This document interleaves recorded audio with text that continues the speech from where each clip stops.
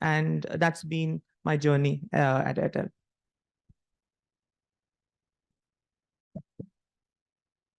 Thank you, everyone. And it was like really commendable to listen to all the experiences. It tells us how much we have evolved as an industry and how much more is yet to come, and definitely inspirational. But I think, Abhishek, you might be one of the favorite for the audience since you're hiring. Okay. Adding to that, Abhishek, you have worked in various domains related to product management, and you have also been a co founder of a startup. And this is a kind of career many people aspire to have. So, my first question to you is that what is the definition of product management according to you? And also, if you can share a personal anecdote or experience that illustrates how innovation played a pivotal role in launching a breakthrough product. I think that's a great question. I would not give a textbook definition. To me, product management is mostly common sense. As some of the other panelists have also highlighted, it's basically simple problem solving. You would probably get 10 different problems a day. You would have to do strategic thinking, and you would align your engineering, your business, and design thinking to build a product. But you don't build something just to for the sake of building. You don't build features just to fill a roadmap. You have to have a strategy that this is what I'm trying to do. You have to have maybe 10 hypotheses, and with that, you would keep on testing each of your hypotheses as you build your product. One thing that I really appreciate in this is you don't have to marry yourself to any idea. You don't have to be defensible, because you will get a lot of feedback and your idea might not work also. So you have to detach yourself from all ideas. You have to take everybody's inputs. You have to be the decision maker that I decide to do this in this order. And if something is not working, be ready to kill it. Don't feel like this idea or this startup is my baby, I cannot kill it. You have to be very detached, take the ruthless decisions. It will be very painful, but you have to do. The main goal is to build the business. And coming to one personal story, when COVID happened, I was heading product teams for RateGain, and we worked with almost everyone in travel, from all major global airlines, from an hotel chains, from an OYO to a Marriott, from all OTAs like Booking, Expedia, everybody worked with us. So what we saw was everybody used to buy our pricing analytics products, but demand became very unpredictable due to COVID. There were new restrictions that were happening. Some country was going into lockdown, some was coming out of it. Then there were multiple phases. We saw if there is an event in a city, suddenly their prices in hotels and airlines will spike to a lot, and which made the business very unpredictable for our partners. So, and RateGain was sitting on 20 years of travel data across different industries, different companies, and different countries. So, and at that time, AI was not as popular as it is today. We did not do generative AI. What we thought is we will build a demand prediction product for our partners.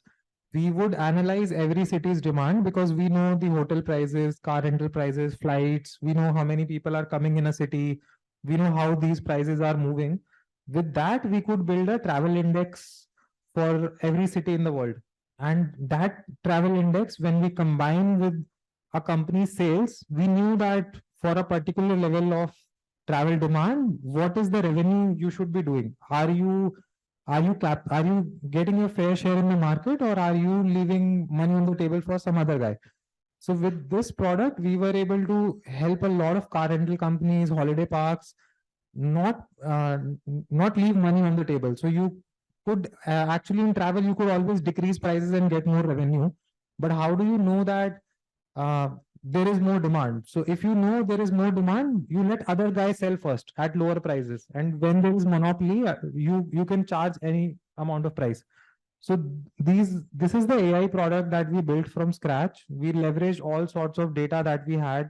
We combined it with weather data, news data, events. We combined it with real-time travel information, like how many passengers are coming, and combined it with the partners' data, like how much revenue are they doing. With this, we built their pricing algorithms. We updated those in their GDS. We gave them insights into whether you can increase your inventory or not, because pricing is also a function, how much supply do you have remaining.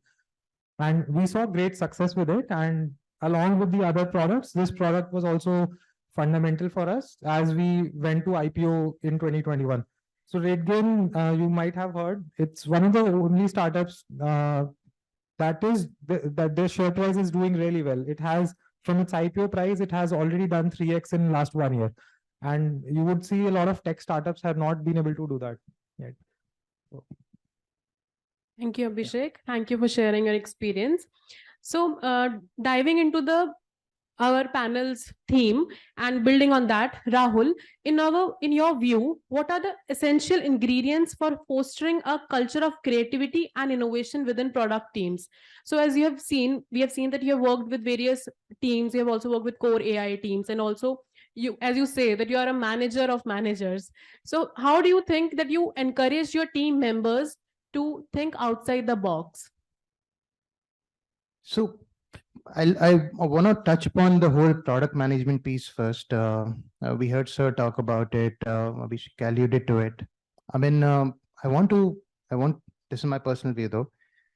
No one can teach you product management. There are courses out there which will tell you how to go about it. What are the mechanics of doing product management? But I very strongly believe it's a personality, and either you can be born with that personality or you develop it over time. No one absolutely can give you a lecture and say, okay, now you're ready to be a product manager. And what really are the traits of that personality, right? Which also speaks to the question Shatakshi asked. I think the first and the foremost is you have to be willing to risk it all. And again, the context depends on the company you are with. But if you are risk averse, you will not go anywhere in your product management journey. Absolutely nowhere. And this is an extremely critical point, which I would strongly recommend all of you to remember. We are all bound by our own experiences, right? We feel that, hey, here is a problem that we have to solve.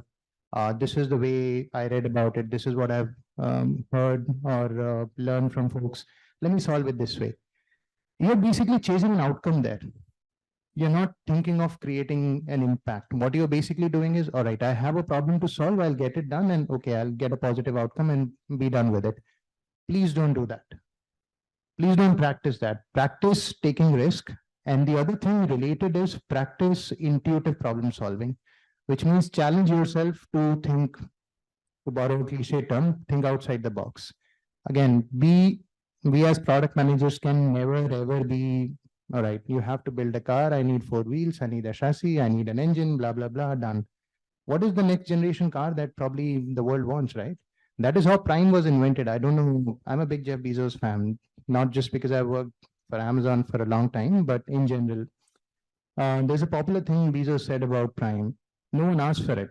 We still invented it. How do you get to moments like that? It is all about, that intuitive problem solving, and you're thinking beyond what's out there when you're really trying to anticipate what is that unarticulated need that the customers are not surfacing to you. It'll come with practice again. It'll not come in day one, but keep your minds open to actually doing that all along. So these are two things I really stress upon, even as a manager of managers to my team. The other thing is, I've stressed upon it. There's probably a bias because I'm from data background, but I've not seen any product succeed unless there's enough thinking through on, what the customer is saying, what the market need is, what is the expected impact. And then once you launch it, once you do the MVPs, really actually having the metrics that you can start tracking from day one. And metrics doesn't mean here, what is the revenue coming in, what is the CAC, blah, blah, blah. I mean, you create a product. Do you even know how the users are experiencing that product? Which is the fastest website? Can anyone share their experience, or which website sucks the most? Probably not the thing to say on this platform. But when you are a product manager, right, you have to think of nuances like that. You have to constantly look at things such as API response time. You have to look at page render times. I mean, there are things like you do the progressive loading of the page, right? I mean, Do I show 10 items? Do I show above the fold? Do I show below the fold? Can I do 30 items? How can I save my API costs? How can I avoid querying the database every single time? So some of the minute things you will absolutely have to look at all the times, and you can't do that without data. So you have to have a strong data support in whatever product initiatives you are actually doing. And the last thing I tell is it's okay to fail. It's absolutely okay to fail. You have to be, I mean, you said the Gita thing, right? I coincidentally used to say the same thing, that I'm your boss. You don't worry about, what's coming out of it. All I care for is, are we trying to do the right thing? Are we really trying to innovate? Are we looking at what's not there? Are we looking beyond the horizon? And in the process, you as a product manager, you as a team have the opportunity to do a lot more. I don't know if R&D is like a formal course here, but in R&D parlance, there's typically two phases of the innovation cycle: idea to concept and concept to market time. And then whatever you take to the market, there's a commercialization percentage associated with it, right? 15 years back, I used to work in R&D strategy space at Gartner. And through data, I have this data point that companies who are willing to forgo the speed at the idea to concept have a much faster concept to market and a higher commercialization rate when the product goes out in the market. So that is probably philosophy, but I've seen that through data, and I've seen that in effect. So do not hesitate to try out things. Do not hesitate to fail, right? And Abhishek said, don't get married to the outcome. I think you also said that, right? It's okay.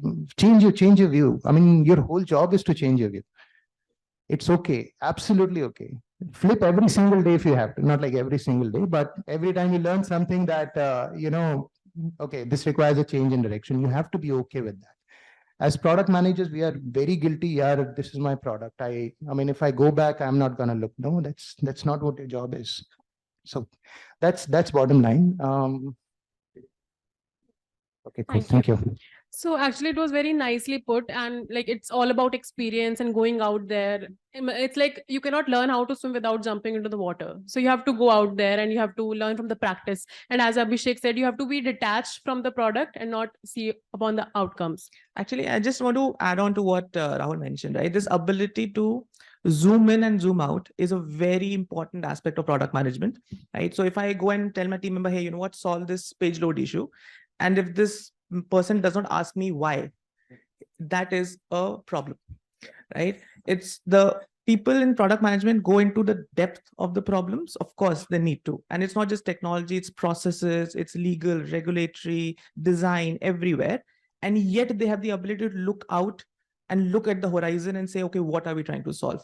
This skill is something which, as Rahul mentioned, some people are born with it, some people learn, but it's very, very important for a great product manager. Thank you, Rishabh. Now turning to you, Arif, you come with a very distinct experience in life sciences domain. And as I told you yesterday, we have many students here who come from the similar background. So pointing my question to you, how is the product strategy different when it comes to this domain? And how do you see it adapting to the technological advancements? As a product manager. Okay, so from a strategy point of view, whether it is healthcare or whether any other sector, it is almost similar. But healthcare, since it touches human life, it is a highly regulated space. So when you build softwares, when you build platforms, you ensure that you are compliant to a lot of regulatory, compliances and ethics, etc. So you make products which are patient first, not necessarily the pharma, the consumer, the actual sponsor of your product first. You put yourself in the shoes and the place of your end users, feel the pain and suffering which they undergo, or think in a product world, think of it like this. You understand the problem and you put yourself in a position where you can feel the problem yourself, like what exactly the end users are going on, and then think of it as though someone has given you an opportunity now that you can go ahead and solve those problems. So that is, and in life science industry, put it with the perspective of patients, and that's what strategies around life sciences are. It's highly regulated, highly patient-centric, and the chances of mistakes in your products, which do happens, but the impact is very high. It's not like you couldn't sell a stock today. It's okay, I'll sell it tomorrow. Here, people can have serious, health issues, or so. Yeah, that's how healthcare businesses run, probably. Yeah. Thank you, Arif. And very interesting analogy with the stock market, that it's not like you can sell the share tomorrow. And now moving on to our swag wala PM, Shravan Tiku. So he has himself, as he said, he has himself interviewed many PMs, and also he has helped many people to land up the roles. As I remember, 500 in the past years. That was not me, that was the community. I did whatever little I could. Yeah. But you're leading the community, so that's why. Okay, so you say that product management is a thinking process, like a YouTube introduction that says it like that. So would you like to shed some light on that statement? And we definitely expect some humor from Sure, sure, absolutely, for sure. Humor for sure. I don't know how insightful it will be, but then again. So I've always believed that there are two kinds of problems in the world, which are deterministic problems and non-deterministic problems. Deterministic problems are generally those problems where you know the pathway, that okay, if I have to design a landing page, I've seen tons of landing page on the internet, at least some structure I know, right? I might have to change the copy, the color and things like that. But a non-deterministic problem, something becomes like if you start a travel agency today, you can kind of marry 100 cabs to 100 people, right? But if I ask the very same question, can you do it for 10 million people in a single day? Then it becomes a very complex problem, right? So complex systems generally have two functions, right? The first function is discovery, which a product manager does. And the second is execution, which we talk about the skills that we have, right? And discovery is not in general only from a product lens. It also is from a people's lens that you do that. And if you do consistent discovery, what I mean by that is what sort of problem you're solving. Are you looking at the right PG? Are you looking at the right value system for the customer, right? And if you spend consistent time over there, then only you will be able to realize that, oh, I missed these 5 variables where I was kind of, and most people, what they do, they typically think that a particular problem at scale has only like 5 or 7 variables, major variables, which affect the problem statement. But in general, when they go and meddle with the system, do a change in the system, there is some unintended consequence over to that, right? So it is why it is very, very imperative that you start thinking at how people think and how metacognition actually happens. Right? And once you start thinking on those lens, then you will come up with more and more variable. And as something that I think Rahul also said, that it is not about a great PM is not someone who builds a perfect product. A great PM is someone who takes an imperfect product, builds very strong feedback loops, and consistently iterates it over time. It's like dx, dx, dx, dx, and an integration of dx brings x value into the product. So that's why it is way more important that you start thinking from a thinking lens, that how would this user perceive? And I've always spoken like this, true product management experiences are rarely in statistics, they are in anecdotes, right? How people actually, if you're not making a person happy with your experience, over time in a sample set, you would see that the entire structure, like you cannot say that I improve 500% revenue and you don't necessarily understand that what impact it is actually happening on the other person. So that is something that you have to be very, very critical about. And again, the last thing that I would say in this particular piece is that what thinking also does is builds a self-reflective layer, right?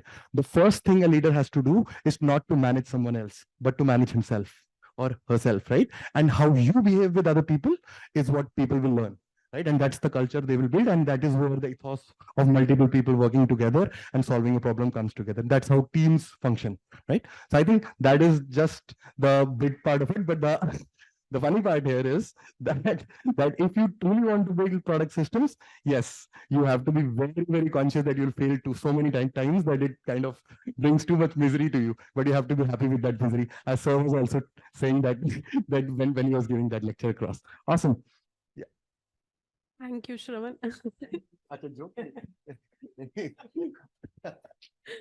So yes, definitely, as you said. So again, I think it comes down to empathy to yourself as well as to your team. Yeah. Then shifting our focus to you now, Rishabh, and you have also held many leadership roles in the product management domain, and also you hail from ISB. And we all know XLRI has a very good relation with ISB. So how do you suggest that we should handle the competition? And could you share effective strategy that you use to differentiate your product and stay ahead? Okay, very, very interesting question. And as like a product manager, I will break it down to two parts. First is, how do B school students actually take the learning from here and apply it in the real world, right? So basically, the learning that you've had in this year, you have to treat it as a training for your mental model. I think a lot of panelists have mentioned it's a mindset rather than a training for how you actually go out and solve problems. And I have to take one example of how I'm going to showcase this, right? So a couple of people talked about the COVID situation, which was very unprecedented. If I think about what we did, India is still a significant cash economy, and half of our customers still used to go to small mom and pop stores to pay and do their recharge. Now, during the first lockdown, imagine that half of the population of this country did not have that avenue open, right? And we still had to make sure that our customers are serviced well. They do not have a break in an essential aspect, which is simply calling each other, right? Now, no training or no kind of model that you would learn would train you to deal with that kind of a situation. It is all about how you really think about how do you solve this problem with so much simplicity that it does not impact the consumer behavior to an extent that we have to retrain 300 million customers and yet solve that problem, right? And the way we did it was with an equal elegance that we made every single of our customer a pseudo retailer. We said, if you have somebody, if you're a smartphone customer, you can recharge for your house help. If you are a member of a family who maybe cannot do that, you can recharge for them. And by the way, here are some special gifts that are available to you, and you can choose to use it or even pass it on to the person, right? This is basically the way that all product managers are built.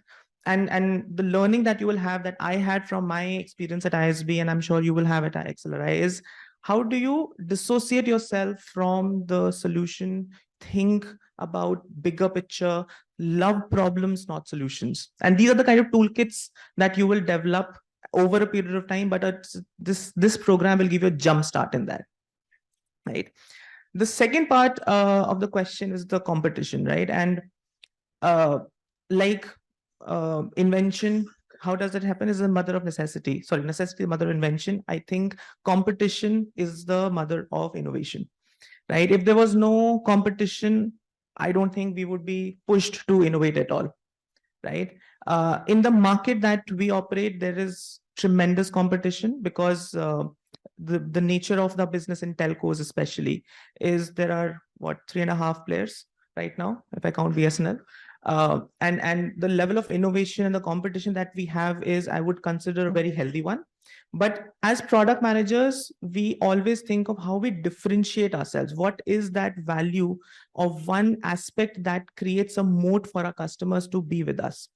There are always going to be some Me Too products. That's unfortunately a reality of the situation, that if a competition does something and it's important, we will copy it. And it's what other competitors do as well. At the same time, we keep on improving and building on certain things which will make a value, make a difference, right? Airtel as an organization differentiates itself in our customer experience and value. One of the things we did was create an Airtel Black experience. If people were not aware of it, it's basically a place where one person can have all the services under one bill. So easy, so convenient. You don't have to go to multiple places. We have a dedicated person who can help you out in case you need support. That itself created a differentiator for us, which is hard to copy, difficult to implement, and it made a difference for us, right? And we keep on doing this. It's a constant cycle of how we keep ourselves above our competition, and sometimes they win, sometimes we win, and that's how we operate on a day-to-day basis. Thank you, Rishabh. Thank you for highlighting the constant cycle. And now, building on that, Abhishek, you come from fintech domain. Can you share how you balance the need for user friendliness with the strict security requirements for financial products when developing innovative features? I think so in fintech, as we are in a very regulated industry, I would not say we are able to balance it. You have to over-index on one side, and we currently over-index on the side of compliance. We proud ourselves in being very strictly compliant. Any marketing copy that goes out of us has to be reviewed by SEBI. We cannot even write a word. There are a lot of restrictions on using a lot of words that we can use in a marketing copy. We get quarterly audits by BSE, NSE, and SEBI. We work very closely with them. We are very humbled to have very distinguished industry veterans on our board to guide us be compliant. Mr. Anup Padwan, who is ex-company secretary of India, is on our board for securities. We do interact with SEBI on all the things that we want to do, and we seek their advisory before we take any action. So I'll give you a live example also. Since we were selling to HNIs were very comfortable with bonds market, so we were able to make good revenue in that. But very recently, when we launched Aspiro for retail customers who do not understand bonds, we wanted to launch a product. And in that, we faced people don't know how do you verify your DMAT? Like, what is a CMR copy? A lot of you might be doing equity trading, but if I ask you to give me a CMR copy, you will be like, what is a CMR copy? And that's what we realized, what people don't know. And I cannot skip that compliance. I could just take their number and verify it on my own. But let's say compliance says that I need to have that documented proof.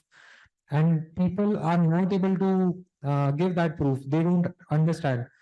A digital broker like Zerodha would give you in email, but if you work with traditional brokers, you will have to ask them, they will courier it to you, it will take a week. Imagine an onboarding journey where user takes 10, 15 days to, like, who has that patience? So we were losing a lot of users, and then we could not do anything random. So we relied on RBI's account aggregator framework. In that framework, thankfully, they launched personal wealth modules, they launched lending modules. In those modules, with the consent of the user, I can pull in their DMAT information. So we, instead of trying to ask the user, we took their consent, and now we are able to pull that information directly. And that is how we are improving and keeping that balance. So we never try to optimize for UX, compromising the compliance handle. Actually, it is very, lovely to hear that you pay heed to the compliances, because we all have heard about Paytm. So I'm sorry for cracking that joke.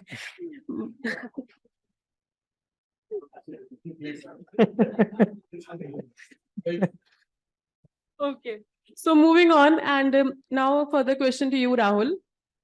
So as we heard Professor Sarangi saying that customer delight, it's like a holy grail, and it's something that we never really get. And also Shravan mentioned that we should look at the product from people's lens. So can you discuss the importance of customer feedback and market research in shaping product development strategies? And how do you ensure that the voice of the customer is integrated into the product roadmap effectively? That's a good question. And I wish a lot more product managers valued market research as much they need to. No one in this earth, I mean, many people probably would know everything about the domain they are operating in, right? How the domain works, what the workflows are, what the customer wants. How do you know them? Any guesses? Anyone wants to take a stab? Yeah, don't say market research. That's my answer. Okay. Market research is, I feel, the most underutilized, I'll say, way to understand the market today, to understand what the product can really fulfill. And whether you're launching a new product, it's very pertinent when you're launching a new product, because you typically would set up focus group discussions. And your focus group discussions would be basis some level of hypothesis around who the users of the product are going to be, how are they going to use it, what are the type of features they'll ultimately want to use. So, you define your focus groups and then you do your market research, you talk to them. This is primary research, obviously, and then you realize that all your hypothesis is down the drain. You realize these guys are talking Greek. I mean, I was on a completely different planet. Now, imagine if you don't do market research, you'll end up creating a product where you're rattling your head on what went wrong. The simple thing is you haven't done your market research. So I can't stress upon it enough. In product roles, if you don't have the option to do market research, if you don't have the option of doing primary research, try and do as much secondary research as you could. Inform yourself about the domain, obviously, but what happens within the domain. This is pertinent not just for B2C, this is extremely pertinent for B2B. A lot of B2B platforms, in my experience, get created by the product manager's understanding of how the system works. I mean, that system will be used by 15 different people. Do you know what those 15 different people do on that system day-on-day basis? What are the steps they follow? What are the journeys they do? I mean, good product managers would have done that, but most don't. So I see that as an element of market research as well. So yeah, I mean, market research is extremely important. Whenever you're creating a new product, I don't think it is negotiable at all. And even pivoting for an existing product or trying to, drive breakthrough innovation in that, you should apply the same process. And again, secondary is okay. I am personally a big fan of doing some level of primary research so that you get direct customer anecdotes, you get what the customer personas are, what the customer journeys are. These two things are extremely important in every single product, B2B, B2C. There is no way around that. Coming to customer feedback, I think there are, I mean, it's important, obviously, launching the product for the customer. I'm just trying to think, you have to have ways to constantly gather that feedback. And if you don't have formal forums, the first thing is to basically metricize everything. Typically, this is again something that happens. You will end up signing up for the output metrics. That is, if you're a B2B, B2C, what is the commercialization happening? If you're a B2B, how many processes are going through?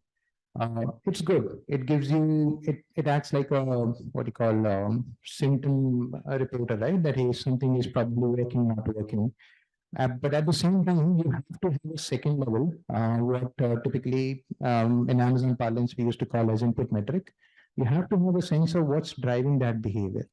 Like in B2B, if you see the number of workflows that are expected to happen not happening, why is that? Because are the users missing critical functionality that was required in order for them to complete their process, right? Similar in a B2C, I talked about this a bit earlier. If the page load, the page render time is gone from 1 to 3 seconds, I mean, I wouldn't have the patience today to actually sit and wait for the page to load in 3 seconds. So you have to have that framework of output metrics. Typically that would exist, but as product managers, you have to have like a secondary framework, which is more focused on the inputs as well, because that's really what helps you iterate on the product. And I come from an environment where we used to track these very, very rigorously. I mean, there's this concept called weekly business reviews, where half of the discussion is around the metrics. Sorry, I keep bringing Amazon up, but I love the company. I worked there for a long time.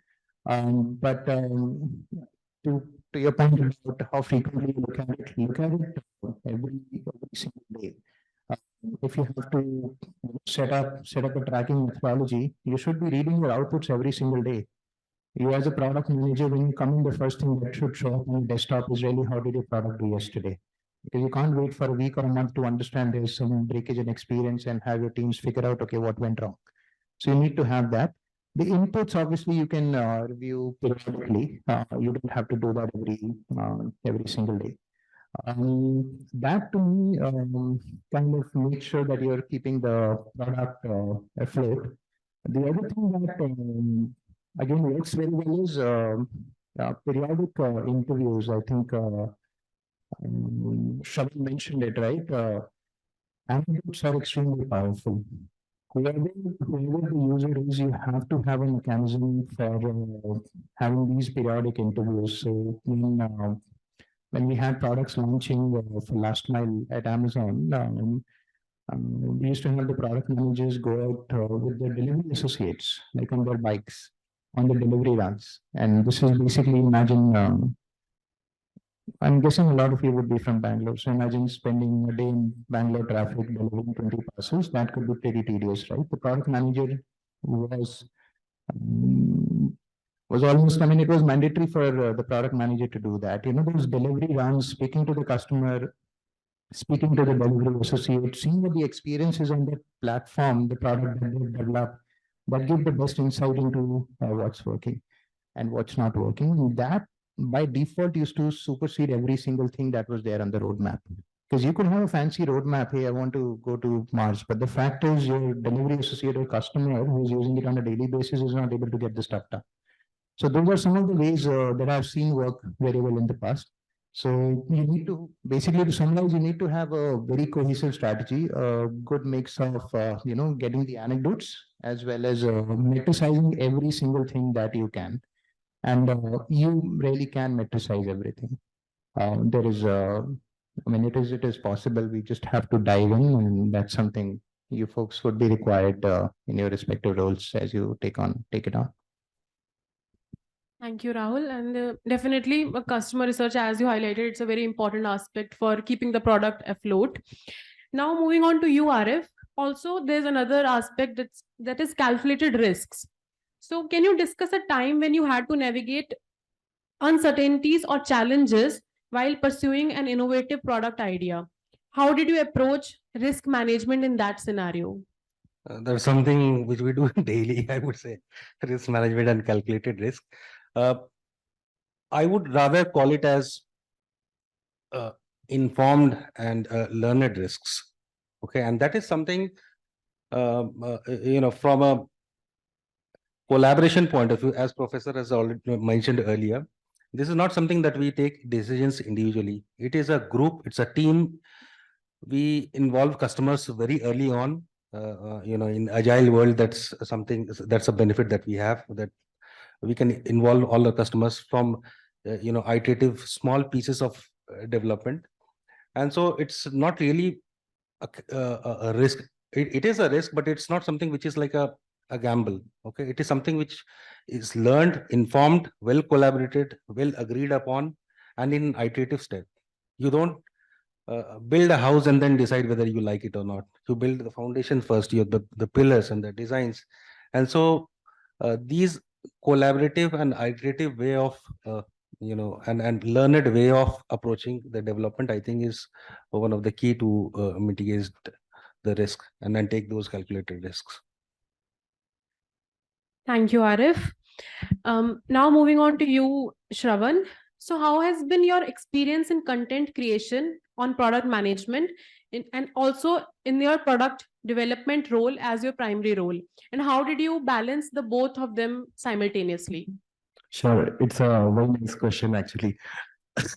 So the thing, every one of you, I'll kind of summarize in a 2-minute story. Bear with me for a minute.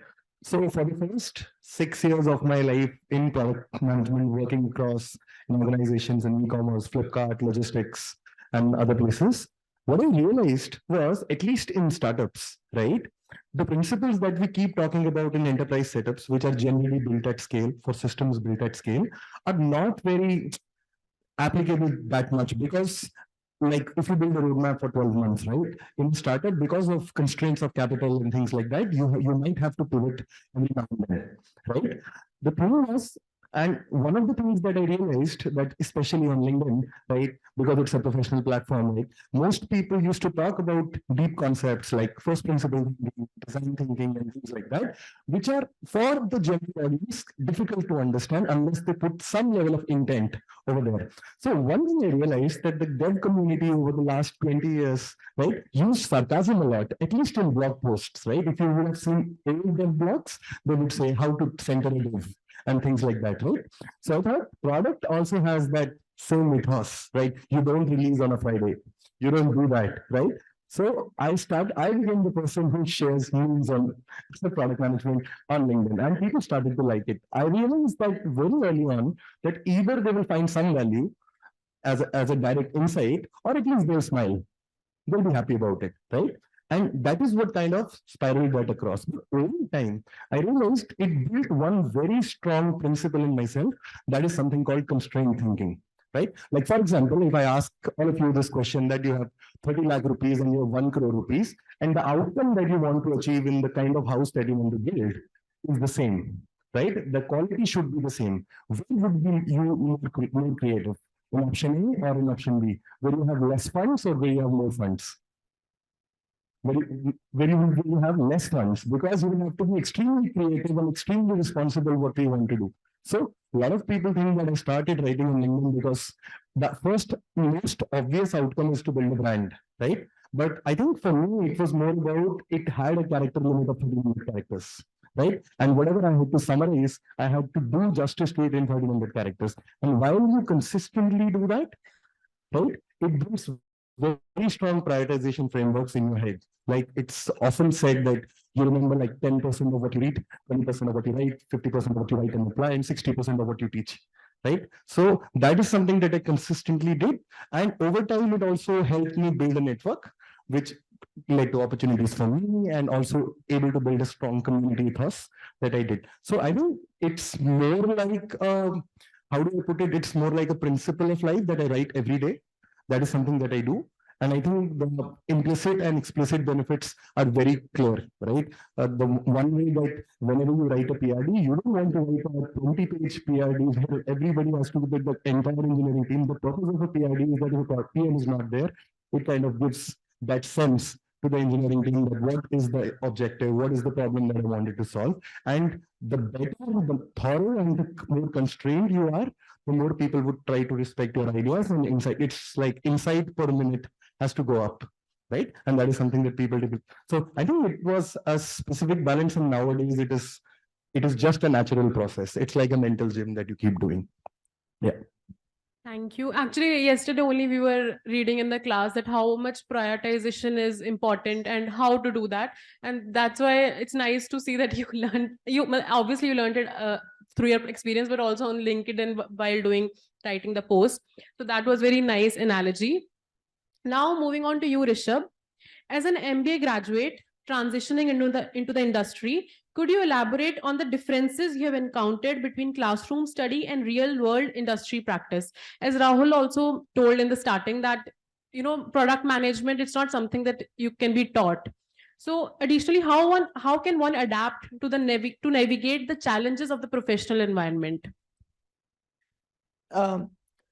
Actually, this is a very personal experience that I had, that you go from a very comfortable environment to a real world environment. And there are 2-3 aspects which really kind of hit you when you start working in the real world. The first is stakeholders. I'm sure the panel will agree right there that, the stakeholder management is a very, very important aspect of a product manager. And the thing about product management is that you don't directly have influence or authority over them, right? You have to use your skills to actually convince them, put them into a place where they are part of your journey, part of what you want to do. And there will be many different people who will want to do different things, and you have to put them together and pull a lot of your equity and build a lot of trust so that you can actually go ahead and do a lot of things, right? So that's a very important soft skill and a toolkit for the people who are entering the product management domain. The second one is how complex the ecosystem is, right?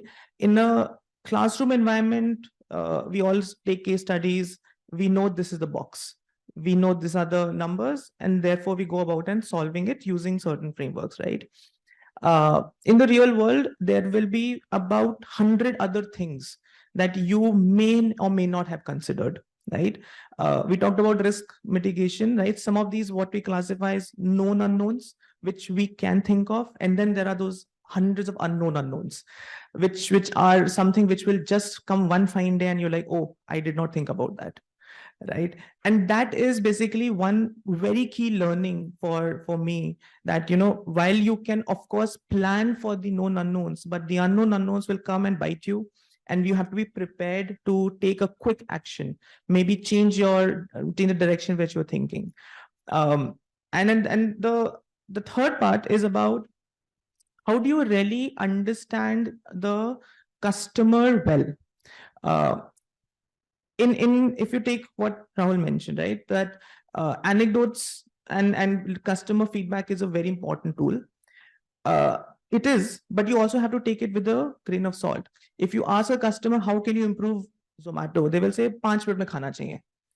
If you ask how you improve Amazon, they will say मैंने shirt search किया, मेरे size का color का shirt आना चाहिए. Does that really solve the problem? The answer probably no. One personal experience is that we used to hear a lot, the Airtel app is slow, Airtel app is slow. We put a lot of effort, we improved it, and people were like, you know, app is loading so fast, I don't think this data is true. So we had to manually put some timer so that people think there is some processing happening and number ab theek aa raha hai. Right. And that's the kind of thing you learn when you are really, you know, on the job, and you decipher the real need and separate from the want.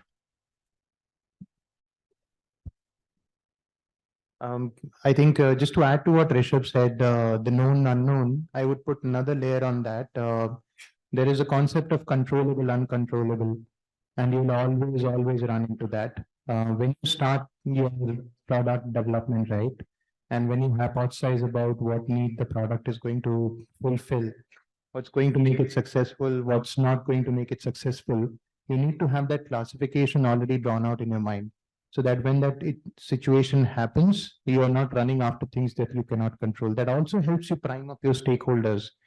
That guys, if this was to happen, this is an expected scenario. Don't expect me to, I mean, you wouldn't say it like that, but the idea is that we are not going to run after fixing the uncontrollable variables here.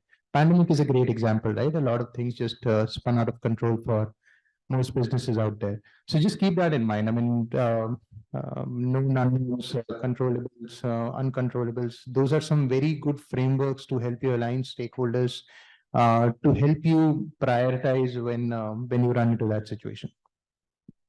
Yes, I remember this, like Professor Sarangi said that the role of a product manager is defined but undefined. So it's like known, unknown, and controllable and uncontrollables. Again, now my question to you is, it's to you, Arif, that continuing on that point, innovation is not just about generating ideas, but also about executing them successfully. What methodologies do you use to validate and bring innovative product concepts to market? See, I'm not more into methodologies and frameworks. Innovation is part of everyday development that we do. Okay, whatever you build, you know, anything new is innovative. That is innovation. And then there is a phase where you are into maintenance mode. So it's again, I would say it's a collaborative thing. You know, you work in collaborations. There are subject matter experts. You have your customers where you work together, gain knowledge, be prepared for the unknown, as folks over here said. And innovation is part of you know, our daily job.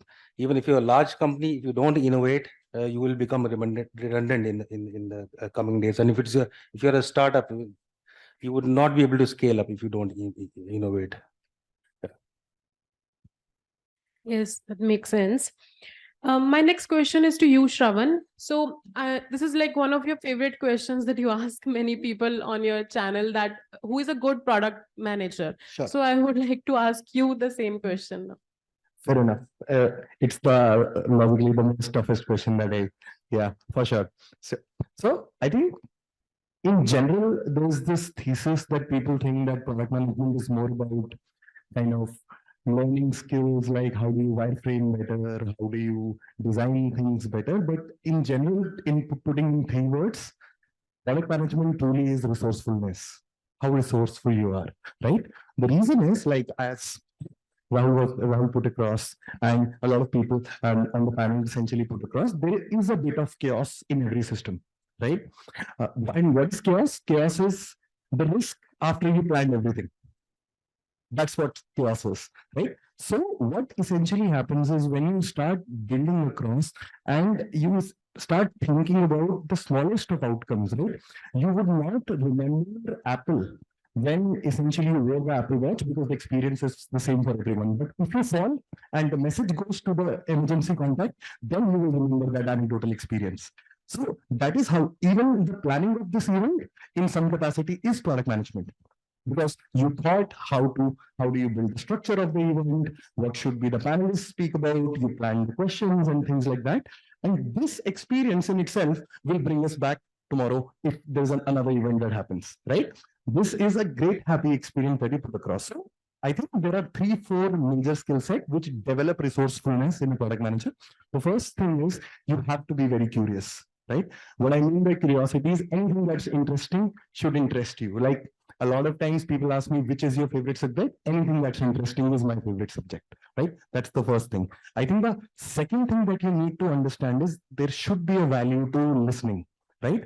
And generally how listening happens is like there was this very famous quote by George Bernard Shaw that sometimes the best way to gain control is to give control, right? And you make the user comfortable, you listen a lot. The essence is not to drive your own bias. The essence is to feel that what the person is saying to you. I think the third thing that is even more important is that you need to be very resilient and very passionate.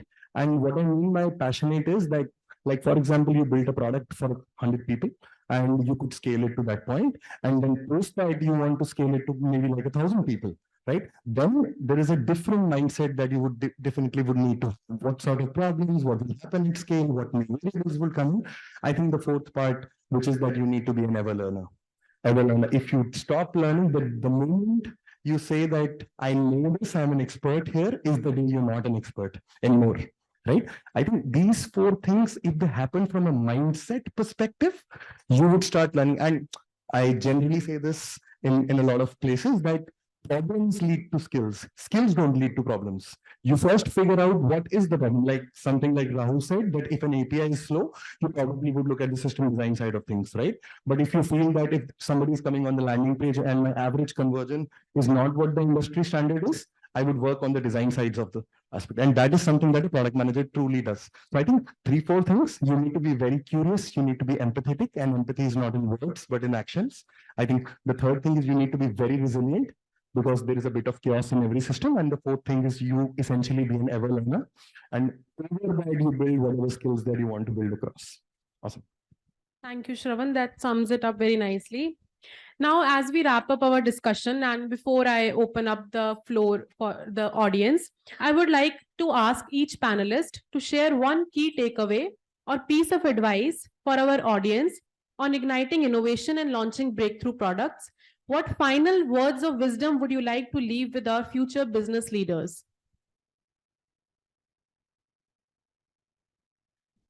I think one thing I would leave everyone is, as a PM, you would always romanticize launching disruptive products, or you would always think that we will launch something crazy. But the real magic happens in doing the incremental developments. And I say with a lot of humility that it also depends on the organization's context. Everybody's not Sam Altman that you would launch a GPT-4 or GPT-3, you would get billions of dollars of funding. In most companies, you would be doing incremental development. Rahul might want to kill me for the next statement. Like, when was the last time you have seen anything very disruptive from Amazon.com? They're doing very great work in their AWS business, but majority of the PMs are working on launching incremental things. Disruption happens with a very, very core deep insight about the business, about the customer. Take any example. iPhone, you could consider a disruption, but look at the last 10-15 models, right?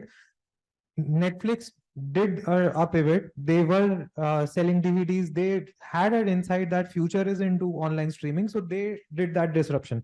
But that disruption happens maybe once in a decade or once in 5 years. After that, everybody would be focusing on incremental developments. So always focus on that. And when you have that deep insight, have the courage to take the disruptive measures also. So yeah, thank you. I'm itching to respond to you. Just on the Amazon part first, I think no, this is an important one for everyone, right? I mean, we tend to evaluate Amazon from a CX standpoint, but what do you think the moat for Amazon is? Anyone? Come on, you guys gotta have answer to this. Supply chain. The fulfillment. Who said that? Who said supply chain? Their fulfillment is the moat. You know, their ability to actually get the order to you within the promised time frame. That's really their moat. The fulfillment centers that they've built, the delivery centers, etc. So the innovation is happening on the other side now because customers are happy now, right? The CX is sorted for.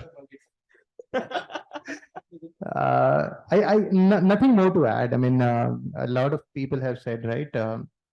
Don't be risk averse at all. I mean, one thing I do want to sign off with is specifically, I mean, this is not on the product management side, but we keep hearing about diversity inclusion a lot these days, right?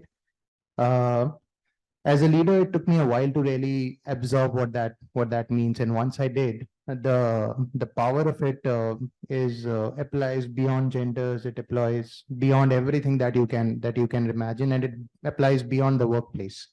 I mean, it is about being inclusive to the guy who drove you to the office, who drove you to the campus or whatever.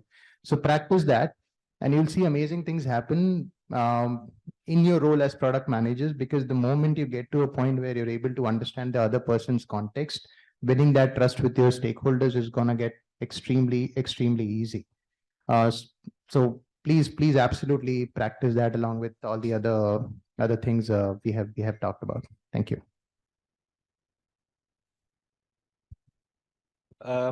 As a product manager or future product managers, I would suggest you find your passion, the areas which really make you very passionate, the areas where you like.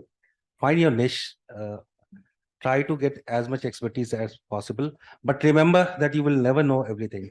Okay, and as you know, in practical life in product managers, apart from those areas where you're very strong at, you know, whether it is design or your understanding of businesses, or some come from technology background and they're great developers in the past, whatever it is, remember we are orchestrators and we are collaborators, and there are so many aspects of a product, from initial conceptualization phase to launching it in the market and scaling it up.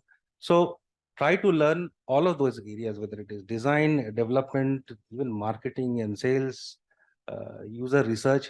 A product manager should know about all of these things, at least understanding of how things happens. Okay, you need not write a single piece of code yourself, but it's very important that you are aware of the overall processes. Only then you would be able to solve it the way you would want it to be if it was your problem. Yeah, so find your niche, find your passion, and be very passionate about it, but have a broader sense of understanding. And then even if with all of those, you'll find after many years that there are you probably know only 2% of what information is available. So continuous learning is also a very important. Yeah, that's my suggestion for all of you. I would only want to add 2 anecdotes which actually happened with me. While I was scaling businesses for Edureka, and Edureka was a profitable edtech business, I'm talking about 2018-ish. We scaled the business from around 20 odd million to somewhere around 40 odd million. And there was this thing that used to happen. I used to go to the CEO every time and I used to tell Loveleen that, why don't we do this? Why don't we do this? Why don't we do this? And he always used to listen to a great idea, but he never used to implement that. And it happened for like 3 odd months. And then I was very disheartened. Ki, ho kya raha hai? Well, I'm going and I'm suggesting very good ideas, but this person is not even implementing them. So one fine day, he tells me, let's have a coffee together. He says that if smart people And I'm assuming every one of you here, because you're sitting in a very premier institution and you're privileged enough to sit here, are smart people. If every smart person will do the interesting things, who will do the boring things? And it's the value. The value is truly at the boring things, right? Which nobody wants to do. And if you do those things right, so it's the person who picks up the trash from the ground who becomes a great product manager and sets an example. That's the first thing. The second thing that I would want to tell you is that a lot of people talked about the Bhagavad Gita quote, Karmanyavadhikaraste ma phalechu kadachana. Right action is its own reward. If you truly like problem solving, it's the problem itself that excites you every moment, that I want to solve it better.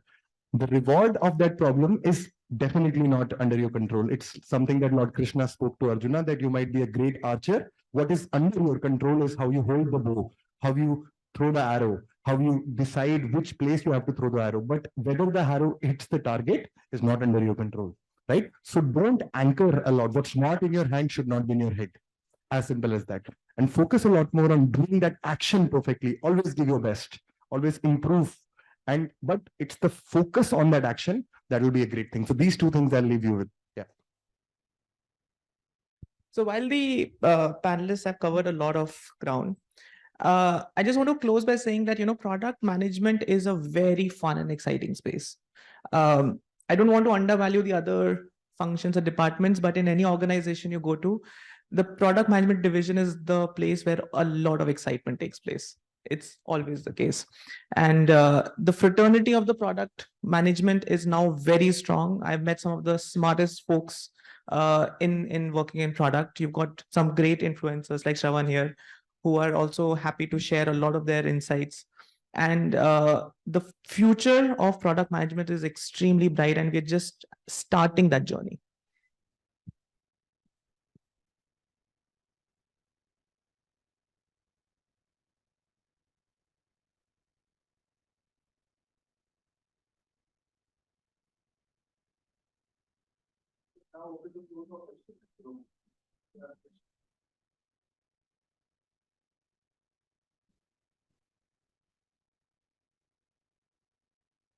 Please raise your hand.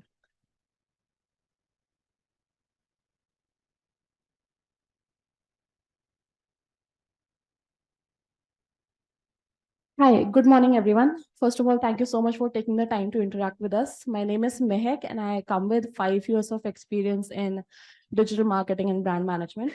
My question is to you, Abhishek, sir. Having briefly worked at a financial services company and then with RateGain for about 2 years, almost similar to yours, I, as a marketer, found the approaches of the two industries very different, like in contrast, different. As an individual, how did you navigate the transition from these two industries, considering their differences?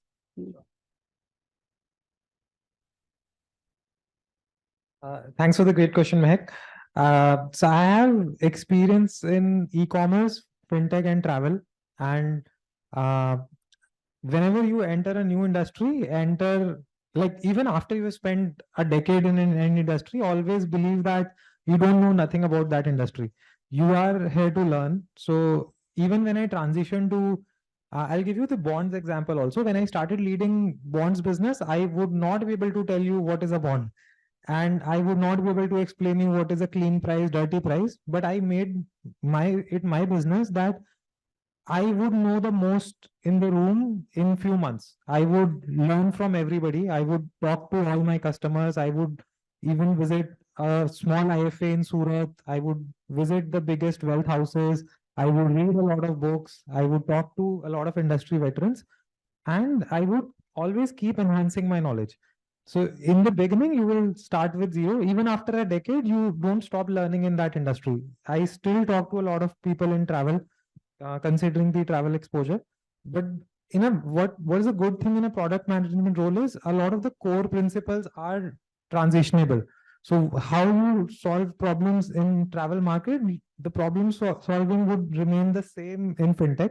It's just the industry domain knowledge you will keep on adding. And that I feel is a lifelong journey. There will always be new concepts that you would like to add.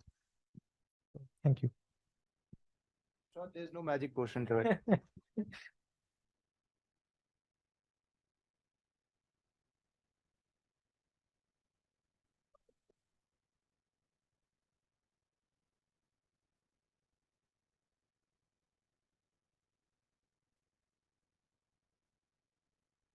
Hello, good morning, panel members. Thanks a lot for such an engaging discussion. My name is Ashish Dhani, and I have over 6 years of experience in the field of IT and machine learning. So my question sits well within the bracket of what we've discussed over here so far. And my question is that as product managers, how have you handled situations where user feedback conflicted with the long-term strategic vision for a product? Can you share a specific scenario and how you balance addressing short-term user needs with aligning with the broader strategic direction of the product? My question is open to anyone in the panel.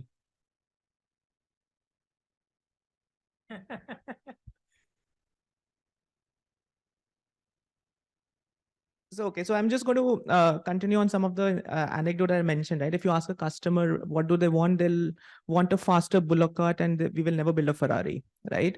So, as I mentioned that user inputs, if you take it at face value, it's never the right or the most important things. It's always, I would say, 3 things which you have to take into consideration and balance it.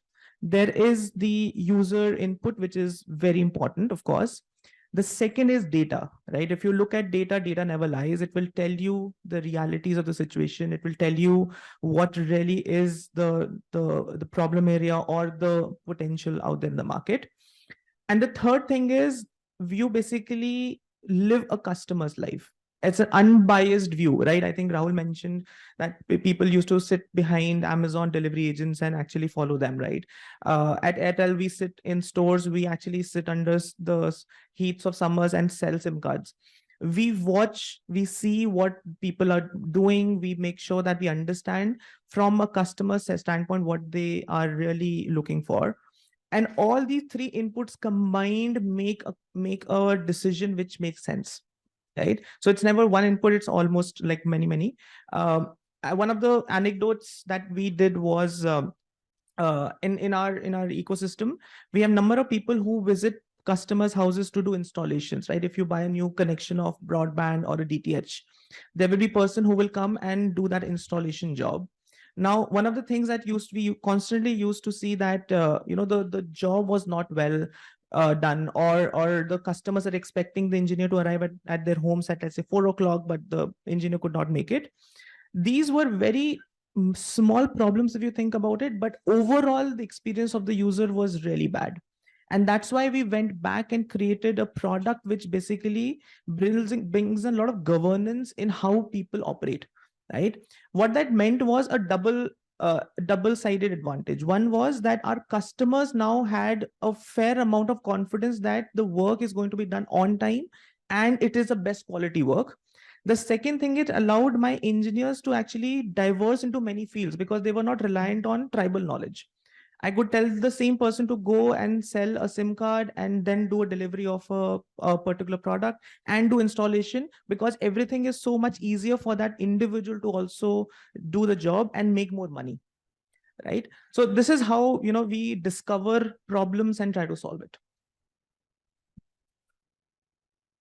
Good morning to all the panel members. Thank you for this amazing session. So first of all, I would like to thank Rahul because being an ex-Amazonian, you took me through those metrics, WBRs and all. So thank you for that. So yeah, so my name is Divashpati, if I have not mentioned it before. And my question is to you, Rishabh. So when you were saying about, making the Airtel app faster, when you made it so fast, so the user is saying they are not believing it and you made it slow. Or let's say Zomato trying to solve a problem, delivering it in 5 minutes. So the user needs are something which can't be met probably. But then how do you balance out, or how do you optimize and make it a match so that people believe in your work and you get through it? So that's my question.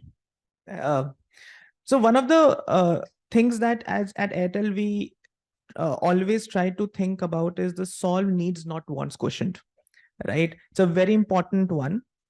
Many times what happens is that we don't discover the real problem and we go after a tangent of that problem and then we solve it. And then when it's solved, we go back and say, oh, the problem still exists, right? So one of the things to be, it's a bias, by the way, right? It's one of our mental biases that we have, that people go into that tangent. And the second bias that creeps in, I think that was discussed in the panel, is that you love the solution so much that you forget about what you're trying to solve also, right? And these are the two biases that you have to be aware about as a product manager, that whenever you are thinking, whenever you're going about looking at a problem, think about the original problem. You zoom in and zoom out is very important, right? The example that I gave about the Airtel Thanks app was a classic one, right? We did not solve the need of the customer. The need of the customer, they should know the important information and it should be quick and easy for them. Right? That was the core problem. But did we go about solving it? Probably not. We solved another want, which again did not go back to the original one.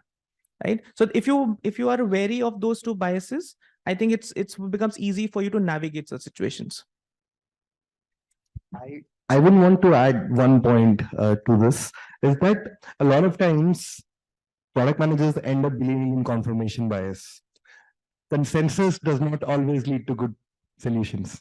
Like if consensus did lead to, we would not have the kind of politicians that we have, right?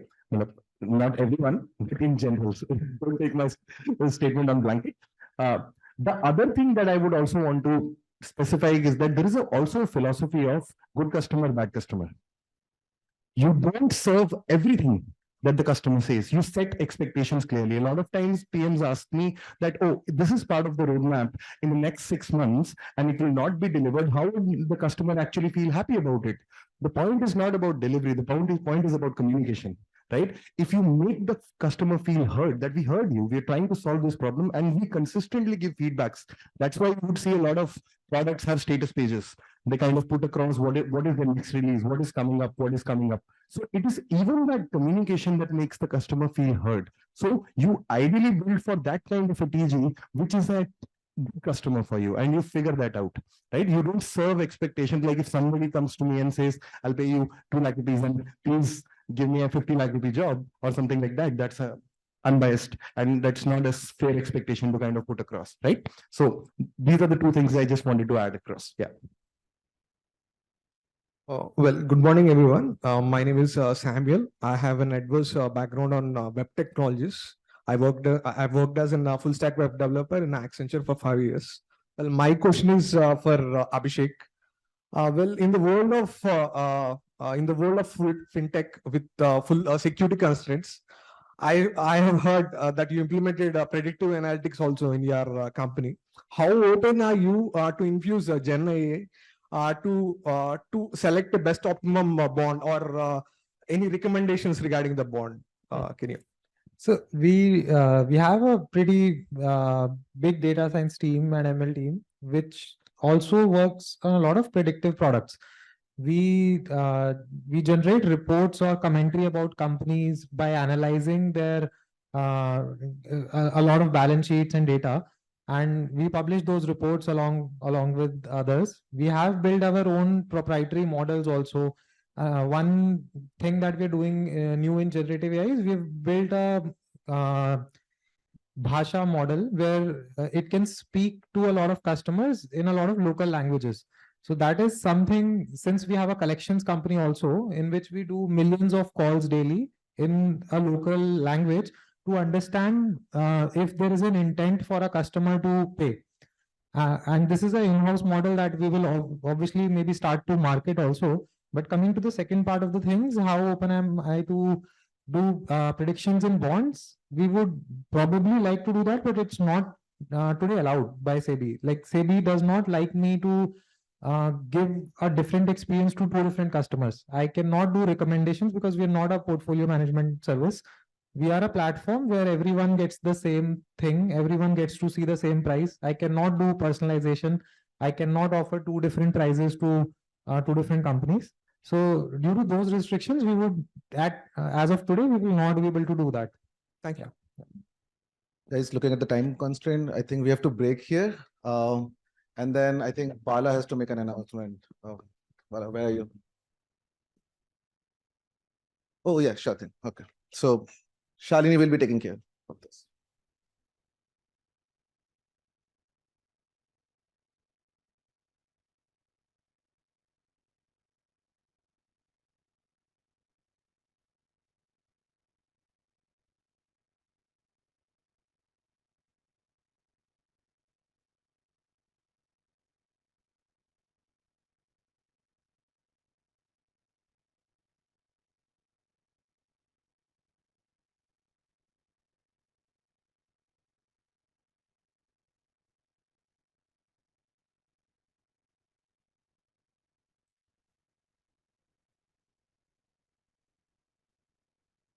Thank you, Satakshi.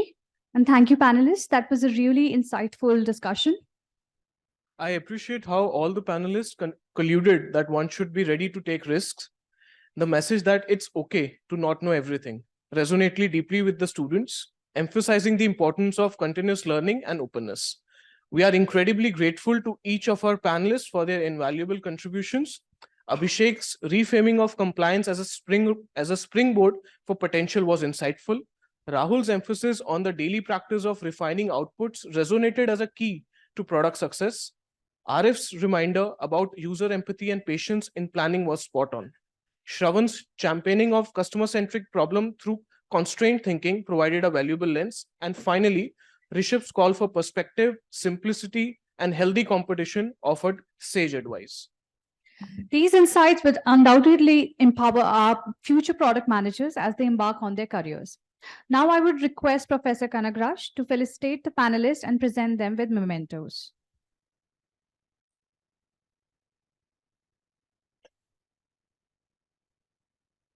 Mr. Abhishek Goyal.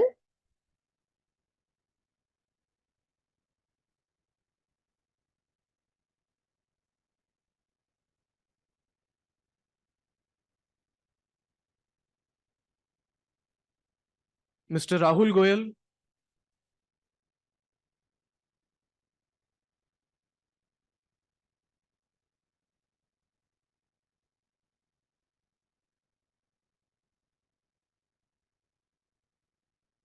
Mr. Arif Anwar.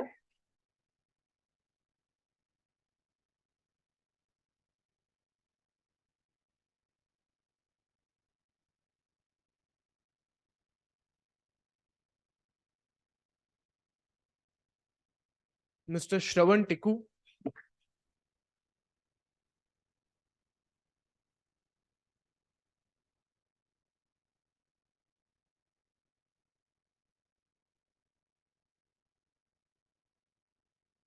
Mr. Rishabh Mathur.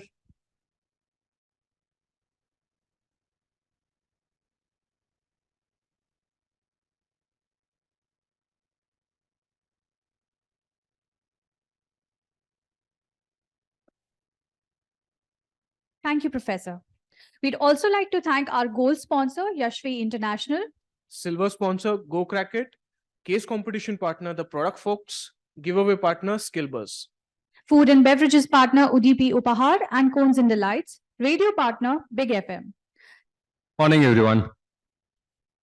Thank you so much for being here today. And I'm very impressed by the amount of LinkedIn research that you folks have done about me. I'm not very active on LinkedIn, actually, so I must was quite surprised. Thank you once again for inviting me to this event, Aurora. Grateful to be here. Also honored to be in the company of a lot of esteemed other speakers and panelists that are participating at this event. So a few years ago, I had the opportunity to restructure the product management team at Z Entertainment, right? So I don't know how many of you know about Z. Probably the slightly older generation would know about Z very well because Z, the first private television company in the country, 30 years old now. We are valued at somewhere between $2 to $3 billion, depending on how the stock market looks that particular day, right? And we were in the news very recently because we were on the cusp of a merger with Sony Pictures Entertainment. That hasn't come to fruition.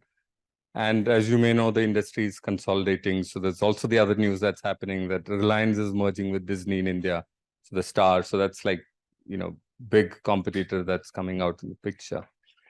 But a few years ago, when I joined Z, I had my reservations and trepidations because I always thought of this company as a bit of a Lala company, right? So, it's homegrown company after all. I'd never worked with an Indian company up until then. So I joined nevertheless after having consulted for them for a little bit. And I had a good sense of the professional side of the company. And I felt that this may be the right place to join. And when I joined in, I had to restructure the product management team. And the reason for that is a lot of people are given, you freely distribute the designation product manager to people, right? So And then when I had to hire people into the product management team, the incoming folks would always look at the incumbent and say, is that the profile that I want to be in? And maybe not, sort of thing. So I had a little bit of a difficulty, and I'm maybe understating this when I say this, right? Initially hiring, it might give you a good idea how hard it was, because when we did our first year of campus placements at IIMs and ISB, literally no one showed up. Right? There's absolutely no one for our campus placement talks, the pre-placement talks, that is. But fast forward, and then of course I was fortunately able to hire the right kind of product managers, the leaders into the organization, and also put a lot of emphasis on the culture. So I spoke about the Lala company tag that the organization has. So I had to make sure that there was a bubble which could protect the culture and how employees felt within that sub-organization, right? And as a result of that, the reputation grew, and not very surprisingly, in fact, last year, for example, we were completely sold out, right? So I think we got something like 300 applications on average, from each campus that we were going to. Pre-placement talks were all sold out. So the B schools were telling us that if we knew that you guys were going to be this popular, we probably would have arranged for a larger space, right? There's the same thing we'd hear time and again. Now, so what changed really is, right? So you folks, of course, are at the early stage of your product management career. I understand that at XLRI, most of you have some level of work experience. You're not noobs. But the way I picked people was folks that demonstrated, or that I felt had CXO qualities, right? And what I mean by that is, how do you measure somebody? How do you assess if someone has leadership potential, right? If everyone's pedigreed, IITs, IIMs, or whatever, ISB of the world, how do you identify whether this individual has leadership potential? So I used a very simple, 4 rules, right? So the first is curiosity, intellectual curiosity. A lot of people get a job, they're very good at understanding the nature of that job and mastering everything about it, but they're like frogs in the well. They're not thinking beyond what's in their organization, right? So they're not looking at why is our sales setup as an organization dropping, etc. They feel I'm too small, that's all above my pay grade. So that intellectual curiosity is one. Second is the ability to deal with ambiguity. A lot of people feel comfortable when you're told what to do. Go get this done, and you go get it done, you feel awesome about it. But when it's very abstract sort of a goal, right? We need to become the number one in something. How do you go about doing that? That you got to figure out yourself, right? So dealing with ambiguity is another very important trait that I saw. Decisiveness. If I ask somebody, and this is my favorite test, right? During interviews, when you ask somebody, give them a situation, then ask them, how do you solve for this? And typically there'll be more than one way of solving it, and they will say so, right? The smart ones will say, you could do it this way, or we could do it that way, right? You can always plant a little seed of doubt in their minds. And so then they themselves confused as to which one to go to. They've presented both decisions, both options, but they don't recommend a decision, right? So decisiveness is extremely important. It could be the wrong decision, but that's okay, but be decisive. So, and last of all is empathy, right? It's a very important trait, particularly as a product manager. If you are thinking about product manager, you're building products for somebody to use it, right? So your ability to understand that end user, whether it's a consumer, a business user, whatever that may be, that's extremely important as well. So, I've seen that product managers who typically demonstrate those leadership traits typically tend to do exceedingly well. You see them owning P&L responsibilities over a period of time, and then they move up the value chain fairly quickly, right? But that's all for later. You folks are here because our topic here is launching your product management career, right? So let's look at it this way. I hope all of you can read what's on the screen. Okay. So maybe take a few seconds just glancing at it. I'm assuming some of you at least have some exposure to physics, right?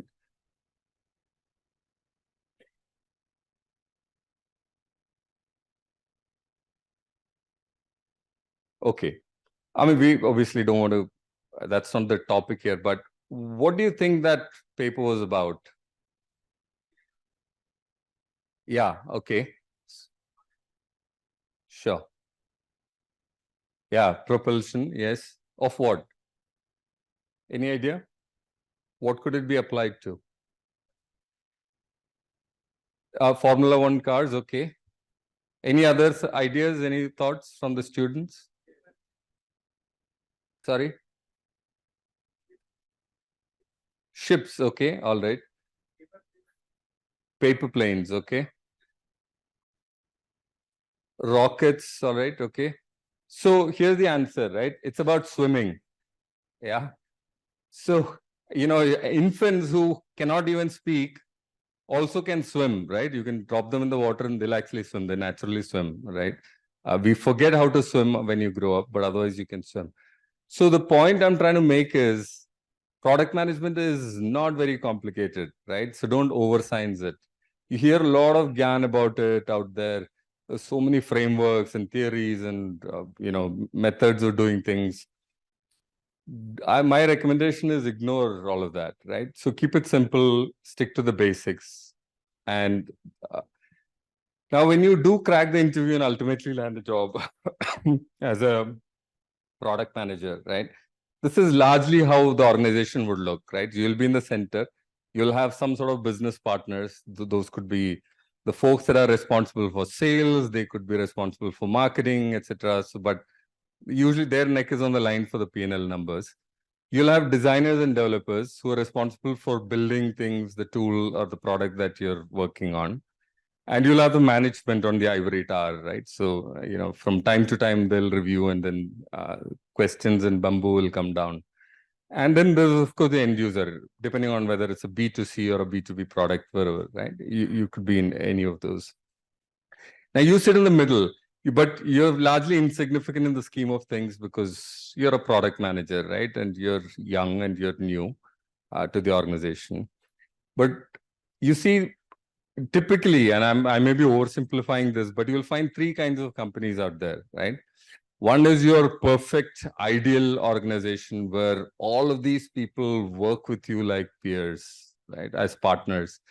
And everybody is like very understanding, you're very understanding of them. And that happens. So that's your ideal organization. Very rare to come across that, right? On the other extreme, you have the business partners who usually have a lot of experience doing business, right? So that's the job. And then they will have this mindset, I know what needs to be done. I've been doing this for a long time. Just get it done, right? I'll tell you what to do. Your job is less of a product manager and more of a project manager. Yeah. So, and, you know, that's the other extreme, right? But in most cases, you're likely to find yourself in an organization somewhere in the middle. And what does that happen? I mean, what happens in that organization is numbers, you know, during reviews of management will say, this very disappointing sales numbers, what happened here to the business team? Business partner will say, product didn't deliver what they were supposed to deliver, right?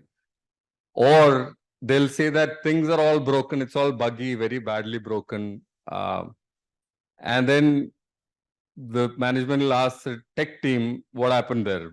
You know, why haven't you built it properly? Why is it all buggy? So they'll say, it's not buggy, it's a feature. Product managers told us to build it this way. That's exactly what we've done, right? So usually you'll have a lot of complaints that starting with product team didn't do this, right? So, and everybody, all the other stakeholders will be saying that. So in such an organization, there's a tendency for you to feel like the punching bag because you're right in the middle and everybody is using you for deflecting all the blame coming their way. Yeah, this happens. But don't worry. I'm not saying this is what you have to live with, that this is what product management looks like. Important thing is don't react emotionally, right? So don't get sentimental about it when people do things. when you do get into the product management job, no matter how that organization works, you can actually change the way how they behave with you and how you're treated. Yeah. So what we'll do is we'll look at how to approach this, right? And really a product manager's job, if you simplify it, are really just three things, right? You have to decide what needs to be built, or rather, you got a finite number of developers, designers, technologists, etc., that are available to you. So that's the scarce commodity. And there is an unlimited wish list of, what needs to be done. Every business stakeholder, everybody wants something, right? There's an unending wish list. And your job is really deciding what within that wish list needs to be built. Yeah, that's your first job. The second is developing it, building it out. And that you work with your, in some companies in-house, you work with your technology partners, developers, etc. In some companies, you outsource it. So you're working with a vendor. So you actually get to be the boss for a bit, right? So you get to do that. And then finally, there is the third piece, which is go to market. Really, this is it, right? Fairly simple. It's not all that rocket science. But the trouble is that first part, deciding, is a very lonely activity because it's squarely on the product manager, right? And a lot of our human weaknesses come into play here, right?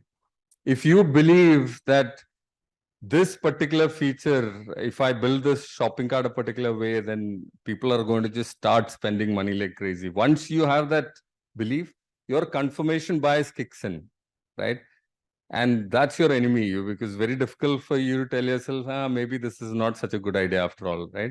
Because there's nobody to tell you, it's just you as a product manager, right? You got to take that decision.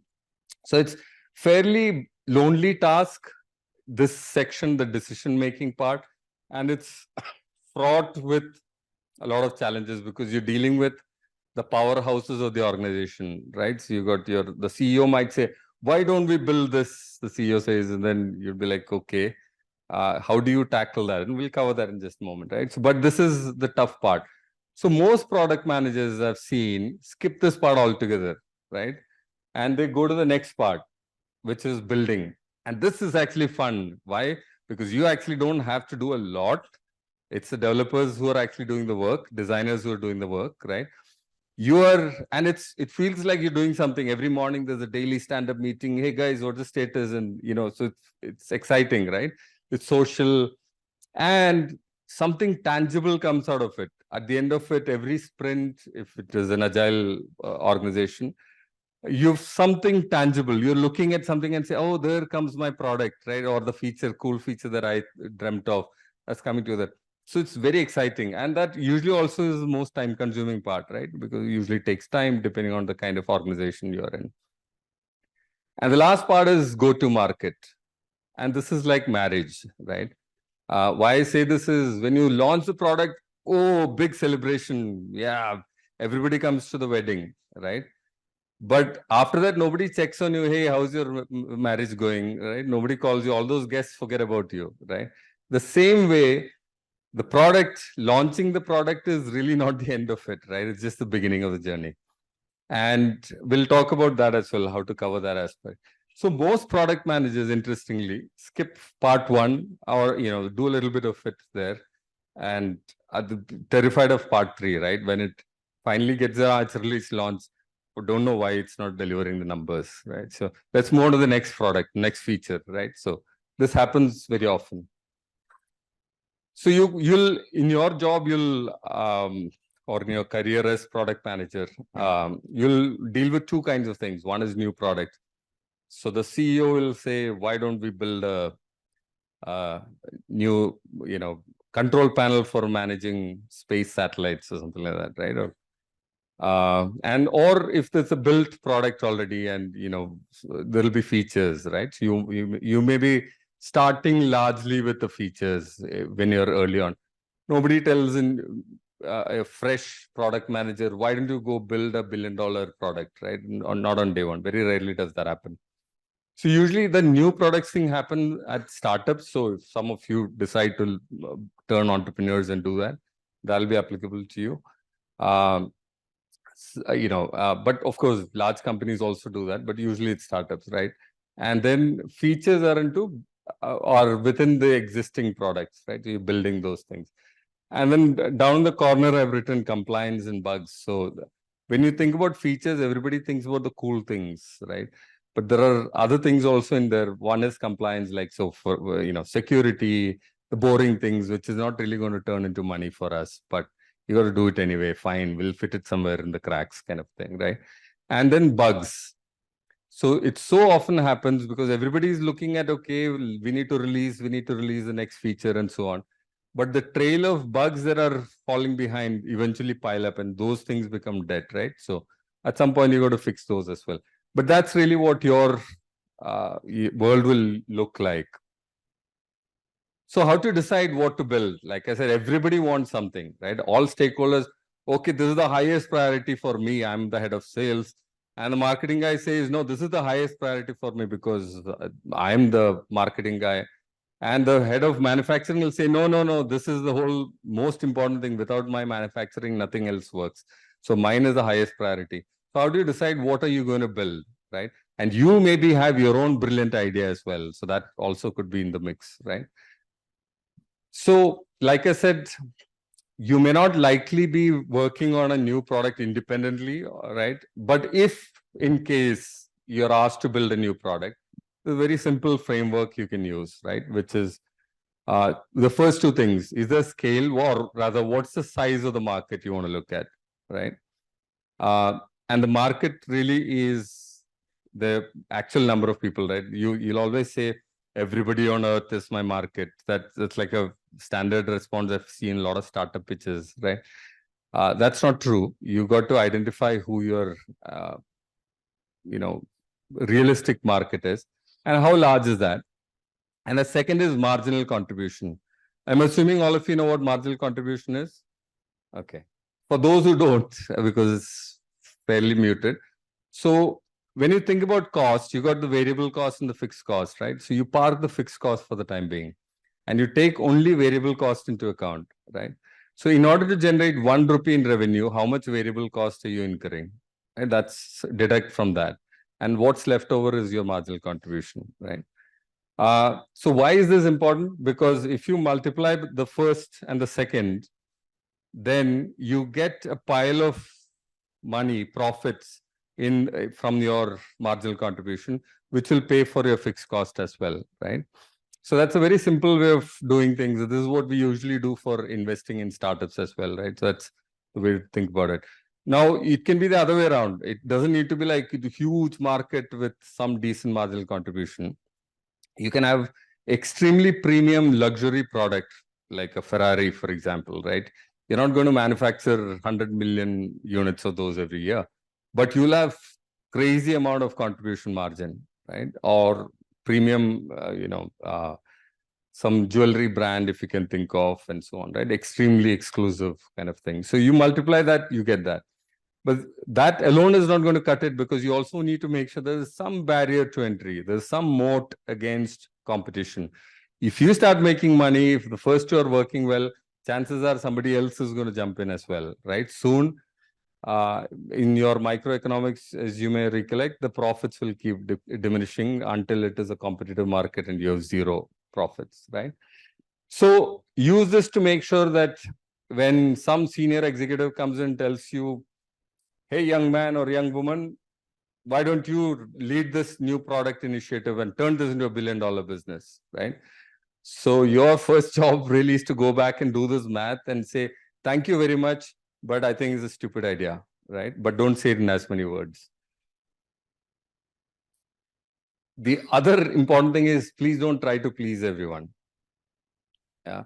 When you're new at a job, particularly in a new company, etc., you want to be nice to everybody, right? You don't want to be that difficult person to work with. So you're always going to say, yes, yes, yes, sir, or yes, ma'am, will do, okay, kind of thing, right? Learn to say no. The way to say no doesn't need to be in those two letters, right? You can actually put it in different, nicely crafted, logical ways so that the sponsor, the executive, doesn't feel bad about you saying no. Yeah. but please do learn to not try and please everyone. You know the hippo concept, right? The highest paid individual. So that's, that individual, usually the CEO or somebody, the most powerful person in the room is going to say, hey, let's do this. Why don't we do this? Doesn't it look like a good idea? Everybody will say, yes, yes, excellent idea. In fact, somebody will even amplify it. Even if it is a bad idea, they'll amplify it and say, excellent idea, right? So when you join a company, or in fact, even before you join a company, take a pause and ask, what is really the business, right? It's a very simple question, but this I've actually heard a friend of mine, a VC, ask a startup founder who also happened to be a friend of mine, right? So he was asking her, and she came and she pitched this whole her spiel about her startup and all of that. And he heard for about 10 minutes, and then he leaned back and he said, but what's the business? And so she didn't understand. So she sort of paused, looked at me, then looked at her partner, and then started repeating the same thing again, right? And so he again said, hold on, what's the business, right? So remember, it's again, you'll see the theme here. We don't want to overcomplicate anything, right? The simpler, the better. So business really is just an exchange of value, right? As simple as that, right? So when you think about it, the company that's offering a product or service is offering some value to somebody. Yeah, that's the customer. And in exchange, the company is repaying the company with money, right? It could also be other things like goodwill and so on, right? But if you look at, and that's a very tricky one, right? In fact, I'd asked my CEO, my boss, what exactly is our business? I asked him, right? And he was also, pondering for a bit because he had built this behemoth of a company. And then he said, content is our business, right? So this happens a lot. Ultimately, when you think about what is the business, and take any company for that matter, and just apply your, your thought process to that and ask this question and try to figure out what is the underlying business? What is the value that the customer is looking for? Why is this important? Because then you can extract what I like to call golden metrics, right? And I put in 2 columns because one column is more relevant to the company. It's the metrics, the indicator that tells you that the company is getting exactly what it expected out of this business. And the other column is talking about the signal that tells you that the customer is getting exactly what they wanted out of it, right? So once you identify these golden metrics, life becomes a lot easier because any ask that comes in, now you can actually work with this golden metric as the anchor, right? So when everybody comes in, and this is the way we do it at Z, right? So every quarter, at the beginning of the quarter, or towards the end of the previous quarter, we tell all the business teams across the organization, right? So, and very large organization. So we tell them, hey folks, we want you to give us your asks, your lists, right? Of what all you want. But don't tell us what specific requirement you have. Tell us what outcome you want, right? What I mean by that is somebody will say, can you put a red button there, not a blue one, right? So, but why? That's pointless, right? So that's a feature they're asking for. So we always say, what are the outcome that you want? You want to reduce latency in video stream? Do you want to increase the subscription collection? Or, whatever that may be, right? So everybody then starts giving their respective asks. But we tell them, you got to first prioritize what you want, right? In your respective universe, what is most important to you. Now that's tricky. Nobody likes to do that, right? I have these 10 things I want done this quarter. Your problem, right? No, but you first prioritize what is most important to you. So we get all those in, right? And then we first check how much will each of these ideas impact any of the golden metrics, right? And then that logic is then presented back to those folks who asked us for those. And then we tell them, look, your idea sounded great, but unfortunately, there are 10 other ideas that are better than this, right? And we only have finite amount of engineering resources. So we're going to use these engineering resources to deliver those, right? So have you heard of the concept of principles of effectuation? Someone has heard? Yeah, right. So that's a professor at IIM Bangalore in her paper actually came up with this term, right? That's basically saying I'm not going to make any long-term plans. I don't know what it's going to be, right? But I know where I want to go, but I'm not going to decide now itself where I'll take a left turn, where I'll take a right turn, and so on. I'll figure it out as I get there, right? So as I'm on the move, I'll figure it out. So as a result of that, it's the same process that I follow within the organization here. So we only plan for 1 quarter at a time. Anything longer than that, we'll figure out next quarter, right? So that helps. So when you start prioritizing for a window of time, and that makes life easy for everybody. Expectations are very clear. All your stakeholders know exactly what you're going to work on, what your business teams are going to work on, and why, right? Because you're able to clarify how it is going to improve the golden metric, which everybody wants. Golden metric is usually something that everybody across the organization, right from the CEO, will want. So everyone will be aligned to that. And now it's easy for you to discard the bad ones, right? So you can actually, so here is the way to do it, right? So when a very senior executive tells you, hey, let's build this, go get this built, right? So you say cheerfully, of course, yeah, I'll do it, on it, right? Go do your math, figure out how much it impacts the golden metric.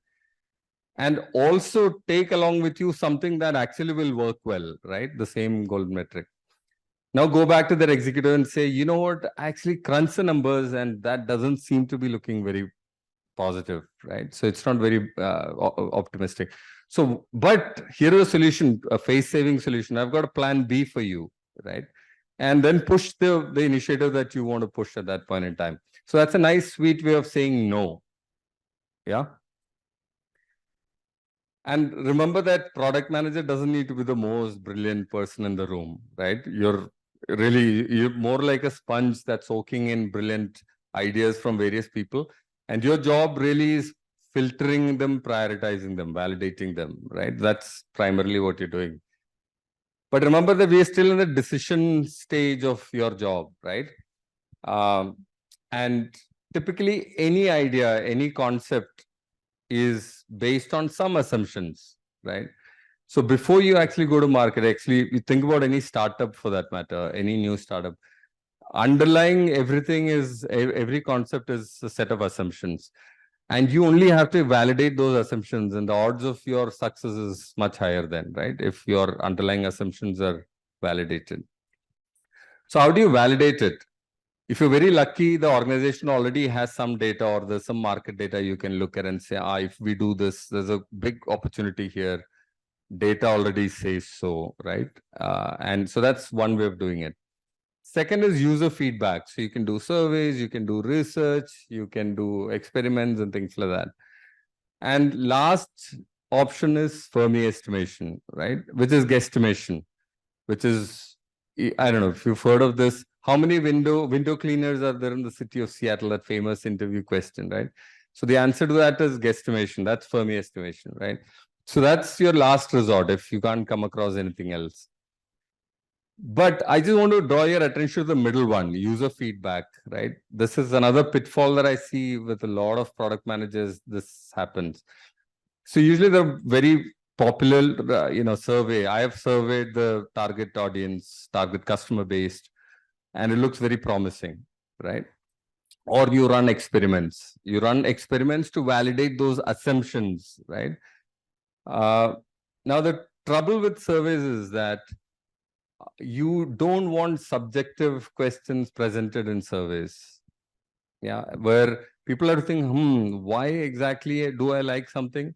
If they have to start thinking, then you are invariably going to end up with an unreliable answer, right? So ask them very deterministic questions. Ask them facts. Instantly, I can answer the question, right?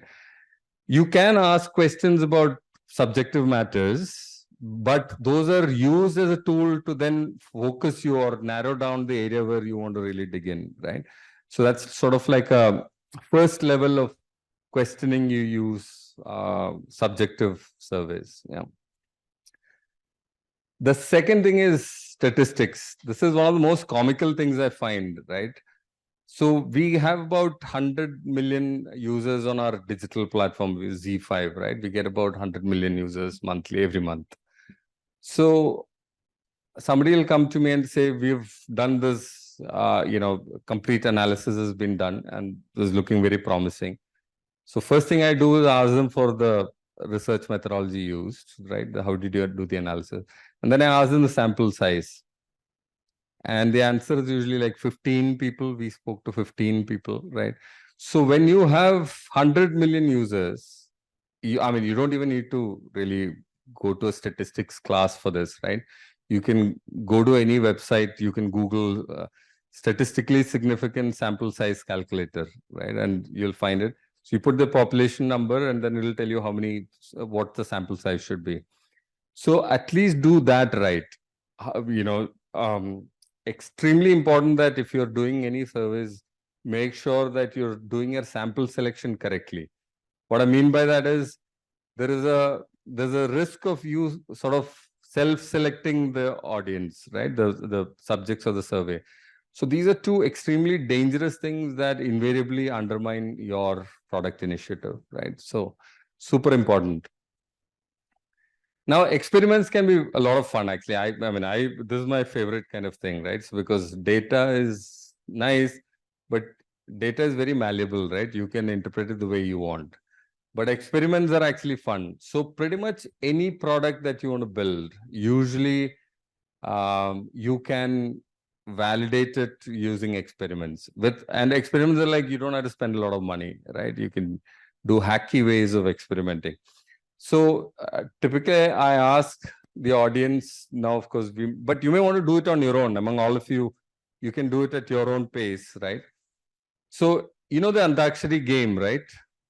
It used to be a very popular show on TV, right? And don't make any connections to our business right now, right? So, but the question is, if we built Antakshari as a mobile game, right? So like Ludo, a lot of you play Ludo or played Ludo with your family, friends and all that. Like that, if there was an Antakshari game app, would that be successful? What do you think? So yeah, I can hear a lot of yes and no and all that straight away coming. That's a wrong answer to give as a product manager, right? You should say, I'll go validate. Yeah. Don't give a ready-made answer because that's your instincts telling you right now. Okay. You may be right, but it'll be a lot of fun if you actually within your own cohort, right? You run experiments on this. And you know what? One of the best tools for running consumer experiments that I've found, WhatsApp, right? So you can actually do a lot of fun experiments. In this case, by the way, Antakshari was something that we actually did, right? So the team came up to me and said, this could potentially be a lot of, we could create a television show and then run this along with it and so on. So I said, why don't you create a WhatsApp group, invite a bunch of users, existing users, but don't tell them that they're being invited to, as subjects of Antakshari experiment, right? So they were called in and a bunch of questions were asked about various other things and all that. And many ice-breaking activities were done in between, right? So then the anchors, the organizers from our side said, okay, another ice-breaking activity, let's play Antakshari, right?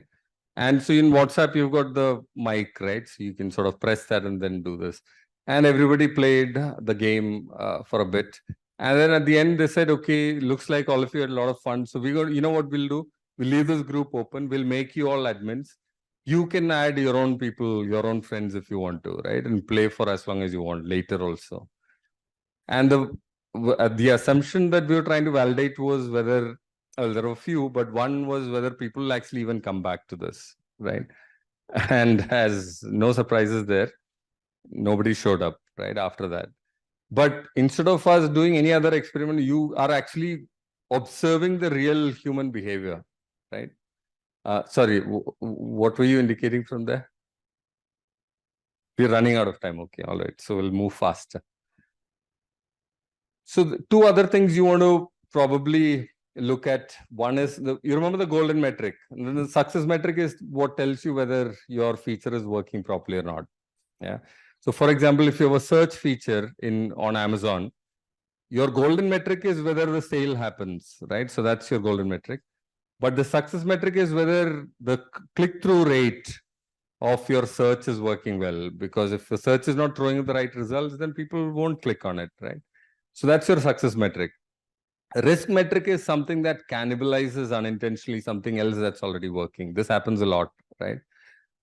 As an example, so I'll use Z5 as an example. So Z5 used to have downloads as a feature that everybody could use, even free users could use that. Now we turned that off. We turned that off. In this case, it's actually the positive risk metric. But in this, the risk metric that happened is people were generally annoyed, right? So what just happened? The reason we turned it off was in order to drive subscriptions. We made that a premium feature, right? But when we made that a premium feature, as a result of that, there was a lot of noise and on the social media and people complaining, uninstalls happening and so on. And a lot of free users through whom we used to generate ad revenue started declining, right? So that's a risk metric. So typically, I ask that all product managers, when you ship any feature, you got to ship out something, send out something called a playbook, where you call out your projections for impact on golden metric, on the success metric, and the risk metric. So risk metric, it tells you at what threshold is it okay to, up to what threshold is it okay to let it decline, beyond which you have to pull the plug, right? Now, development part is the easy part, right? So I'm sure all of you heard of all this term like PRDs and user stories, and there are different methods of development, agile, there is waterfall method, etc. These are useful things, but very learnable, right? I don't think no organization follows any of these methods in its true spirit. So it's very adaptive in nature, and that's okay.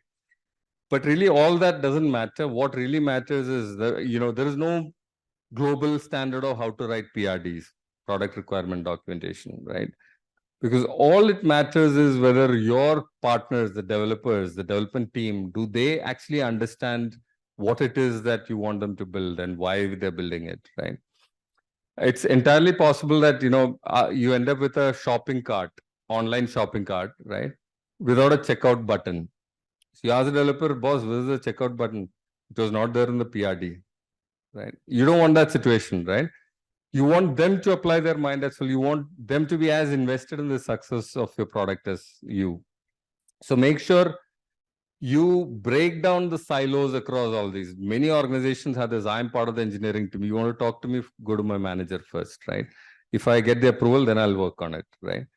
You don't want that happening. So make sure you work at a interpersonal level, build relationship, and get things going, right? Ideally, you want small cross-functional teams available at your disposal. Campaign for it. Ask your manager, can I get a few developers? I don't want them reporting into me, but can they be dedicated to my project, right? You ask them like that, and then build your rapport with them. You have to really learn how to describe things visually, right? So look up swim lane diagrams and practice the art of doing swim lane diagrams. Because normally when you build any product, you got a front end, you got a back end, and so on, right? And these guys, back-end developers, sometimes don't like working with front-end developers, and they're like, that's not my job, that's his job, kind of thing, right? That mindset comes in. But if you create swim lane diagrams, it becomes easier for them to look at and say, okay, this is where I need to do, right? So that helps a lot. It's a very powerful tool.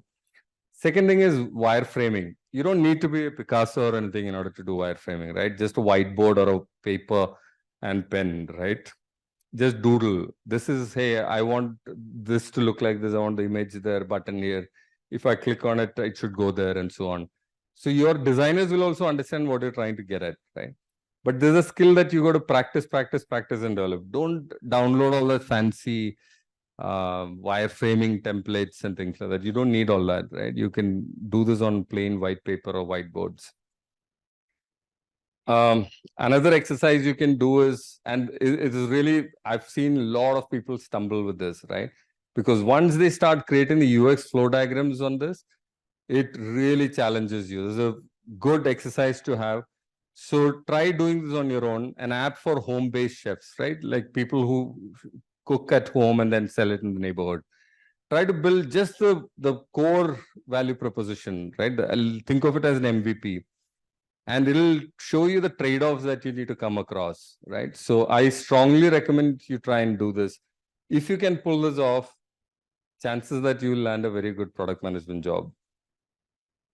And the last part, of course, is the most important: product market fit. You're doing all of this for product market fit.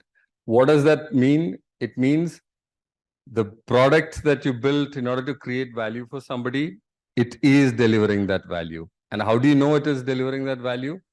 Usually in a B2C product, it's if I like using something, I'll recommend it to somebody else, right? So about 30-40% of your users, without you spending a dime, just by using a product, love it and say, hey, you know, you should try this out. It's really cool product, right? So that's product market fit. That is the holy grail that you're going after, right? And in order to get to that, always start with the bare minimum product. It doesn't matter what industry you're in. Always start with your core value proposition. And then once you have that going, you can add everything else thereafter, right? You can keep refining and so on until you... The last word here is culture is foundational. And I've seen this through my almost 3 decades now, right? This can make or break your career, right? You can have a very enjoyable every Monday morning, you wake up and say, oh, awesome, I'm going to work today. Or, oh my God, I have to go there again. All those long faces I've got to see again, right? So and the reality is that you can shape it as much as anyone else. Remember that, yeah?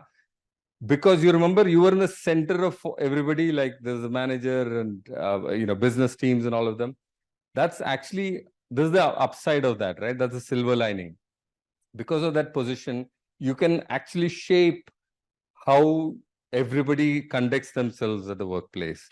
And I've done this before. I've seen it happen time and time again. And so no matter what level you're in the organization, you can shape the culture of that organization, right? So that's it. We do have a pretty active product management community. So connect with me if anyone's interested, and I'll plug you folks in as well. Thank you. That's it from me.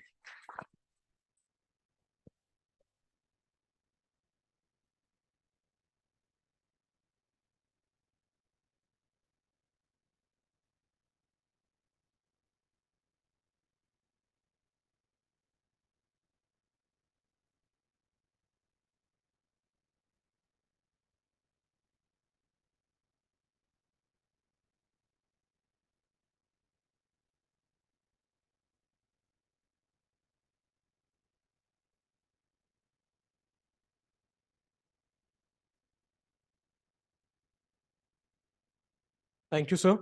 It has been a pleasure listening to you. We enjoyed listening to the simpler techniques, be it talking about product when saying grind, build, and launch, or be it talking about the importance of outcome over output, or be it talking about getting your ideas validated at each and every time. The session has been a perfect fit to the occasion. Thank you so much. Now I would request Professor Kanagraj to felicitate Mr. Bhushan Kuleri and present him with a memento. Oh, Professor Sarangi. Sorry. Apologies.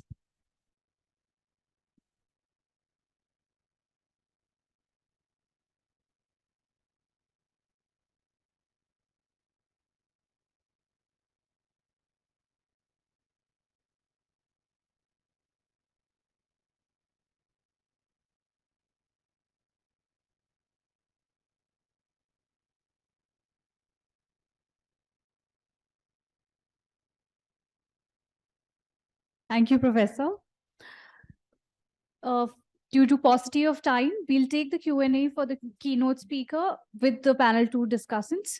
So please keep your questions ready by then. Now let's gear up for the second panel discussion for the day. The topic for the discussion is unveiling the product management playbook, strategies, and tactics for product excellence. As a member of the audience, I look forward to this panel discussion that may involve discussions on methodologies and specific tactics used by product managers, from user research to data analysis, product roadmap development, and go-to-market strategies, and much more. May we request our guests to please take the stage as we introduce them individually to form this esteemed panel, starting with Mr. Abhishek Sharma, Chief Product Officer at HT Digital.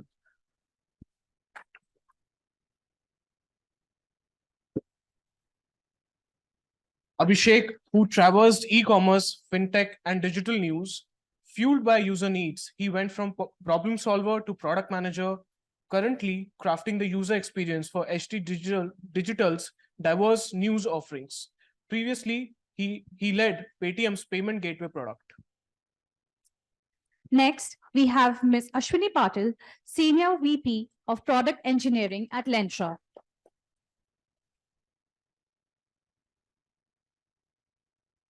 She brings 21 plus years of experience specializing in credit risk and analytics solutions for banks and financial institutions. She leads the roadmap for different Lentra platforms for credit decisioning and risk management, collaborating closely with sales, value engineering, and customer success management teams. Prior to Lentra, she has worked with CRIF Highmark, Oracle Financial Services, Tech Mahindra across credit risk and payments domain. Welcome, ma'am.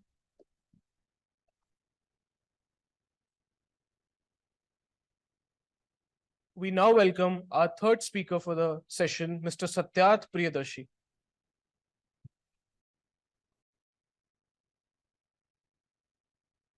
Mr. Satyarth Priyadarshi is the Chief E-Commerce Officer at Redington Limited. Satyarth has held business leadership positions in Tata AIA, Jio, Google, Flipkart, and many more in the domains of product management, digital marketing, digital transformation, and analytics. He has been recognized by CMO, Asia One Magazine, and Jury for Exchange for Media for his contributions to the field. Welcome, sir. It is a privilege to have the opportunity to introduce Sushant Mathur, Director Product Management at Sabre India. An IIM Lucknow alumnus, Sushant Mathur, a seasoned product leader with 19 plus years of experience, spearheads the development of Sabre's global B2B marketplace for travel and hospitality, tailoring solutions in lodging, hospitality, ground, and tour portfolios. Sushant focuses on delivering customer-centric, tech-driven platforms that redefine industry standards. This involves leading strategic roadmaps, fostering collaboration across diverse teams, and ensuring timely delivery. Beyond his core role, Sushant champions product evangelism, mentoring young professionals and engaging in industry events. Welcome, sir.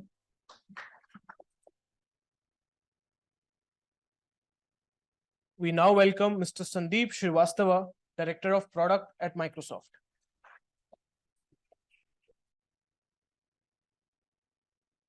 Sandeep is currently serving as the Director of Product at Microsoft. Passionate about technology, he builds high-performing teams and turns idea into products used by billions. Sandeep's journey started at Shadi.com, later leading product for Microsoft powerhouses like Defender, SharePoint, and Office 365. Welcome, sir.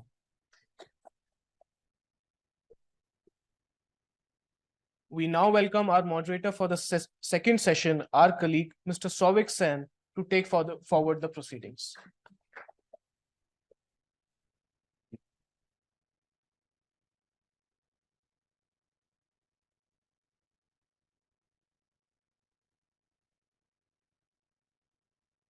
Can you guys hear me well? Okay, a very good afternoon, everyone. And once again, welcome to the second panel discussion of Aurora 24. I believe we all understand now we are slightly, going out of schedule, but like our friend Shavan said, we are the most creative when we have limited resource, right? So I would try my best to to be as creative as I can and make the most of this time. And thank you again so much for spending your valuable weekend with us. So we really value that. And I'm sure each of us will have something to take away once we are over with this panel discussion. So yeah, without taking any further time, I'll just jump into the first question I have for all of you. So, you know, a lot of people have this perception that in India, the job market for product management is very limited because most of the companies only or mostly have their development shops in India, while the PMs work from outside India. Do you think that perception is changing in today's date? And how do you foresee the product management ecosystem for the next 5 to 10 years? I would like to hear about this from each of you. So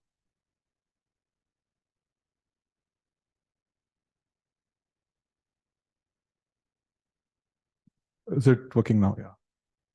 So yeah, thanks for hosting us. It's lovely to be here. And to start with your question, essentially what I feel that, I mean, companies who have product managers outside and technology centers based in India were, in my view, primarily those companies who had businesses based outside India. So they were catering to the products which were being consumed by users who were not in India.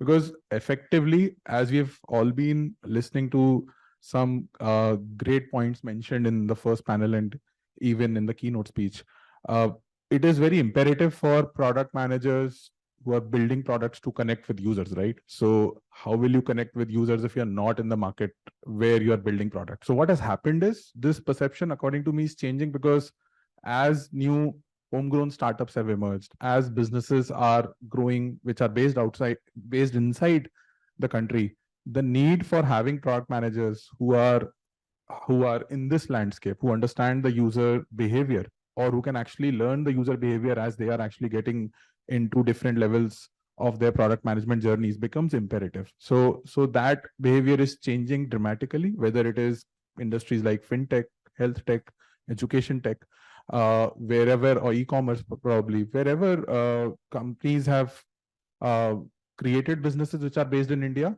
there was an imperative need that we should have product managers who actually are in the same genre or the same domain as where the users belong or where the business is. That's how you can create good products, according to me. So that's where the shift is happening. In fact, product managers are now who've worked in India are actually going outside to share their product skills, as different other geographies are actually getting into the domains of fintech or health tech, taking inspiration from where India is in this digital ecosystem, right? So yeah, that looks like it.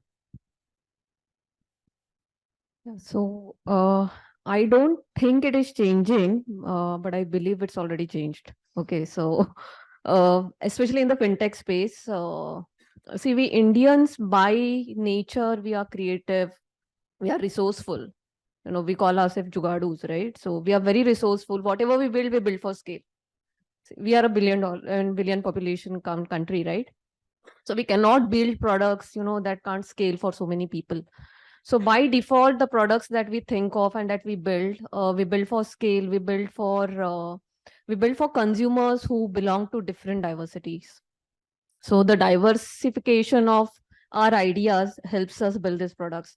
And it's not only in the private space, we've also seen government doing this, right? So we've taken UPI outside. Everybody who comes from so-called developed nations, they're surprised that a street vendor is accepting a digital payment.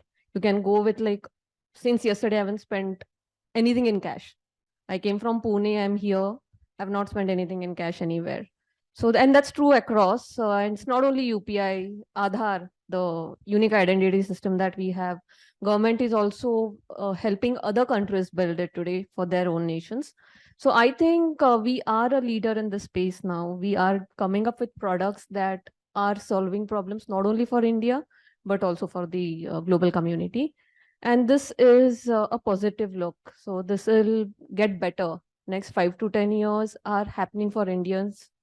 They're happening for people like you, you know, who have just started, because you're getting onto a full-blown ride. So you're not there to start it, but it's already it's already caught up the steam. So it's good time to be here right now. So thank you. I think the premise itself is wrong. And plus whatever both of my panelists said, I mean, we have Sandeep sitting here. And I mean, I don't know what we're talking about because since 90s, Yahoo, and every single, I mean, MNC that is out there has had a development center in India with products being built out of India. I mean, in 90s, we had India Times, we had Times Internet, we had Rediff, we had all these homegrown companies, Home Shop 18. Then with the mantle was given out to Flipkart, at least in commerce space, then Snapdeal, Infibeam, Yebhi.com, and BigShoeBazaar.com, ShopClothes, Meesho, and including in the entire Amazon Development Center that has been in India since 90s and now even continues to, which started with Jungli and Amazon. I don't know what we're talking about that the product managers. I mean, maybe yes, a little bit here and there, but in a global culture that is given. So I reject the premise itself. I mean, I don't think there's much merit in that thought. India has been the center for software for quite some time, and including product management and the thought process. Sure. So if I have to answer this question, I would say, yes, things have changed, as Ashwini said, but probably the role is more visible now. And I'll share some data points that I was doing as part of my research. So if we talk about number of startups in India, any idea how many registered startups do we have at this point of time? Anybody? Yeah, so the number is 120K. 120,000 registered startups. Now, what happens is when you are part of a startup, obviously for the first few years, founder, co-founders, they'll come up with requirements. They'll decide what to build. They technically play the role of product manager. But then over a period of time, depending on their growth, they need people. They need people to wear that strategic hat. They want them to build what they want to build. They have to be very clear about company's vision, company's mission, and you have to take that product to the next level. So one is, yes, the role is not new. Role was always there. Maybe it's now more visible. That's number one. Number two is number of GCCs in India. So based on another research, we have more than 1,500 GCCs. And when I say GCC, I'm talking about Global Capability Centers, right? All major companies in the world, they have their GCCs in India. In fact, the first 6 months of 2023, there were around 23 GCCs who started their operations in India, in tier 1 cities. I'm talking about Mumbai, Bangalore, so on and so forth. Now, what happens is when there is a GCC, you know that you are building global capabilities. They are called GCCs for a reason. They are not dev stores. Now, when there is a GCC, they totally understand the value of bringing everyone together. Product, engineering, marketing, so on. Now, since they are building products which are going to be global, which are going to be scalable, you really need people who can understand the product, who can go and talk to customers. And I'm talking about global products. I'm not talking about products which are local. Third point is, if we have seen pandemic has changed a lot, the way companies were working. So McKinsey did a research, and according to them, most of the companies, most of the large companies, they have advanced their entire digital transformation by at least 5 years. Means things that they were planning to do after 5 years, they are doing it now. And if you have to do that digital transformation, you have to have some smart individuals, product managers to help you with that entire journey. Understand your customers, understand your customers' pain point, because without understanding everything, you can't transform. So that's what my answer is. Is this mic working?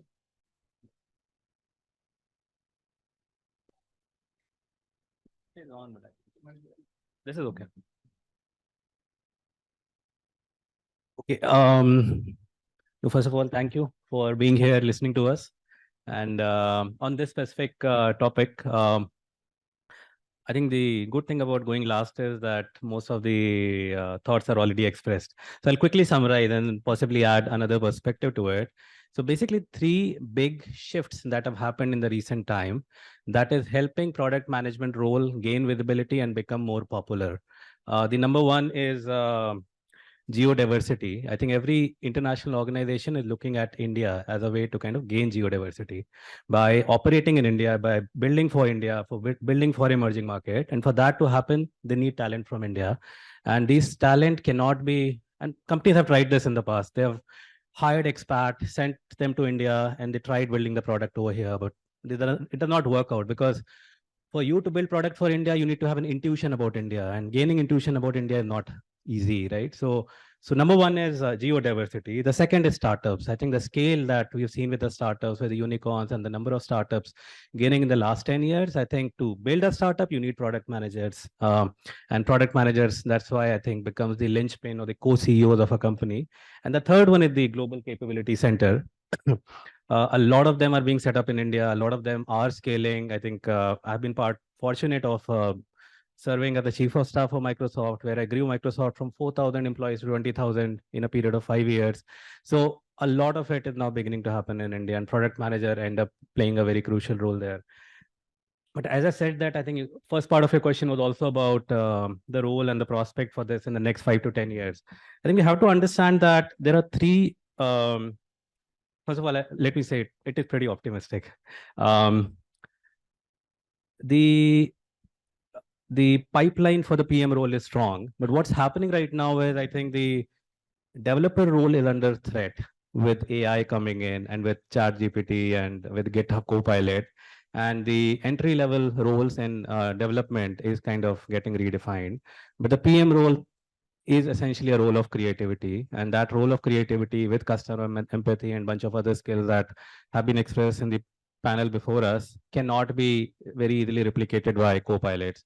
So the prospect is pretty strong, but what we have to wait for is the froth to settle down. And there are three froths right now. What happened in the COVID was a lot of the big companies actually overhired in the 2 to 3 years during the COVID. So essentially what you're seeing right now is basically you're waiting for the dust to settle down. And second thing that's happening is there is certain geographies are going through recession. And then essentially there are questions on the growth of the companies, and they are taking up a cautious approach to growth. And the third thing is essentially the co-pilot AI and how that actually is redefining a large part of the industry. So we have to wait for this dust to settle down, and then I think we'll be back to the same old glorious days. Product management has a long journey ahead of us. And one thing I'll also say is I think I remember in 2005 when I joined Microsoft, we used to go to IMCal for hiring, and we used to struggle to get anyone to our interviews. People didn't understand the product management role, and they were like, who are these people who come here talking about product management? We'll go to management consulting, or we'll go to investment banking. And we had a hard time trying to kind of even get to people to come and interview with us.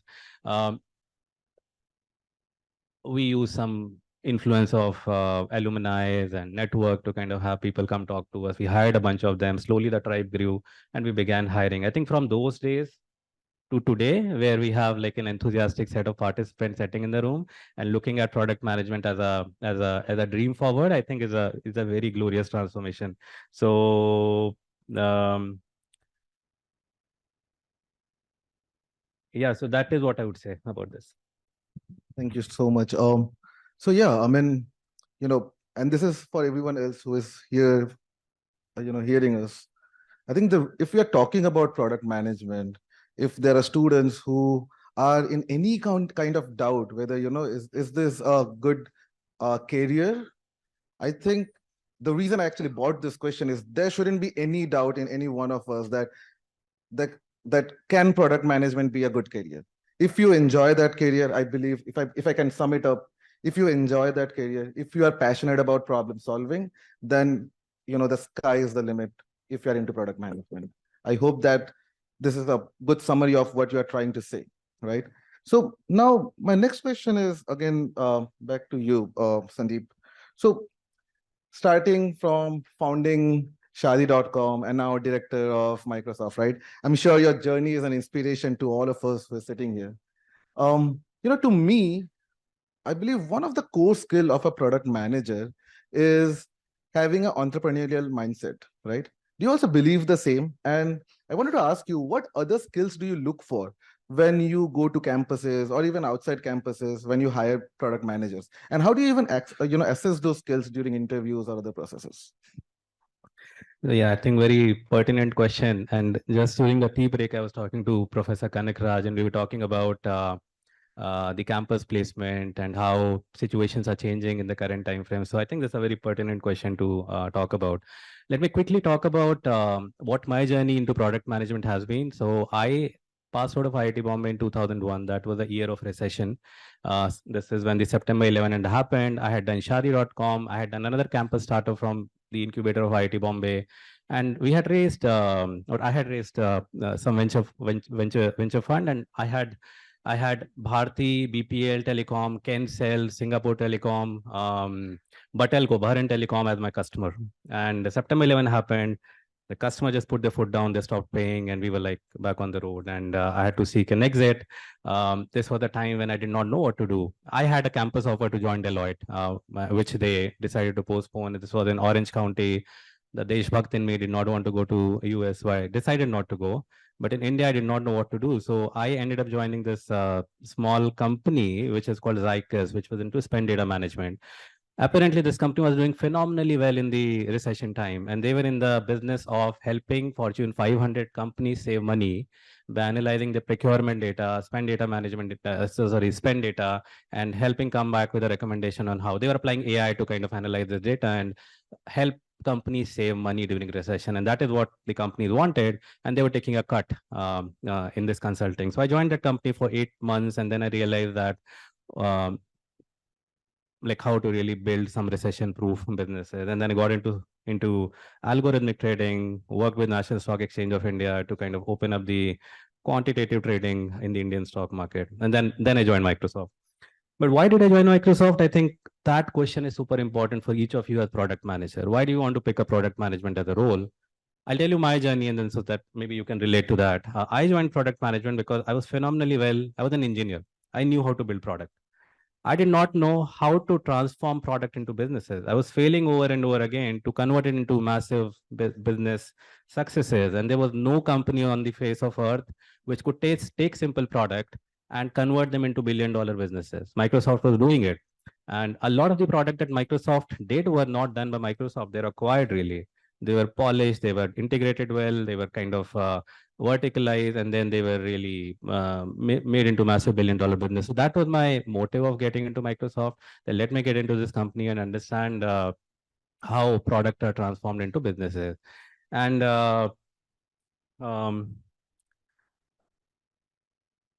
but in today's time, essentially what's happening is the complexity of the businesses and the moat that these businesses have. Like, for example, for someone to get into cloud business, it's super hard. You could only have 3 companies in a cloud business. Or for some organization to get into ChatGPT or Copilot, no one can get into it. It's like a massively expensive capital intensive business to get into. So today, essentially, we have to understand what is the role of the PMs. And when I hire PM, I essentially make them 2 pitch. I say, when you getting into a company and you're taking on a role, think of yourself as a mini CEO of the entity that you're taking on, because then you have to think end to end about the business problem, the product problem, and the go-to-market problem, because all 3 of them, all 3 innovations have to work hand in hand for the revenues and the business to become profitable. And as we have discussed this in the past, I think of product management not as a role, it is a way of life. Once you become a product manager, I don't know how many of you know that product manager role was not product manager initially, it was program manager, and program manager role started from NASA. They had program managers to run space launch programs, and that's where Microsoft copied this role from. When the role was copied, again, this role did not exist in the industry. Slowly from program management, this transformed into product management, and now we see it is ubiquitous. So it is a way of life. So once you become program manager, you realize that everything in your life is a program, and you will apply it in everything, be it marriage, be it birthday parties, be it shopping, be it honeymoon planning, or whatever you may, right? And that's the day you realize that you have become a product manager or a program manager. I'm using it interchangeably because system analyst, business analyst, program management, product manager are roughly in the same domain. When we hire, what do we look for? I'll talk about it from the context of Microsoft, but I think it will in general be applicable, and each panelist can add to it. The first thing is and this is what Satya brought in. We call it growth mindset, a difference between know it all versus learn it all. So when we hire people for what their learnability is, what their coachability is, not about what they know already. You know something because of the journey and the context you have gained in your life, but you are capable of much more, is the belief that we operate with. And then there are fundamental principles of professionalism, respect, integrity, trust, and accountability that we are on a lookout for. Very hard to gauge in a short interview conversation, but basically we are on a lookout for that. Drive for result is an important one. Passion for technology, problem solving. I'm quickly glancing through this because these 4 things that I said are a Microsoft hire characteristic that I'm talking about. Specifically for PMs, we look for 4 things. One is customer empathy. How well can you listen to the articulated, unarticulated needs of the customer and transform it into the business or the product requirement? Second one is dealing with ambiguity. A product manager role is all about ambiguity. You will only know 10% of the truth. Rest of the 90% you have to figure out through the journey. And if you're not comfortable holding on to the ambiguity, then product management role will actually give you a lot of nightmares and stress. Third one is design question. Do you have empathy for good design? If everything that you see around you, are you able to critically analyze it from an element of design, whether it's built for the right problem to be solved? And the fourth is very important one is communication. Ability to impact, influence, align, enroll. You cannot survive as a product manager without that. So these 4 things become super important. And the way we kind of do the hiring process for this is via group discussion, interview, and case study. Very quickly, I'll also talk about how the hiring process itself has changed, because I had this question during the tea that Microsoft is no longer coming to the campus. What has happened? I think you probably are seeing this with Microsoft, but this will become widespread. What's happening is that we are casting the net far more wider by changing the hiring process, because the university recruitment team that we had is no longer a university recruitment team. That team is now called early in career hiring team, and they are focused on the university, plus they are focused on people who are already in the industry, who are almost at the same experience level and are already making it into in as product management. So while all this rejig is happening, what's happening is that a lot of our hiring now is happening async. So if you're interested in the role and we are hiring, you may, I don't know if any of you are tracking the hiring in Microsoft, you can apply for the role at by writing to university@microsoft.com. And if you want, you can CC me, but you can express your intent. Someone will get in touch with you. They'll take you through the evaluation process, and then they'll put you through the loop, either as a part of the panel or as a part of a group interviewing process. But maybe those days when every company used to come to the campus for hiring may not be the norm going forward, is the sense I'm getting talking to the industry, my peers in the company, in other organization in the technology industry. So please do write university@microsoft.com, and we'll love to kind of get in touch with you and hire you in Microsoft. Awesome. Thank you so much, Sandeep. I'm sure people are taking notes of it. Yeah. So moving to Sushant. So you have walked the entire journey, right? You started as a software engineer, then you're a product owner, then now you're a director of products. What I wanted to ask you, and perhaps maybe this is another myth that you can burst. A lot of people think that having a technical background is a must. But if you can help me understand, like, you have that technical background. Do you see you could have achieved that, what you have achieved today, without a technical background? So essentially, is having a tech background a must, or just good to have? Maybe you can just share your comments on that. Sure. And what you have just asked is, so probably it's one of the most debated question, right? Everybody asks. I'm sure Shravan can also add, because every time you want to mentor anybody, this is going to be their first question. But let me give you one example first, and then I'll add my thoughts. So imagine you are a product manager, you are building a product or you are building a platform, and you want it to scale. You go to your product team, or let's say engineering team, and you ask them that, hey, I want this product to scale. And let's say if tomorrow we get 10 million requests in a minute. I want this product to be scalable to at least accept and support these many number of requests. Now, this is one of my requirements. After a few weeks, your engineering team comes and they say, yes, Sushant, we can definitely solve it. But now we are still not sure about whether we should use Couchbase or we should use Redis. Now, these are some examples, and you understand if we use Couchbase, we are talking about storage, extra cost, scalability, and how do you need to design your entire document structure. Compared to Redis, you'll have same set of challenges. Now, as a product manager, your job is not just to give requirement. Your job is also to understand how my product will look like in 3 year, 5 year. What will be possible challenges? What about cost? What if I need to change this tech stack to something else?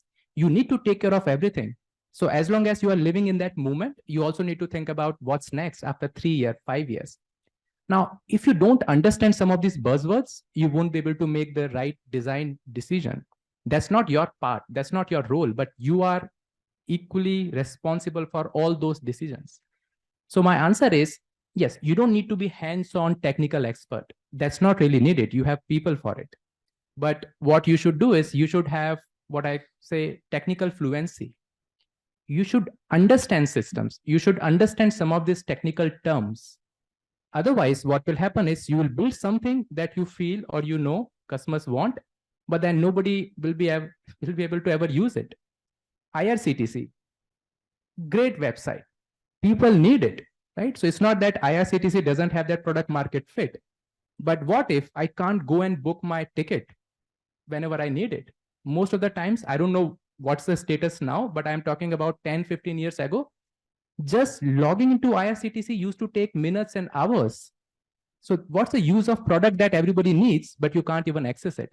That's what your role is. So as a product manager, as much time you are spending talking to your customers to understand why, and you are articulating it, you also need to be very clear in terms of whether it will scale. What are the design decisions I need to take? So in short, yes, you need to have technical fluency. How can you develop it? Let's say some of you come from non-technical background. What you can do is attend industry conferences. There are so many courses available. Just sign up for those courses. You don't need to pay hefty fee for it, but at least try to understand what's happening in technology. You don't need to understand how LLM currently works, but you need to understand how it can work with your possible use case or with your product or your platform. So that technical fluency is a must. But I'll also share a few more examples. Let's talk about you're a product manager and you have started seeing your churn rate is increasing and you just want to understand why. One option is obviously you can go and talk to customer, but you can't talk to each and every customer, or you can't really talk to a specific set of cohort because it's very difficult to get their time. But what you can do is you still have that data. You should have that data proficiency where you can analyze that data on your own, and you don't need to be data scientist for it. In my opinion, Excel is good enough. Now you have Power BI. Use Excel. Analyze what are different insights, pattern, trends, what is probably causing this churn rate, or are there any other correlations that you can probably find out. So data proficiency is needed. You don't need to be super technical, but you should have that data acumen. Third is, let's say you have done your research and now you need to visualize and you need to present your data to your stakeholder. Even that requires some level of technical skills. There are tools out there, but you need to understand how those tools work. So in short, yes, you don't need to be super technical, hands-on developer kind of person, but yes, having the right level of technical fluency, understanding how data analysis, data visualization works. And third is, make sure that you are learning about what's happening in industry. Tomorrow, any small startup from Kormangla, Bangalore can come and disrupt your entire business because they are using or they know technology better than you. So that's what I would say. Absolutely. Yeah, sure, Adam.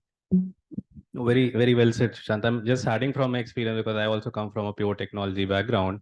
But getting into Microsoft, I realized that a lot of the product manager there are not from technology background. They're physicists, they are musicians, they are Olympic runners.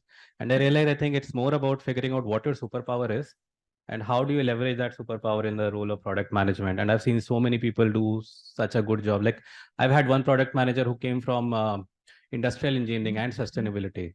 There's another one who came from marketing specialization, and they could really make the most out of the GTM that the product was struggling with. So I think as long as you know what a superpower is and you can leverage it in the role of the product management, I don't think it's always about technology. Technologists have that superpower that they can leverage, but then also they'll struggle elsewhere, right? So that's why the diversity of the team becomes important. And that's where whenever I recruit for product management, my product management has to have 50% technology and 50% business acumen. Because it's very easy to find a guy who can actually break down the module in the exact same way that it will scale up nicely, but will not have the idea of what it will cost, how to budget it properly, how to take it to market properly, who will not understand how the cost function works. Either he will be, if you just get a simple technologist, he will be too enamored with technology. He will want to work on the latest technologies, not realizing that the technology itself is not mature right now. And and probably in this particular scenario, you should wait till it becomes mature and then implement it, or that the cost or the budget that is available to build something will not sustain. So somewhere maybe CDN can be a good choice. It does not have to be Redis, and in some cases you have to go with Redis and not. So to a hammer, the entire world looks like a nail. So somebody from a tech background always overcompensates and thinks technology and somebody from business. So I generally try to find people who have done their MBAs and done some kind of businesses or handled some aspect of PNL or something, then moved into product, or vice versa, who have done engineering, got bored out of it, went into a consulting track for some time, and then kind of have transitioned into product or something. But for some reason, because it's also about the customer empathy part that you talked about, that customer empathy does not come. You cannot interact with business users. The business user is kind of, yeah, I don't care what it looks like, as long as it gets the job done. Please get the job done.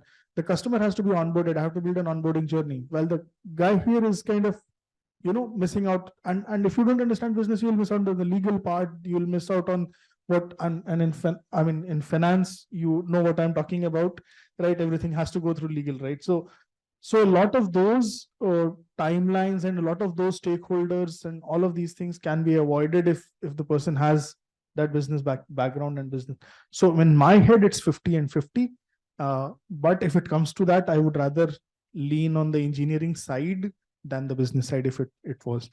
Because performance is as important as the customer and the profitability and other matrices. So my love for product management actually comes from this perspective. It's the true art form that mixes both. You remember in school, we used to have this, whether it's an art or a science. This is exactly something that is art and science. It gives outlet to your artistic capabilities. It gives outlet to your scientific acumen, scientific capabilities, as well as any entrepreneurial streak that you might have. So all 3-4 facets of a person's life can actually be absorbed by this profile. And that's what my love for this profile is. Sorry, I jumped in, but had to let that get that absolutely fine. So, one way to put it forward is like, you cannot isolate yourself from technology if you're into product management, because you are basically developing some technology, right? In a way. So you cannot isolate, but then even if you're not from a tech background, as long as you are willing to put that effort to learn the development team's language, you should be doing good, right? Maybe that's one way to put it forward. So yeah, and then I would actually like to shift the gears a bit now. So we have learned, what people needs to know if they want to get into product management. Now I want to talk about a little bit about people who are already in product management now, maybe new PMs or people with 1 or 2 years of experience. And I'll come to Shatat, you. The first thing that I learned about Redington is that you help overcome barriers to adoption, right? So now imagine there is a PM who is working on a product which is in its very introduction phase, and he's just trying to find those early adopters, right? So, what would be a suggestion or advice to them, and how can they help their potential users overcome the inertia? It's actually, I mean, something that we have been doing. And in our case, we are in a very, very complex business with, I mean, over 80 brands. And I think we are in complexity as complex as any of the bank or lending journeys, or these might be, I mean, these are the next set of, in my head, the most complex journeys are banking and insurance, and some of these journeys where the regulatory overload and this thing is so complex that but people who have not seen it might not understand that before this I was with insurance, and in insurance you might have 35 different products, each have their own peculiarity in onboarding journey, but then you will interact with 10 banks, and these 10 banks will have their own complexity added to it. So in total you might be dealing with 150 or 300 unique journeys on paper, right? And so that is the kind of complexity that even now we have to some extent. Coming to your question, I mean, for product, I mean, it's not very difficult actually. The first and foremost is the user, and is the feature going to make an impact in user's life? Why are we building it? Are we building it so that I can save cost? Am I building it that the user's life will become easier? And both of these are right answers. It might be that I'm building it. It might not be very user-centric. It might be that I'm offloading some workflow to the user, but it simplifies things at my side and helps me save costs, or it uniforms things. So I might be actually offloading a policy on the user, right? That is also people do, companies do. There are many companies that do. I mean, I took an Indigo flight at Chennai. I gave my bag for check-in. The lady says, please take off your previous bag tag. Such a simple policy, right? Which they have enforced now. If you have a previous bag tag into the bag, they will ask you to remove it rather than spend 3 minutes of their time doing it. And somebody is looking at this at a process level and saying that, hey, you know what? We analyzed the entire operations and we found that our people, they are not able to check in people quickly because customers have this tag open, and so it takes 3 minutes, and they've enforced it as a policy. And this has happened to me twice and thrice. And as a PM, I keep on looking at it. Okay, this has been offloaded to the customer, right? Not very customer centric, but a decision that helps the airlines maybe save 3 minutes and do the check-in pretty fast. So coming back to, so companies also do this. There are places where the workload is shifted to the user side. Banks have done this by giving you DIY banking, but essentially they have now fewer tellers. ATM is such a product, right? So that might be one.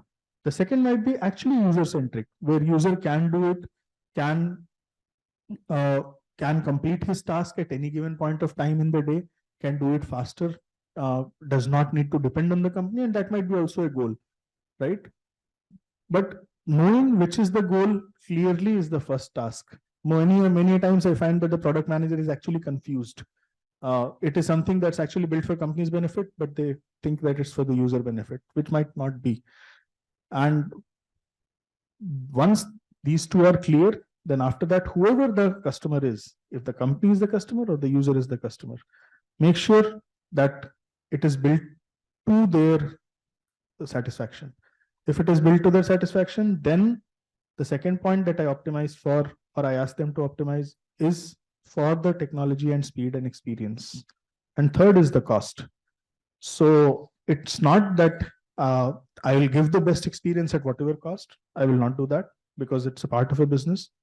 It's not that I will give that experience with whatever technology.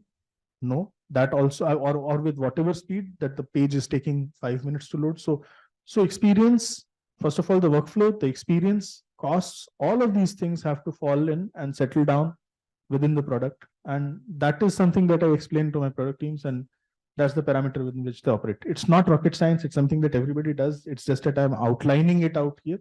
But trust me, I mean, each person here and there, I mean, they're all doing this. Sure. I mean, I think I'm trying to understand what you're saying, and maybe the easiest way to put it is that you have to have the clarity and you also have to be mature enough to know the trade-offs, right? I mean, it's not just, you can buy anything and you don't have infinite resource, right? So you need to have the trade-off. But then when you're doing the trade-off, you need to have the clarity. Why are you doing that, right? So yeah, nicely put. And then I'll, come back to you, Ashwini. So, if you can please discuss the role of innovation in product management during the growth phase versus the mature phase of a product life cycle. And how do you think the focus on innovation evolve over time? Okay, so the role of innovation doesn't get over. Okay, so regardless of whether it is in a growth phase or in the mature phase of the products, you still have to keep innovating. Otherwise, you lose the race, right? Somebody else will innovate if you do not. So that is what they call as, so there are some early disruptors and there's someone else who comes and does it better. So if you are an early disruptor, you feel that you have matured, and if you're not doing it better, trust me, someone out there is building a product who's going to do it better than you. So it doesn't end. The second thing here is what happens is as you grow up the ladder, the horizon changes. So the problem that you were solving when you are in the growth phase of the product is probably done now, but it has introduced a new problem, or there is some other problem that can possibly be solved, right? So the horizon changes. So our founder, he keeps re-quoting one thing. He says, you climb up the Burj Khalifa and the sunset is going to be 2 minutes longer then. So as you grow, you'll see that the horizon is increased, it's changing. You have now looking at new problems to solve. So yes, you keep innovating, you keep evolving. But like Satyat was saying, right? So I work in a fintech company. So we are completely bound by regulations. So just let's go back to the earlier panel example when you asked Shravan, whether it's 1 crore versus 30 lakhs, and 30 lakhs helps, right? So it's like that. And we all would have played with those Lego blocks when we were young, either the original Legos, but in our childhood, it was more of the Indian counterfeits that we played with. But still, those Lego blocks, and if you have kids, please try this. Give them the Lego block set and ask them to build anything that they want. Okay, best thing, you build it, you break it, you build something new. Now put a restriction, say that you cannot put green and yellow together. They'll still solve it. They'll still build something new out of it. So regulations are like that. In fintech, what we have seen is they are actually helping come with some ideas that are still disruptive, that still take care of consumers. The data privacy norms are still being adhered to, but we are still able to solve the problem. So it's not like regulations are helping us not innovate, but I believe they are a good fuel to innovate better. With the guidelines. I think that's a mindset, right? I mean, yeah, if you think regulations are your enemy, then it starts acting as an enemy. Exactly. But if you can make regulations your friend, then you start thinking in that line, and then you think, okay, what can I do that others cannot, right? And then suddenly you have a huge competitive advantage, right? So I think that's what I can take away from this discussion. Yeah. So now, Abhishek, you have been sitting quiet for some time now. So, yeah. About regulations, there are some regulations which are just there because the government has offloaded the risk onto the provider. And these are the regulations which are like the worst kinds, and where, it's like regulations where because kabhi aisa hua hai ki like where you have been asked to submit an affidavit signed for something. Why is the government asking you to do that? So that if tomorrow they find out, then you are also culpable that you had signed a given affidavit and therefore you were a part of that decision. There are many such processes. There are many such things in the fintech industry where the regulations have been brought in just not to make the customer's life easier or to protect their interest. It is to make the party accountable in the entire policy framework. And those are the regulations which I genuinely hate from the bottom of my heart, because that is the worst kind of bureaucracy, where the bureaucrat says, hey, you know what, I have made this policy, but it looks like the responsibility is coming on to me. Let me shift the responsibility to the industry side by building this regulation that they have to get this done or they have to validate it. Somebody has to. What is this OSD? Somebody has to verify that I have seen the signature and the signature happened in front of me. What is that about? They have built in a regulation that the Aadhaar card has to be stored in a particular way on the servers. Okay, so you might know Aadhaar card has to be masked, has to be done this, that, blah, blah, blah, which has become a ginormous wall for any small time player to come in and even use Aadhaar card as a validation method. So that is a protectionist mechanism. People can't jump over, right? But yesterday when I checked in, I saw people were giving their Aadhaar card numbers in the entry register in the hall, and I laughed at that, right? Correct. So people are not treating their Aadhaar card numbers with respect, but the government has made a policy which is applicable on every single fintech to take this expensive piece of technology, run everything through that encryption mechanism so that the Aadhaar card is always masked. So jury is out on that, is what I'm trying to say. Sure thing.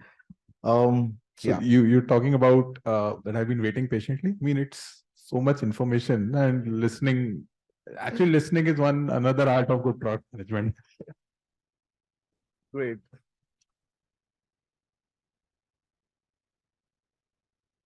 Perfect. Yeah. Product managers are good articulators, right? Perfect. I'm glad you put that. So now the way I wanted to drive this discussion is, I mean, again, I'm just keeping a track of the time, but then I wanted to start like people who are, thinking of getting into product management. Then I wanted to, bring those questions that might be very relevant to new PMs.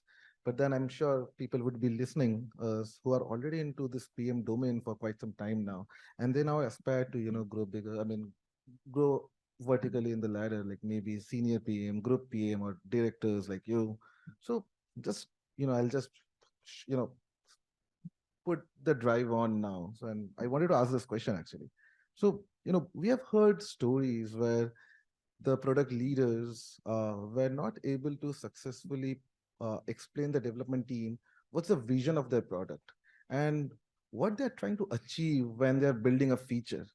And what's ended up happening is that the development team just starts, developing the product mechanically without even understanding the end goal, right? So what's your take on this? And, like for someone who wants to have this idea and from the, grassroots level, what would you ask them to avoid so that they never makes this issue? Sure. So we have a term for it.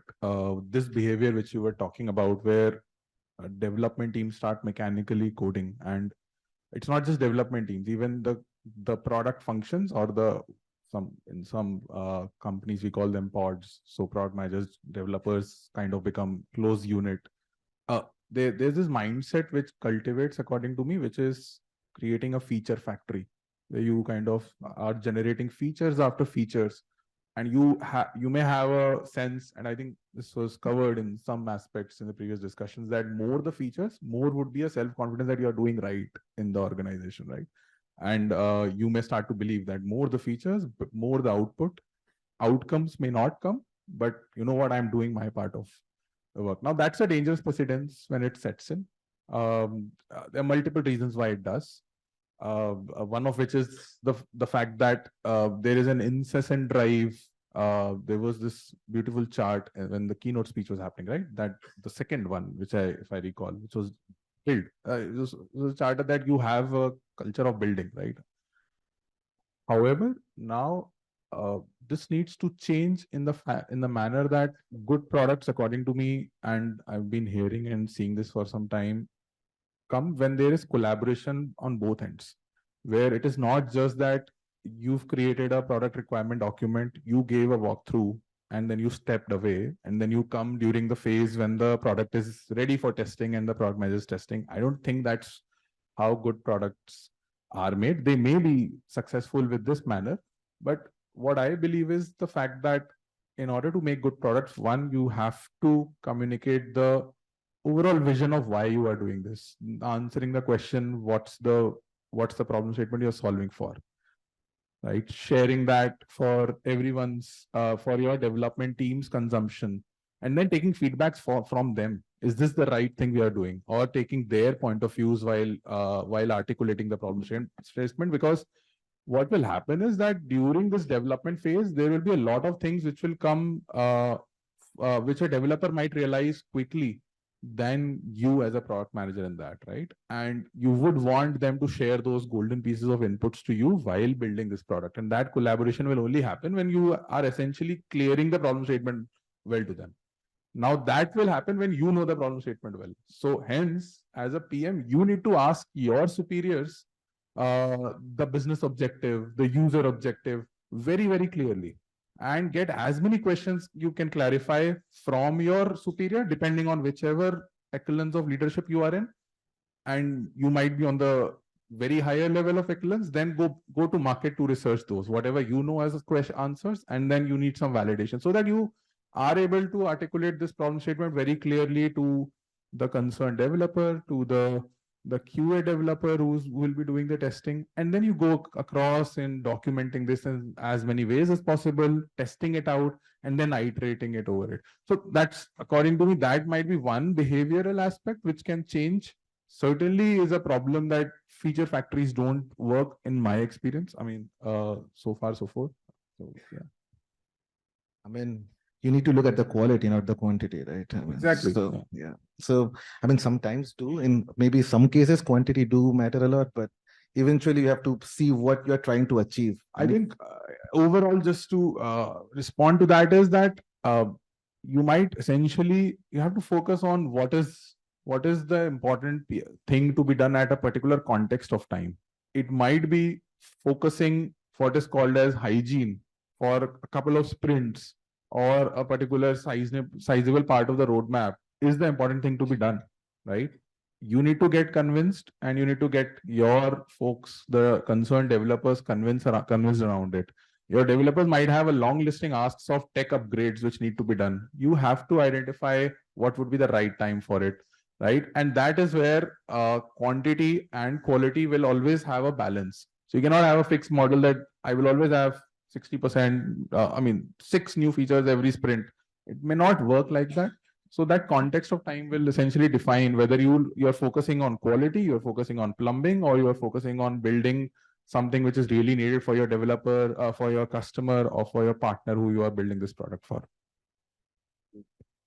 Absolutely. So, I have so many questions to ask, but due to the paucity of time, I just wanted to come back to you, Ashwini, real quick before we, get to the closing statement. But before we get to the closing statement, I actually wanted to ask you something. When we are just junior level PMs, right? Whoever will be joining after B school. So, the horizon of product management that we'll be doing will be significantly lower, but eventually we'll start to manage more number of products. There'll be more teams.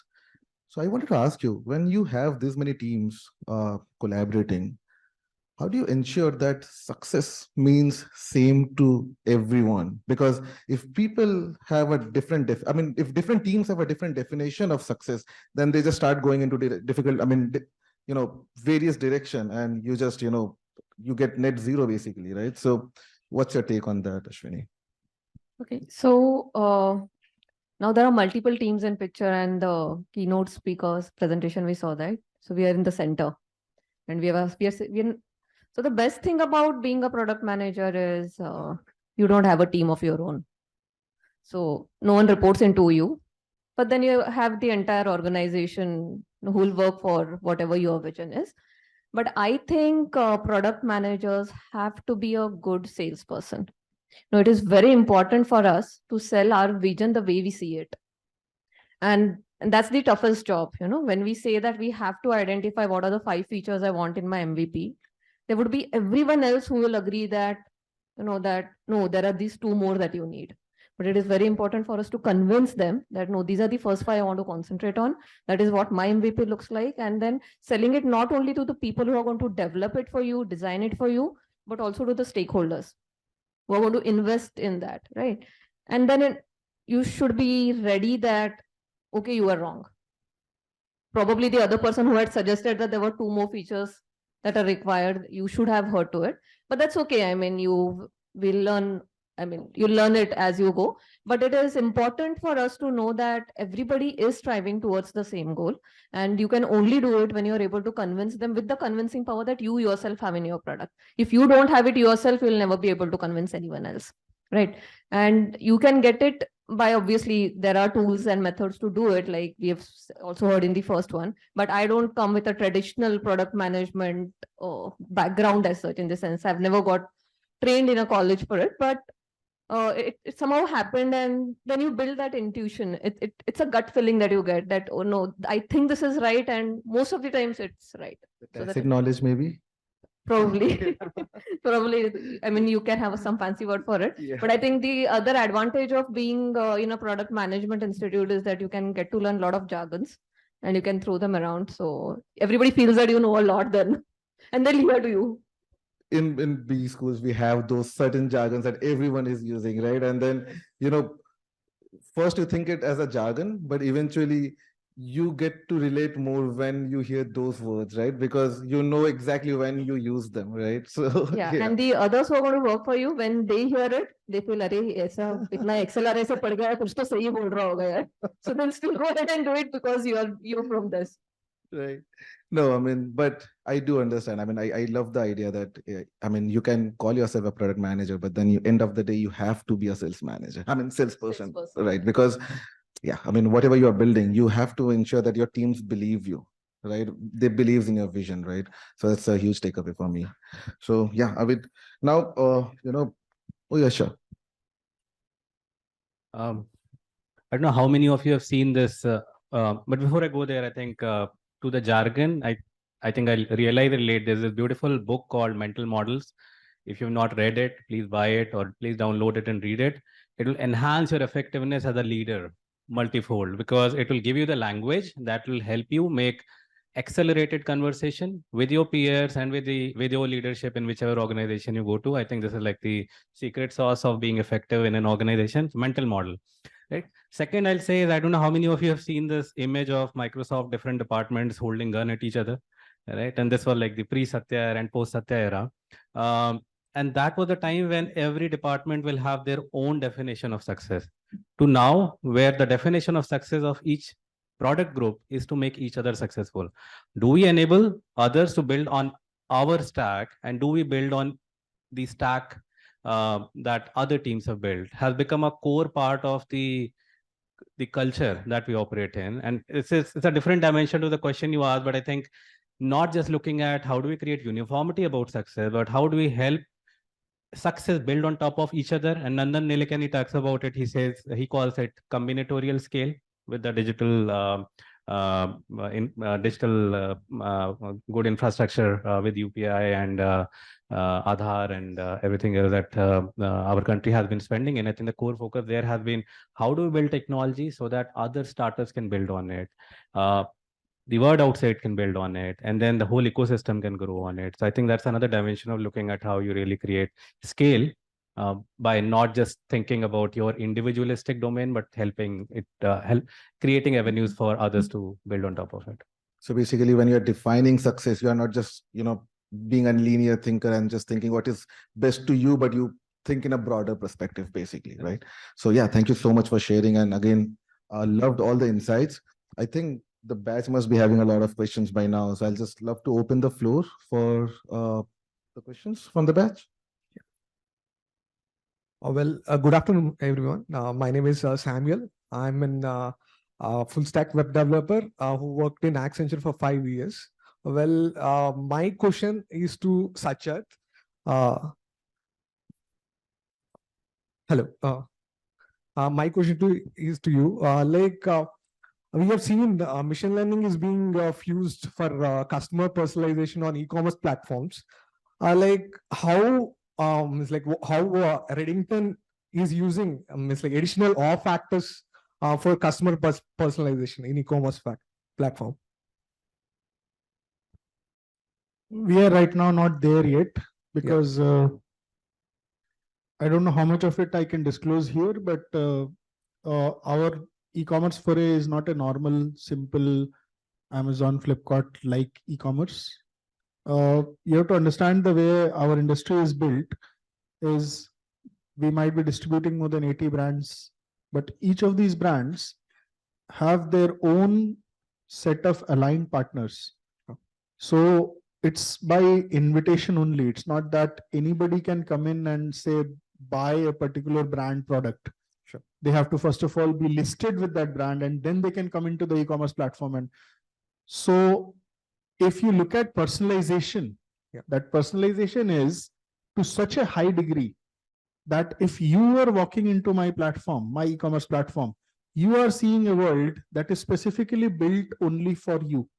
I'm not talking of an Amazon-like personalization, where the larger universe, say of 100 products, is 100 products, but you are seeing like the first 10 products and somebody else is seeing different 10. No. It is a universe where the entire product set for you is unique. You can buy product A to C, somebody else can buy D, E, F, somebody else can buy A se lekar ke Z, somebody else can buy PQR only. And when they come in, they think my website is only PQRs. You will come in, you will think my website is only A, B, and C. So the personalization is at that. So each instance or each customer has a unique experience on the website. So based on that, on top of that, creating the next level of personalization, which is what you're used to, like where we are talking about what you recently bought, the kind of categories you ventured in, and then surfacing them. That level of complexity, I still don't think is cost effective and useful for me to solve. So I have not started working on that, because this itself takes pretty heavy level engineering, the experience which I just talked about. But we are getting there, and it's becoming easier also, because I don't need to now go and some time ago, I would have had to buy a product from the market if I really wanted a good level of personalized experience for the customer. But now, thankfully, with ML and everything being commoditized, there are Moses and there are different other personalization algorithms that are available, like via API from AWS and Azure and everywhere. And some of these, I'm sure if you want to plug in, Sandeep, some of the things from Azure you can plug in. But I'm saying, so I know that whenever I want to solve it, I can solve it. So we have kept it for another day. We are working on a whole new level of personalization. I don't know if that answers his question. Yeah, that answers my question. So and, thank you, panelists, for the wonderful insights on. And in one-on-one, I would want to kind of show you how it works, but I can't let out a lot of things here. That answers. Thanks. Thank you. Thank you, panel, for this engaging interactions that we had. My name is Ramya Sengupta. I've worked for 6 years in the IT sector in the SAP technology. So I have one question for Sandeep, sir. You said that product management is, what I made out is giving shape to ambiguity, right? And we almost had a tear down of the product management domain by Bhushan sir a few hours back. So when it comes to that, so I'm trying to understand that he mentioned one of the key things that is necessary in product management is the scale for the new product, as to how big your market is going to be. So I want to understand what is the role of the guesstimate that we practice and that we have learned for a product manager in actually deciding what could be the total addressable market for that particular product. So if you can throw some light on that. Yeah, so basically the problem definition would vary depending on which product you are working on. For example, at one point of time, I was working on a incubation product called Kaizala. That was like WhatsApp for business. We were trying to figure out what does productivity mean for a mobile first world. So there were benchmarks that were already set, because there were chat apps almost in every country out there, like Kakao in Korea and Line in Japan and WhatsApp in the developing market. So it was easy. Let me give you an example of a pure business area. For example, today I lead 2 products, Visio and Project, and they are a $2 billion business. Here, for example, if you have to think about how do we grow Visio as a business? Visio is a diagramming tool, right? First thing we need to understand, and I'll not get into number, I'll just talk about the approach so that you understand how do you apply guesstimate in terms of anticipating the market and going after it. I'll give examples on both project and then on Visio. So let me get to project first, and then I'll come to Visio. So if you have to understand how project, which is really a work management space that's growing, first of all, we have to understand how much the industry is growing, right? The work management industry as a whole, what is the growth of that? Then we have to understand who are the players there and at what rate they are growing. And then we have to understand at what rate we have been growing to understand if we really are keeping a pace with the industry. And it turns out the industry has grown in the last 5 years at a pace of 50 to 60% year on year, whereas our product has not grown up at that pace, which means that we are lagging behind. And hence there are a couple of ways in which kind of you go and bell the cat. First of all, you understand if you're in the right, if your product positioning is right. So far we were focused on enterprise work management, but our compete has come and expanded the market from enterprise work management to collaborative work management, which are like two adjacent areas like Atlassian, Jira, Monday, Asana. These are all work management tools. They do not operate where project operates, but they've really expanded the market. And our challenge has been that we had our eye on the traditional market, which was not growing. The new market is growing, and we had not changed to the reality. So as a PM, we really need to look at what did we do wrong, and if we really have to go in the adjacency with the association that we already have with the customer, how do we begin to grow, right? So that's the way you will really start understanding the market, and then you start building the product domain, start figuring out who the customer are, who the users are, what their needs are, and then how do we take the product and really take it beyond and build it further. For example, we took the traditional project management product and we recently announced and launched the product that is codenamed Uno, New Planner, which spans across the 3 products we had. We had To Do, which was the individual task management. Then we had Planner, which was about group work management. And then we had traditional project management. And then we had Portfolio of Project, which was like the extreme end of sophistication in project management. We brought all of it together and we tied it all together so that we can do product-led growth, like how our compete has been growing, to make sure that we can grow with the customer as they grow from the basic need to the advanced need. Similarly, on the Visio side, when we start looking at it, we would look at how is the whole productivity related to diagramming space growing, how are the incumbents growing there, and how much can Visio potentially grow, and if we have to grow, what are levers we need to apply in order to leverage the GTM or go-to-market motion effectively. And go-to-market is a function of the traditional go-to-market, which is where we have the foot on the street kind of going and selling it to traditional enterprises, or we have the product-led growth, where the product is selling for itself. And for us to build for product-led growth, we really need to think about how do we really have the users or the enterprises or the businesses go through the experiential journey so that they hit a wall beyond which they kind of pay and they convert into a paid customer base. So hopefully that gave you a flavor. I tried taking a few examples and gave you some. Thank you so much, sir. Okay, welcome. Just one last question from the batch, maybe.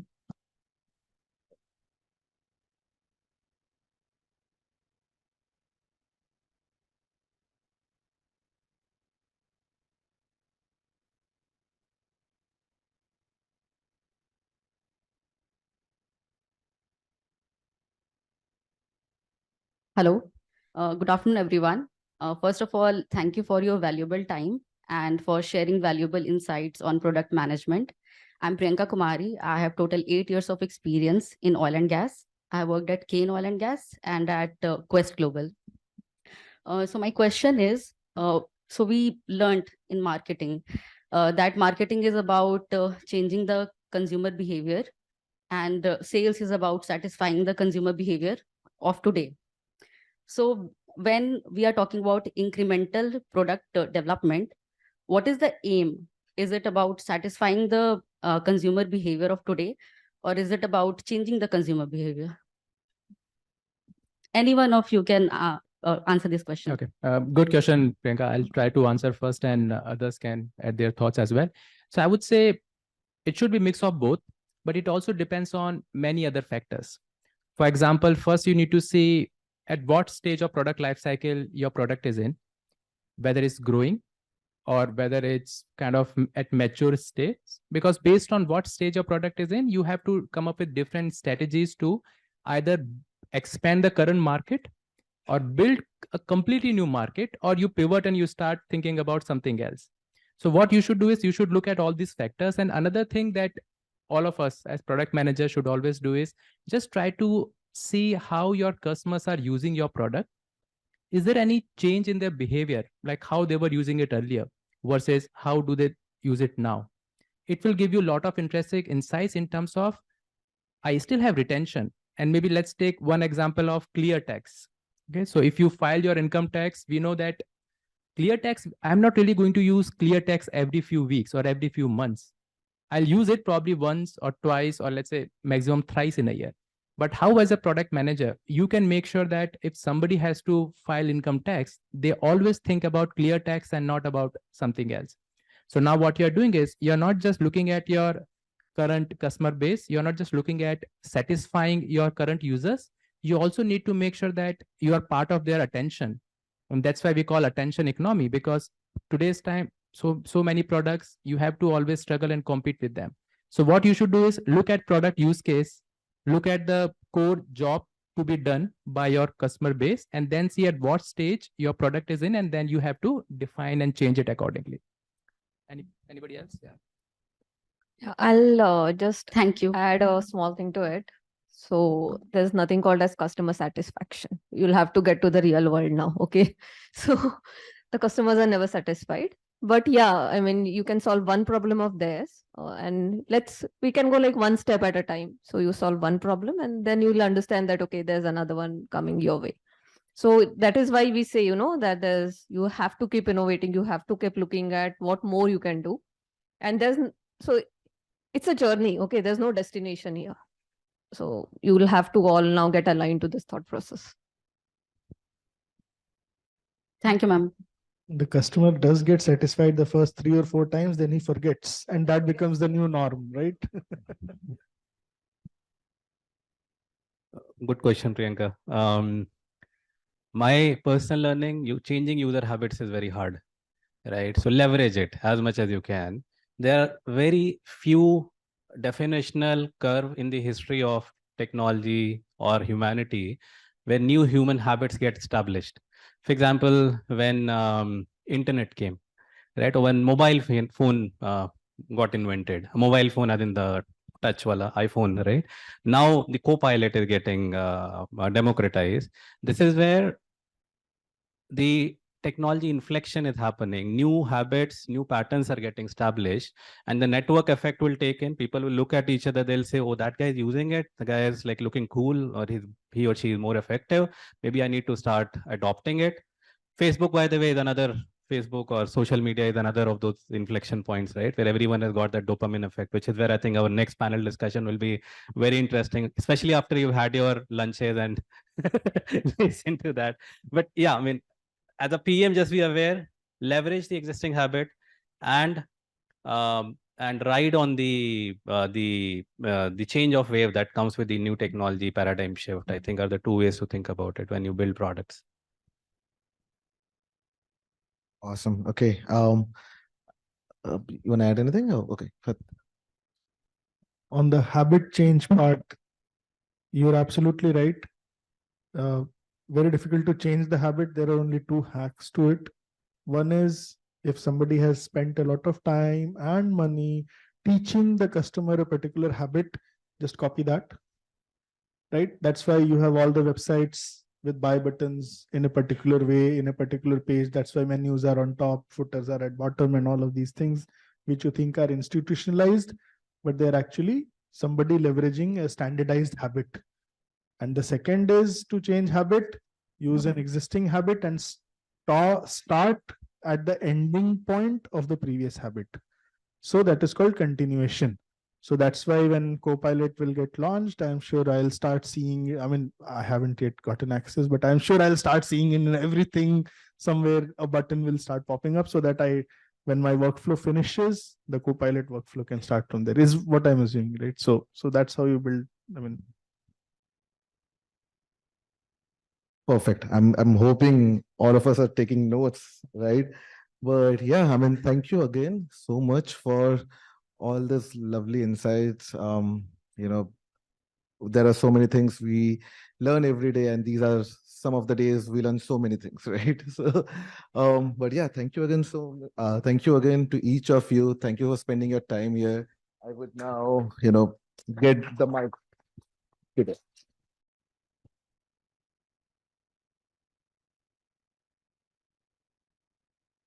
We thank Sovik for carrying out the moderation for the panel discussion. I hope all of us would agree with Mr. Srivastava. Know your superpower and leverage it. Having the crucial balance of 50% technical expertise and 50% business acumen for success. And the design should be sustainable to find a balance between quality and quantity. By having customer centricity and empathy while building scalable solutions, we tap into strong markets. A huge thank you to our speakers for sharing their valuable knowledge and perspectives. We trust it was a rewarding experience for everyone. Now I would request Professor Sarangi to felicitate the panelists and present them with mementos. Mr. Abhishek Sharma.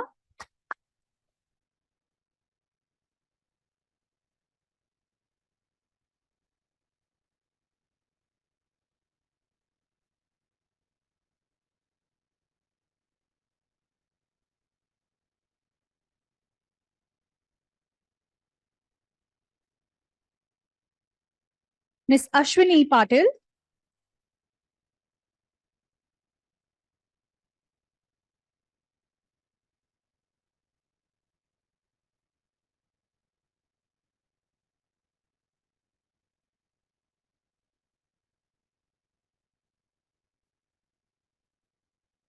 Mr. Satyarth Priyadarshi.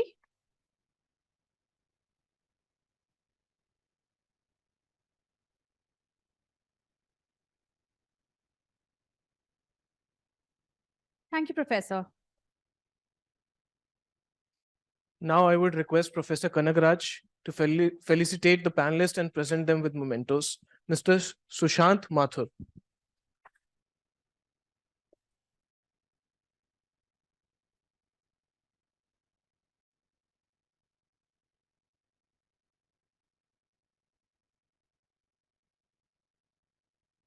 Mr. Sandeep Srivastava.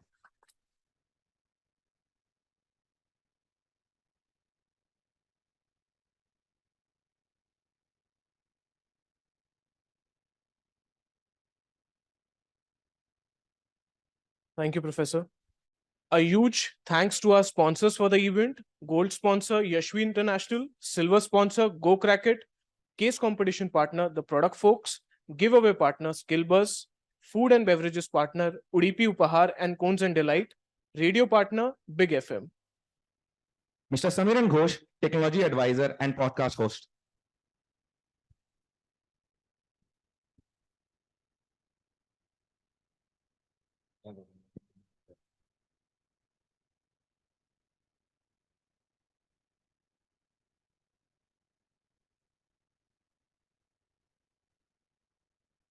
Mr. Bragadesh Natarajan, Senior Director at Publicis Sapient.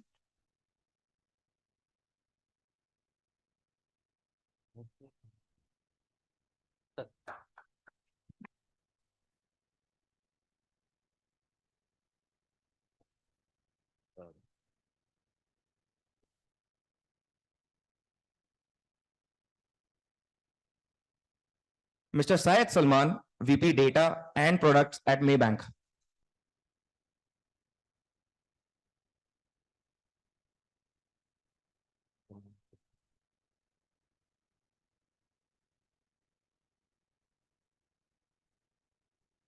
Mr. Vinayak Desai, Senior Vice President at Z Entertainment.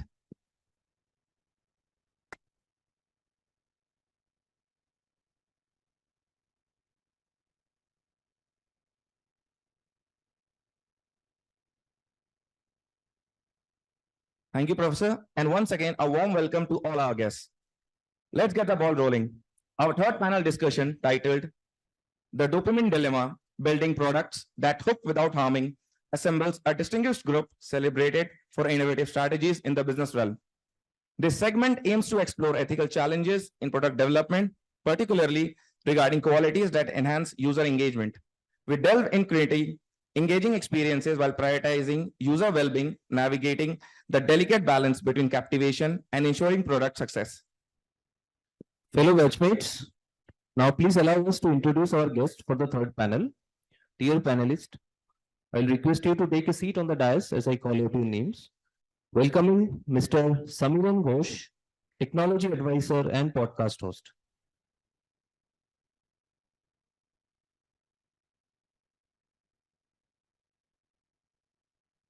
Samiran, in a career spanning 27 years, has held various leadership roles at McKinsey, Microsoft, IBM, Dun & Bradstreet, and TCS. In addition, he is a recognized thought leader in the AI blockchain space, a TEDx speaker, a member on the editorial board of the first AI and Ethics Journal. We welcome you, sir.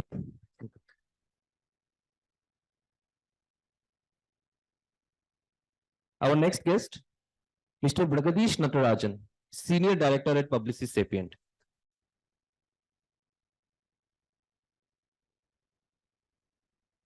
Bragadish is a seasoned product professional with over 25 years of experience. Throughout his career, he has spearheaded the delivery of numerous digital products across various industries. Notably, his recent achievements include successfully delivering an online travel agency product and executing a product evolution strategy for homes and villas product of Marriott. We welcome you, sir. Our next guest, Mr. Syed Salman Rabbani.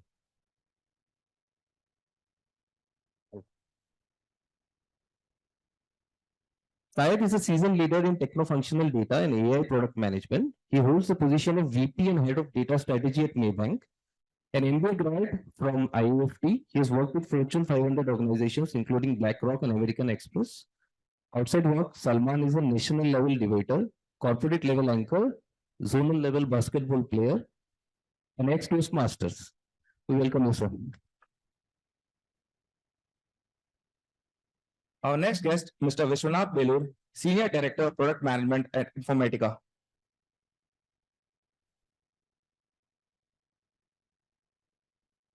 Vishwanath has been with Informatica for close to 7 years and leads the ingestion and replication part of the cloud data integration and engineering businesses. Prior to Informatica, Vishwanath led product management for various enterprise-grade solutions at SAP, Infosys Finacle, and HP. Welcome you, sir.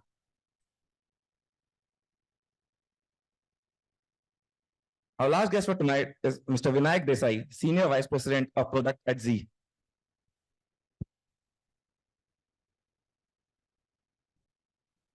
He has a distinguished career spanning 13 years in technology, formerly leading product management at Marrow and holding significant roles at Dunzo, Practo, and Oracle.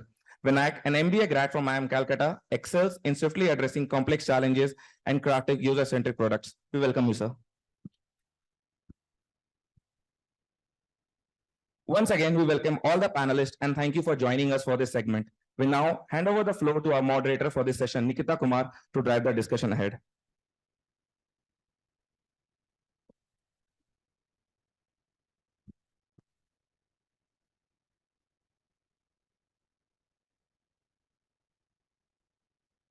Hello. Thank you, Kautilya and Dibaspati, for introducing our esteemed speakers. And good afternoon, everyone, and welcome to the panel number 3 of Aurora. The introduction has been fine-tuned already, so I'll just get started with the topic. So today's topic is dopamine dilemma. Building products that hook without harming. And one can say that by just looking at the topic, it's pretty enthralling. So I would like to open the floor with first question, which is common to all and anybody is free to answer. From your diverse experiences, what are some specific examples where dopamine dilemma manifested in your workspace?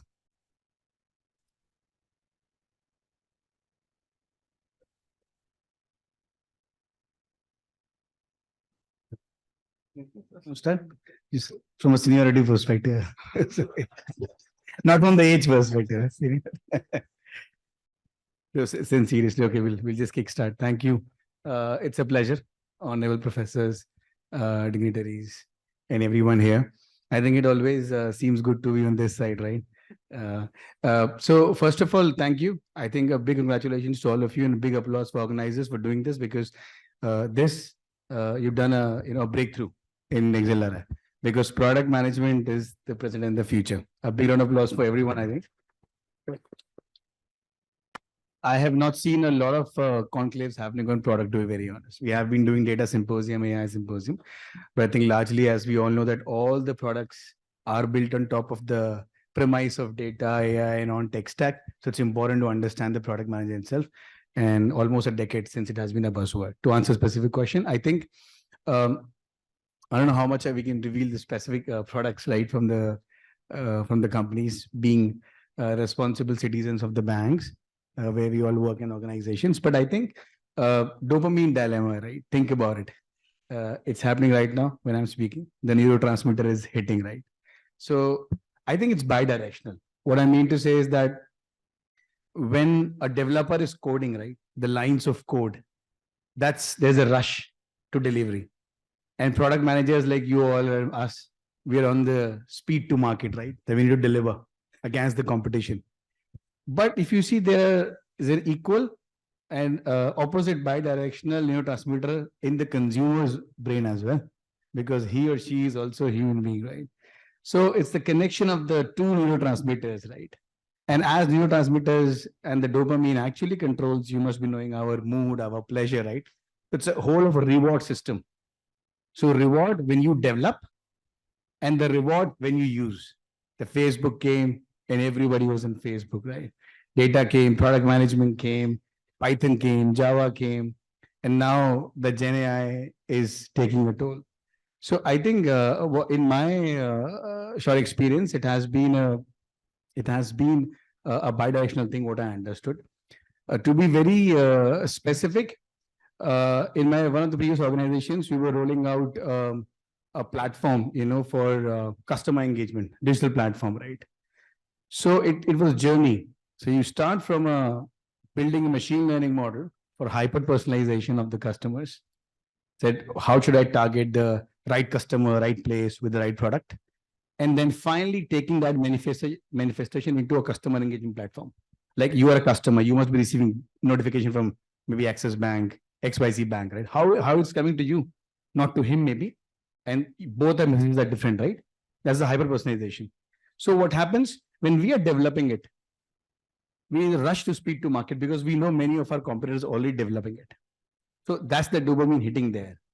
The problem comes is that a vast majority of times we end up making customers addict to our platform and our products because that's the game. And the trade-off between the profitability and so-called sustainability is a very difficult one to have. Very difficult one to have. And I think when all of us will speak one by one and share more thoughts, by the end, hopefully, we should be able to conclude that it's true that it's very difficult to do a trade-off between the profitability and the sustainability, but we'll hear all the thoughts here.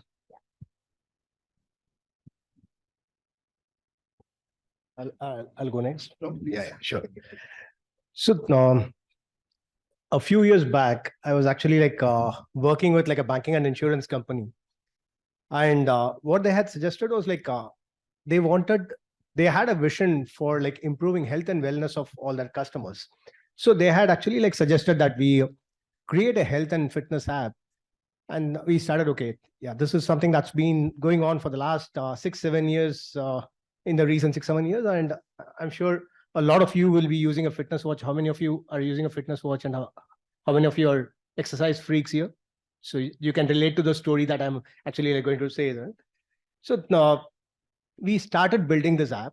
And what had happened was okay, what are the normal KPIs which comes with any of these kind of apps, right? So we started measuring the step counters. We had step counters, we had calorie counters, we had so many other things that go with this, like how many kilometers you have run, what's the daily streaks like, what's your competition like, and all these things. So we had created all these kind of things. And we had launched it. And when we had launched it, we had our own dopamine dilemma effect that was going on, because the kind of data that we are seeing was amazing data, because we started seeing patterns of people starting to go for a run at 11 o'clock at night, just so that they can complete the daily challenge, or they can actually compete with their friends or get ahead of their friends or colleagues or something of that sort. That became okay, wow, this is really crazy. People going for a run at 11 o'clock, and people were the app was getting updated every 5 minutes and stuff like that, right? So it was continuously happening. So we decided, okay, how far can we actually stretch it? Unlike the gaming apps or any of these other apps, which have infinite reward programs and all, right? So this is still a human body, and it has a limited capacity, and you can only stretch it so far, right? So we were how far can we really go ahead and stretch it? When we started thinking of it, we were we are not sure about how to derive that answer. We went ahead and reached out to a few doctors. How do we really handle the situation? We wanted to really improve that, and we wanted to take it to the next level. What additional things can we actually do with this app, right? So now what we heard from the doctor panel was like completely really interesting, I would say. So now what we heard was like, okay, whatever you're trying to do with the daily streaks or like the step counters or the kilometer counters or the running, all these things are actually like doesn't make any sense for the health and wellness of the customers.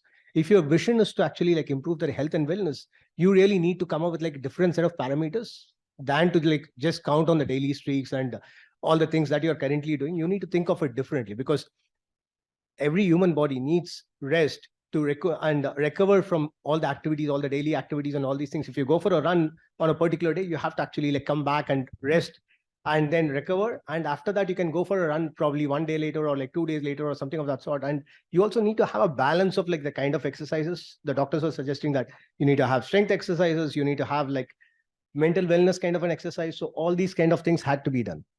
That's when we started thinking, okay, what are we doing? So it's like, this is something that we needed to bring in, because we were just increasing the dopamine effect of like dilemma of like so many of our customers. And our initial vision was to actually like make them healthy.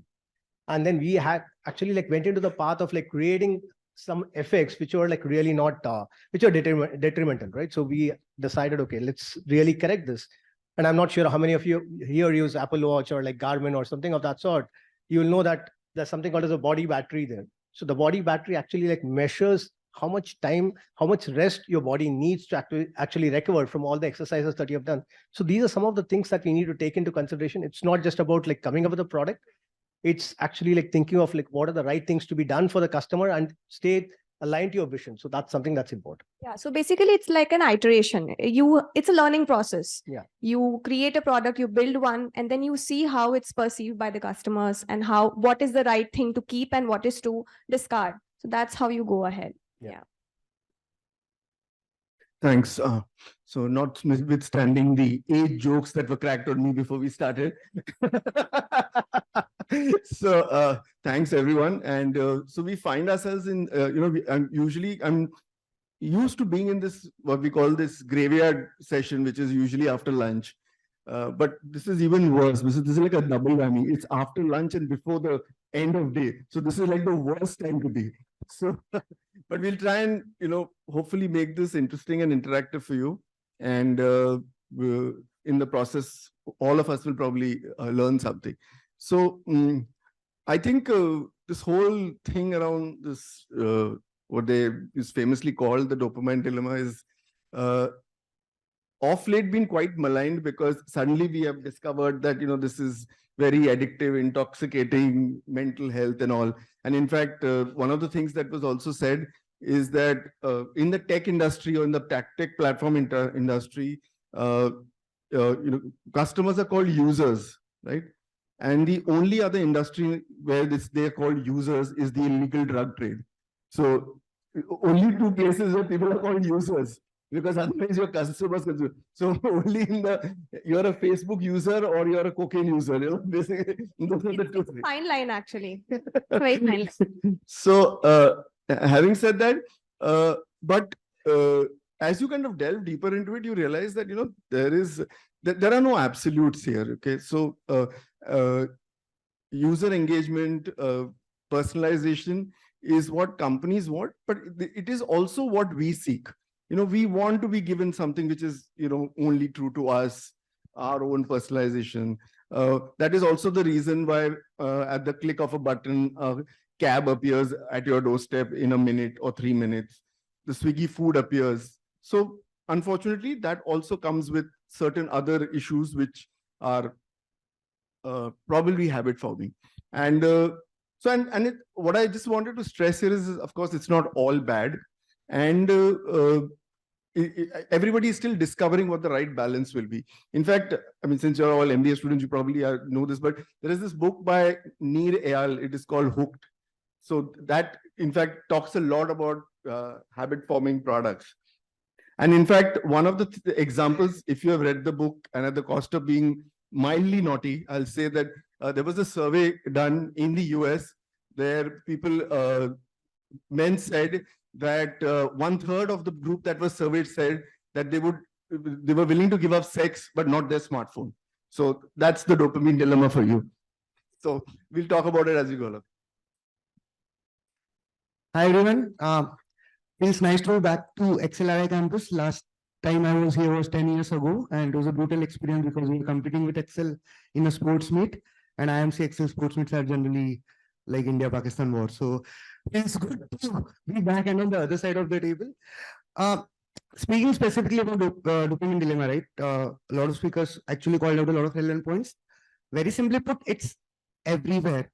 Absolutely in most of the interactions you see, it plays a part somewhere or the other. Like, especially when you're using apps on your smartphones. If dopamine was a currency, your smartphones would be like banks which are minting money, right? Something of that sort. However, that being said, like any other solution, dopamine induction as a solution was attempted to solve a very relevant problem, right? Any organization, any business, any solution in the world is trying to deliver some value for the user of the solution, which are also drug addicts a lot of times. But that being said, right, as users, we are human and we tend to keep going back to solutions which delighted us, right?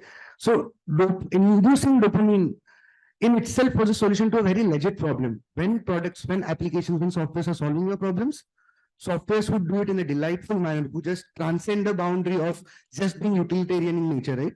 For example, I get my food delivered, great, that's what Swiggy is supposed to do. I get it delivered with a warm message, with a warm greeting from the delivery person, with some, nice UX on the app, just makes the experience more delightful, which tend to bring, if not all, at least some non-zero percentage of users back. So fundamentally, it's solving a very deep problem for organizations to start with.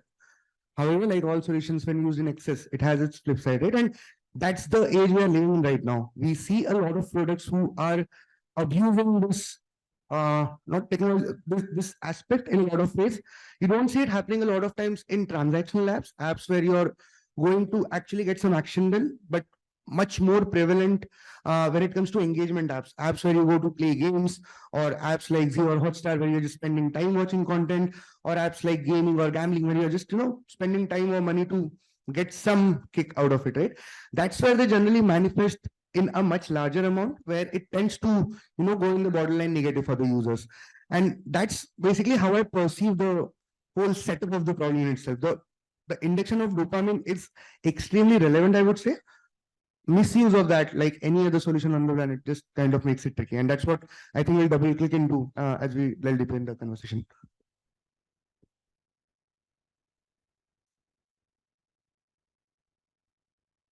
So let me take a different stab at it, right? So let me ask you guys, how many of you have been taught what is really the KPI for a product manager?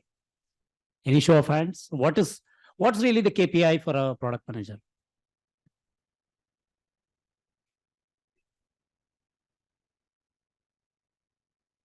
Mm-hmm.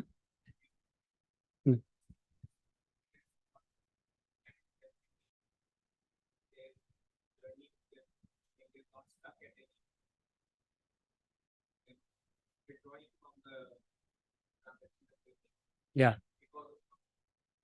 Some engagement, right? So the basically increasing the engagement of the product. Any more cases? I mean, let's say on that's on the B2C side, right? So on B2B, any cases?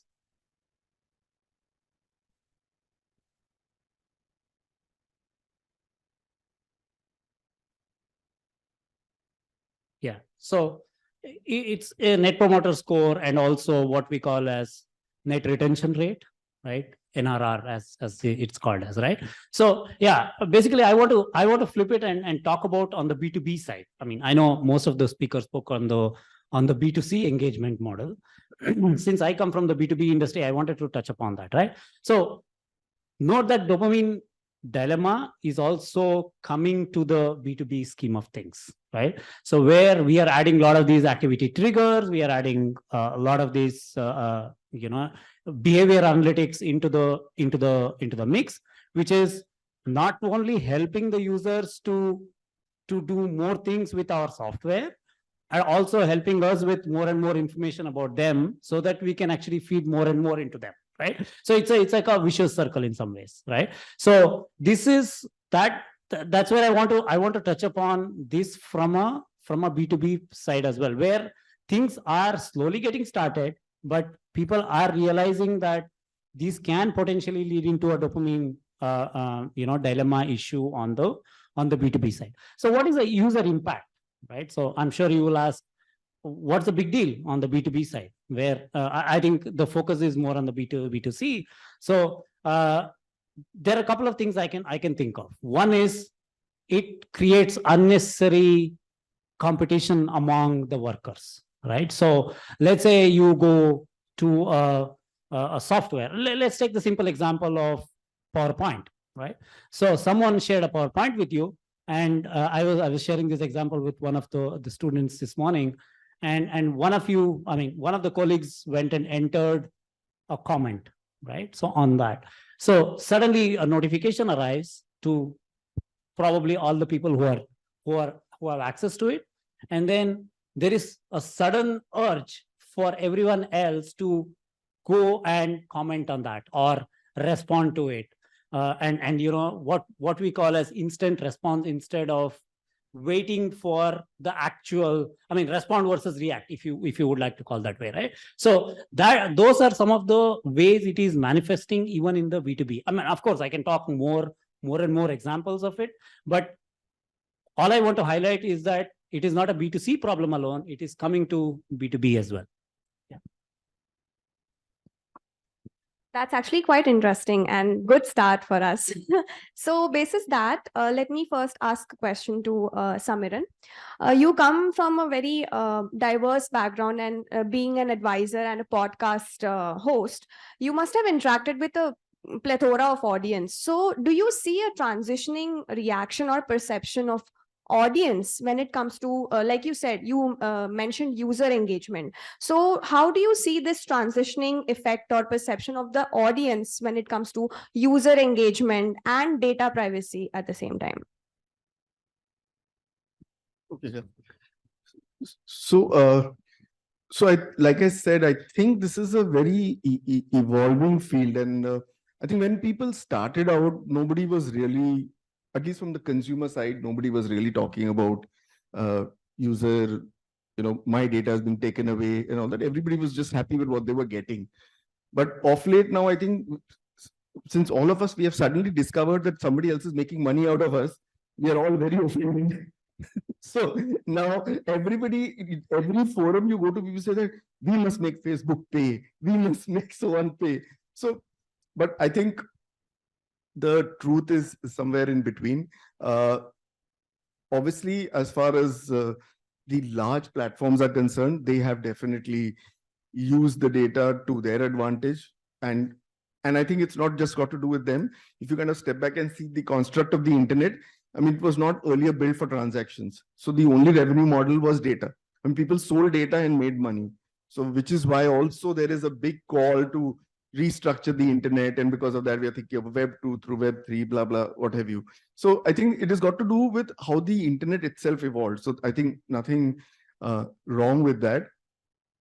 But benefits, definitely huge amount of benefits that people have accrued.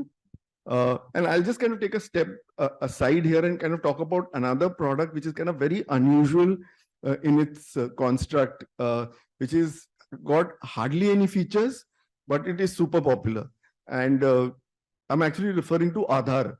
So, if you think about Aadhaar as a product or UPI as a product, so if you guys are familiar with Aadhaar or how it was built, or if you've had speakers before, then please excuse me. But when Aadhaar was constructed, one of the big things was inclusion. And as in any national program, whenever you go and do something at a national scale, the tendency is to collect as much data as you can. Like, oh, here is an opportunity to go after 1 billion people. Let me know everything about them. In fact, recently in Mumbai, there was some caste survey done. There was 175 fields that person wanted to know, including the education qualifications of my servant. So, I have no idea why they want that, but they wanted it. But with Aadhaar, luckily the architects who were thinking of it felt that, inclusion is the important metric. So simple things they did. If you've seen any form, there is a first name, last name, right? But when they checked data, they realized that in India, there's nothing like a first name, last name. There could be father's name, this name, there could be family name, there could be the village name also thrown in. There could be 2-letter names. So they said, let's not make this a mandatory field. They made it one field, just name. So you can write as big a name as you want or as small a name as you want. Second thing was address. Again, we have a tendency to do apartment, road.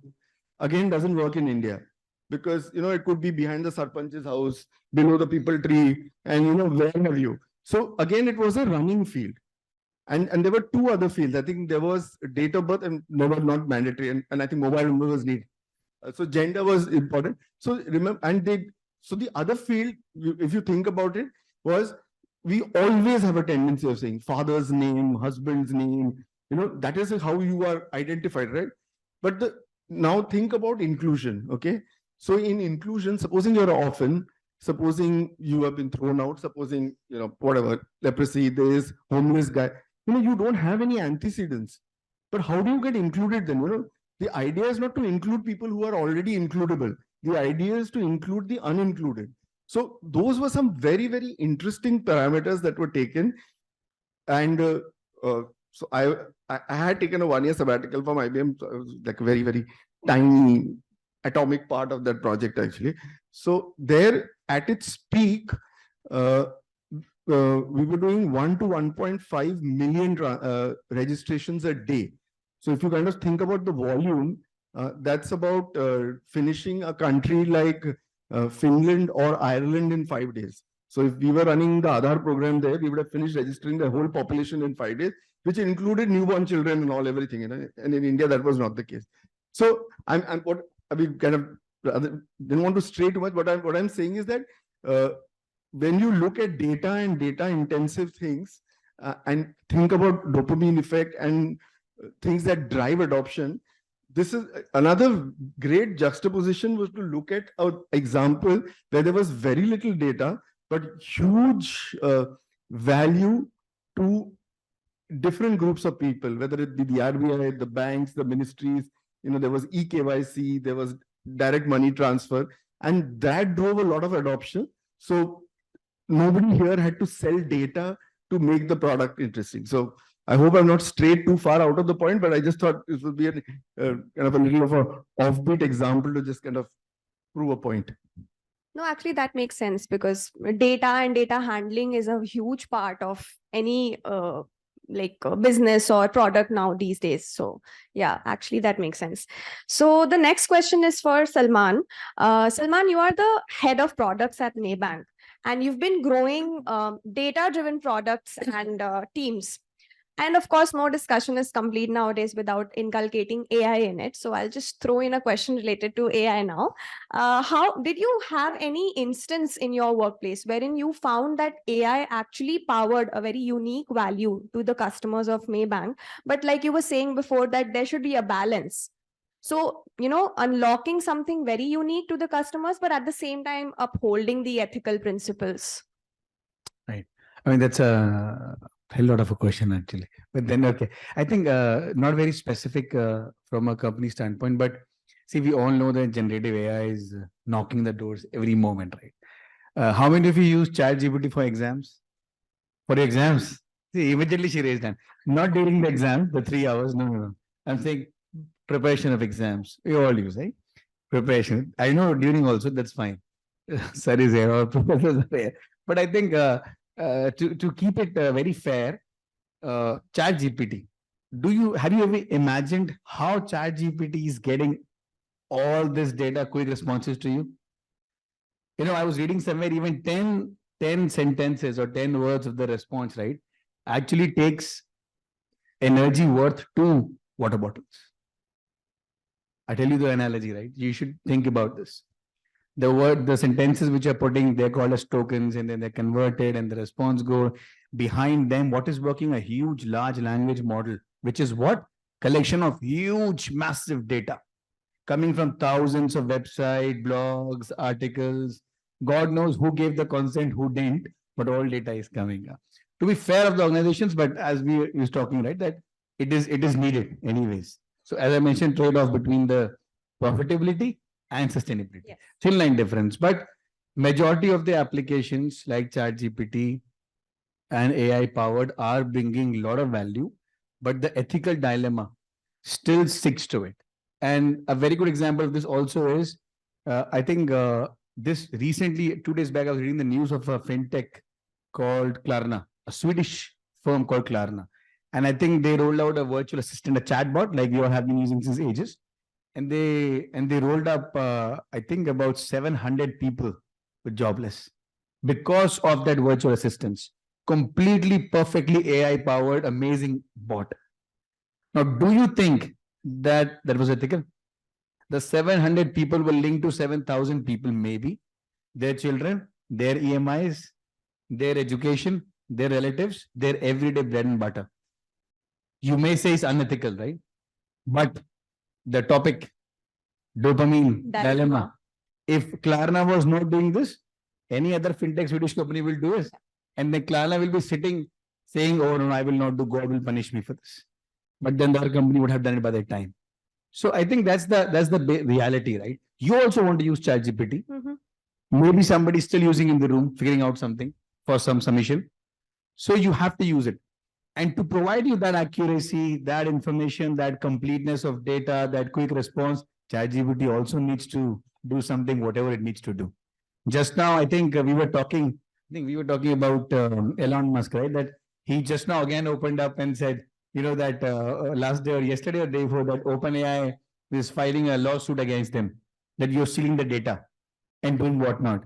He was originally the, one of the members there for OpenAI. So what I'm saying is this will continue happening.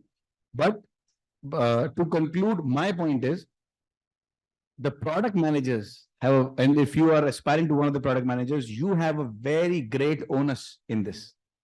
Because product owners, product managers define the product, they define the vision, strategy, every user stories you write, the acceptance criteria. I think you need to be very, very responsible. Then only the responsible AI can come into picture. And the sustainability of environmental, social, governance, the ESG can actually be, properly validated. And because of this, I was thinking the other day that now the roles have to be changed. With this coming so much, I would say, ethical issues and things like the data privacy, user consent, maybe the positions now need to come looking for a responsible AI engineer or a responsible data product manager, maybe or responsible product manager, responsible database developer, maybe. Because if you do not have the literacy of how you will be responsible as a developer, as a product manager, as a competitor, as a company, as a government, as a consumer, then I think it's a game of the entire ecosystem to be responsible. Then only we can have responsible AI, which is difficult to have, but maybe somewhere there must be an optimal balance which exists. And we should reach there to save the humanity for sure. Yeah, I think we both just had a thought, telepathy, because this exact same thing came in my mind, that the onus on the product leaders is huge. Balancing everything from data to like data privacy, the collection of data, giving a product that satisfies the customer needs, along with not replacing manpower, So yeah.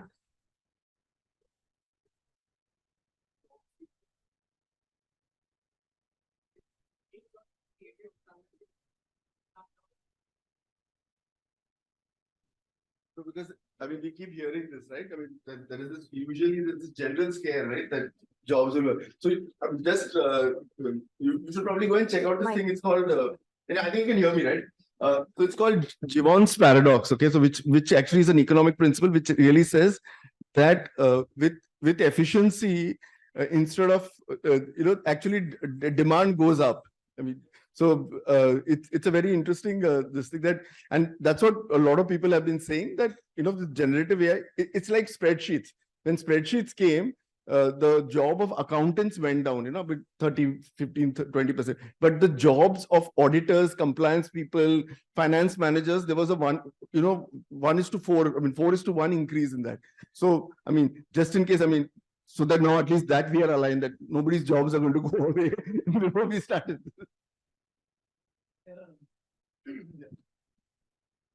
Now there are roles called prompt engineers, right? So who are going to enter what needs to be fed into ChatGPT, right? So the questions that you ask in an efficient way so that you don't ever end up spending a lot of dollars for the actual use case that you're trying to solve. I had written a comical piece on this, how a prompt engineer is not an engineer. Yeah. So at least so that all of you engineers don't feel that, who is this engineer? It's more like a sophisticated literature student, actually. I think, Yeah. say something. Okay. You want to add?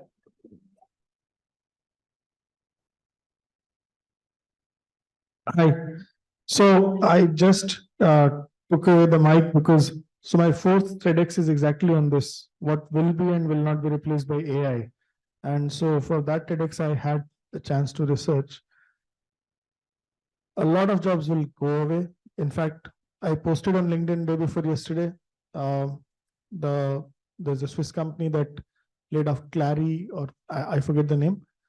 700 people were replaced by generative chat, and these were customer contact center and everything. You all came through airports.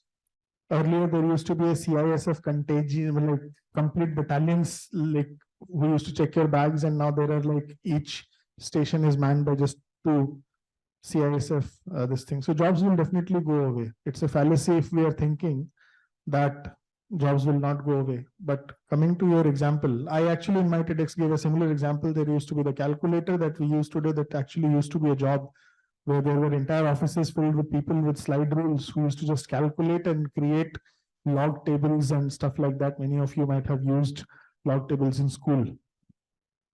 The point is that as the jobs go away, they become more technical, and the entry barrier to those jobs, they become difficult. So this is more of a rich versus poor fight that is going to happen in the future. Because to get that job, all of a sudden, even to become a prompt engineer or whatever, it's not something that a normal workman with a class 5 education or class 10 education can. So the generative AI and the use cases that it's going to kill are the ones that's going to hit the bottom of the pyramid most. People who are not geared up for it, that is the start of the society. I mean, all of people in this room, we are smart enough, we will see it coming and we will shift out of the way of the storm. But the people who do not have the resources to shift out of it, they will be the hardest hit. People who are driving cabs right now because it's a low skill job in a way, because it needs lower skill qualification, they will be replaced. The security personnel are already getting replaced. People who are finding their first graduation and their first job was in call center, they are going to get replaced. People who are managing your chats, and they will go away. And they will go away where? Do what? They will either be compressed to a completely manual labor, but that also is not. Tesla bot is coming in. All of us have seen the Boston dog. So it's like literally a cornering of society that is happening, and the AI is kind of creating this, the parting of Red Sea, literally, where one side of the society is getting pushed against into a corner, and a lot of people kind of pushed into one corner, while a lot of people like us who will benefit a lot because we will be ahead of the game and we will learn the next trick and we will align ourselves to the management. I'm sorry I'm taking a little bit more time, but this is something that we should completely think it through, that what is happening and why does Elon Musk think that this is the most disruptive technology. So, I mean, I do agree with you that there will be jobs at the bottom strata of the society will get impacted. However, I think, I mean, in the next few years, governments would start stepping in and provide ways in which those kind of roles would have an alternate employment. I mean, that's how I see it. I do understand that it can be. Education has always been provided by the government. It's not the government has not opened up schools. It's the people's mandate, people's choice, a natural affinity towards education and spending the time inside the school. That is what we are leaving the society up to. And I don't see that changing at all. I mean, that nature has not changed in hundreds of years in people. And therefore, I mean, there will be people who will always be. So either we will be in a, what's the Blade Runner kind of a scenario, where, I don't know how many of you have seen Blade Runner and Blade Runner 2049. or unless we are very successful with space exploration and Mars exploration and colonization, then we are in a different scenario where at least humanity has a scope to expand and there will be manual jobs, whatever. I mean, I'm talking 30 years, 50 years, or 70 years into the future. Yeah, But time will tell us what's going to be there. And the same premise actually started during the Industrial Revolution as well, right? So I think humanity will find its way to move forward, I'm sure, right? And we will all help. I mean, our onus is on us to help that part of the society as well to get what it's due for them, right? So it's something that we need to think through. I do understand, but I don't feel it is the doomsday forecast, right? Because things of this nature have happened in the past, and humanity has come out unscathed from such in the past. I'll just conclude, right? Because you introduced me as a national debater, but I won't close that discussion. Christopher Lewis Lang, right? If I'm pronouncing the name correctly, the historian, he said, technology is a good servant, but a dangerous master. That's the only point. I think eventually we'll see how it unfolds. Yeah. But I think both the side, right? For Every and coin both has a flip against. side. So yeah. Let's see how we scale through this. Of course. So moving ahead with our discussion on like dopamine dilemma. My next question is to Vinayak. You have like an extensive experience with Z Entertainment, a platform, a media and entertainment platform every one of us have indulged in. So can you shed some light on how can a sustainable content strategy be achieved, which promises ethical principles to be upheld and the well-being of the user, but at the same time not compromising with the financial viability and the reach of platforms like Z? Just a button. Yeah, thanks for the very simple open-ended question. It actually involves everything to talk on dopamine dilemma. Fundamentally, it applies even more to entertainment, OTT, gaming sort of apps.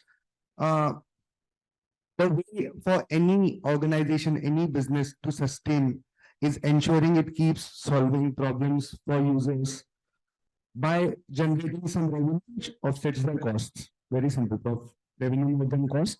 People keep using your product, company is profitable, right? Inducing dopamine in your user's brain becomes a very critical aspect of all of this. No one revisits your app, your software, your product if it eventually does not generate some sort of happiness in my mind, right? It's a cycle. Yeah. Right. So fundamentally, as product owners, and like said, called it out, the responsibilities are up to us. The same logic, I think, extends to product managers who are building features or products which induce dopamine and are potentials in the dopamine dilemma category, right? Specifically for an OTT platform or for any product in general, as long as your product is adding some relevance to the user's life, solving some problem for the user's life, you as the product manager has all the right in the world to induce dopamine, to do things that tell the user in the best way possible, hey, I solved your problem. Create that happiness, right? In case you feel you are not solving any relevant problem for the user, yet you are trying to dazzle the users with bells and whistles, that's generally a very simple heuristic that tells, hey, you're using the dopamine induction for something wrong, right? So that it becomes a very simple rule of thumb. Anytime any product adds some value, does something relevant for the user, it's a cue for the product manager. Make this experience, make this interaction world class, right? How do you do that? By inducing dopamine, right? Times when people lose the touch with this relevance and dopamine induction is basically when platforms tend to spiral out on the negative side of the dopamine dilemma. Specifically when it comes to OTT platforms, there are a lot of use cases, lot of things that users can do which actually improve their life's quality. For example, I know, being a product manager at Z, whose sole responsibility is ensuring that every person who comes to Z clicks on a content to view. Because I know for a fact, I have all the content in the world to satisfy viewership urges of any user persona. There are lots of titles. There are what, 10, 15 popular genres, 100 popular actors. Any good OTT platform will always have the content that each and every user is expecting to watch, expecting to spend some time viewing, right? For me, the product manager to serve this user better, I need to understand what the user preferences are, whether he or she is interested in crime, mystery, rom-com, right, comedy, so on and so forth. And for this, I want my users to share some information with me so that I can serve them better, right? I want my users to make some effort sharing their preferences so that the product manager of user experience can give a great experience to the users, right?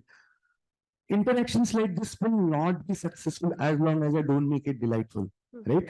So very fundamentally, for any product manager, any person who is trying to solve a problem, as long as you don't make the solution experience delightful, your problem will not be solved well, right?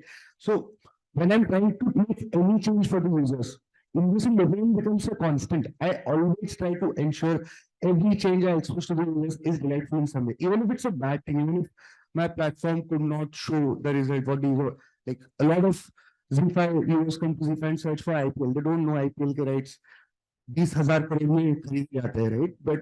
But those folks expect, I go to Z, so Z must be streaming IPL here. So they search for it, and I don't have IPL to show. How do I solve this moment where I'm actually telling no to the user, but telling it in a way कि माफ कर दिया वापस आ जा, right? So these are specific techniques. It's like engaging with humans. You're dealing with humans day in, day out. Humans are not bots. It's not just utility that cracks it for them. So every interaction that you need to have with a person has to be human in nature, where the dopamine factor instinctively comes into play. So as product managers, instead of spending a lot of conscious effort on how to stay away from this dopamine dilemma, a very effective rule of thumb that helps preventing it is ensuring that your interactions with users are relevant. As long as you maintain this relevance, as long as you're trying to build up jazz on interactions which are adding value to the user's life, you are doing the right thing. If at any point in time, a particular interaction, a particular clinking of a coin, or that shimmer on the screen is not needed because it's not adding any fundamental value to the user, you're abusing the dopamine concept. Basically, that's a very simplistic yet an exhaustive way to look at it, is what I would say. And I think a lot of platforms follow it, including Facebook, because they have faced the backlash of what dopamine dilemma can mean to users, right? It eventually, if you don't follow it, dopamine just ends up being that feel good chemical which ends up making you feel bad because of how good you felt, right? So that's the trap product manager should avoid getting into. But as long as you're relevantly solving your user's problem, you will stay away from it. That's my very simplistic take on this. Yeah, and as long as the dopamine levels are, balanced, I think OTT for that matter is doing a spot on job when it comes to user engagement and, keeping the relevant content on. So yeah, I guess that's pretty good. So my next question is for Bragadish. You've recently delivered an online travel agency product successfully for a financial organization. And in that journey of yours, what are your thoughts of building trust and responsibility amongst your, as the key ingredient along with user engagement? Like with the customers, trust is very important, especially when it comes to financial institutions. So can you elaborate how you and your team actually balance this while you were developing the product? Sure. So this was pretty interesting engagement when we started that, right? So when the bank actually called us and said that we are looking at building a online travel agency application. So what had happened was my initial reaction was like, why? It's already a red ocean. It's like there are so many players and it's cutthroat competition. And like Sushant might agree with me. So when I meet with like any of the chief digital officers in any airline or any GDS companies or anyone, right? So, or the OTAs, the first question that I ask them is like, who owns the customer? And you will immediately see like different departments inside an airline or a hotel or like GDS. Everybody will say that, oh, I own the customer. Every department will say that I own the customer. And that's kind of like a really crazy thing that happens here. And now we have a banking institution which is trying to get in this. And how do you actually like get ownership of like a travel customer in a bank? So that was the reason why I was suggesting that, okay, this may not really make sense for you.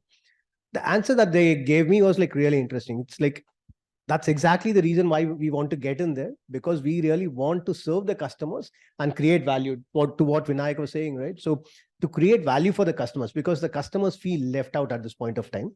And we really want to change that and make the customers feel included, and also like saying that, okay, now this is what I really want to do.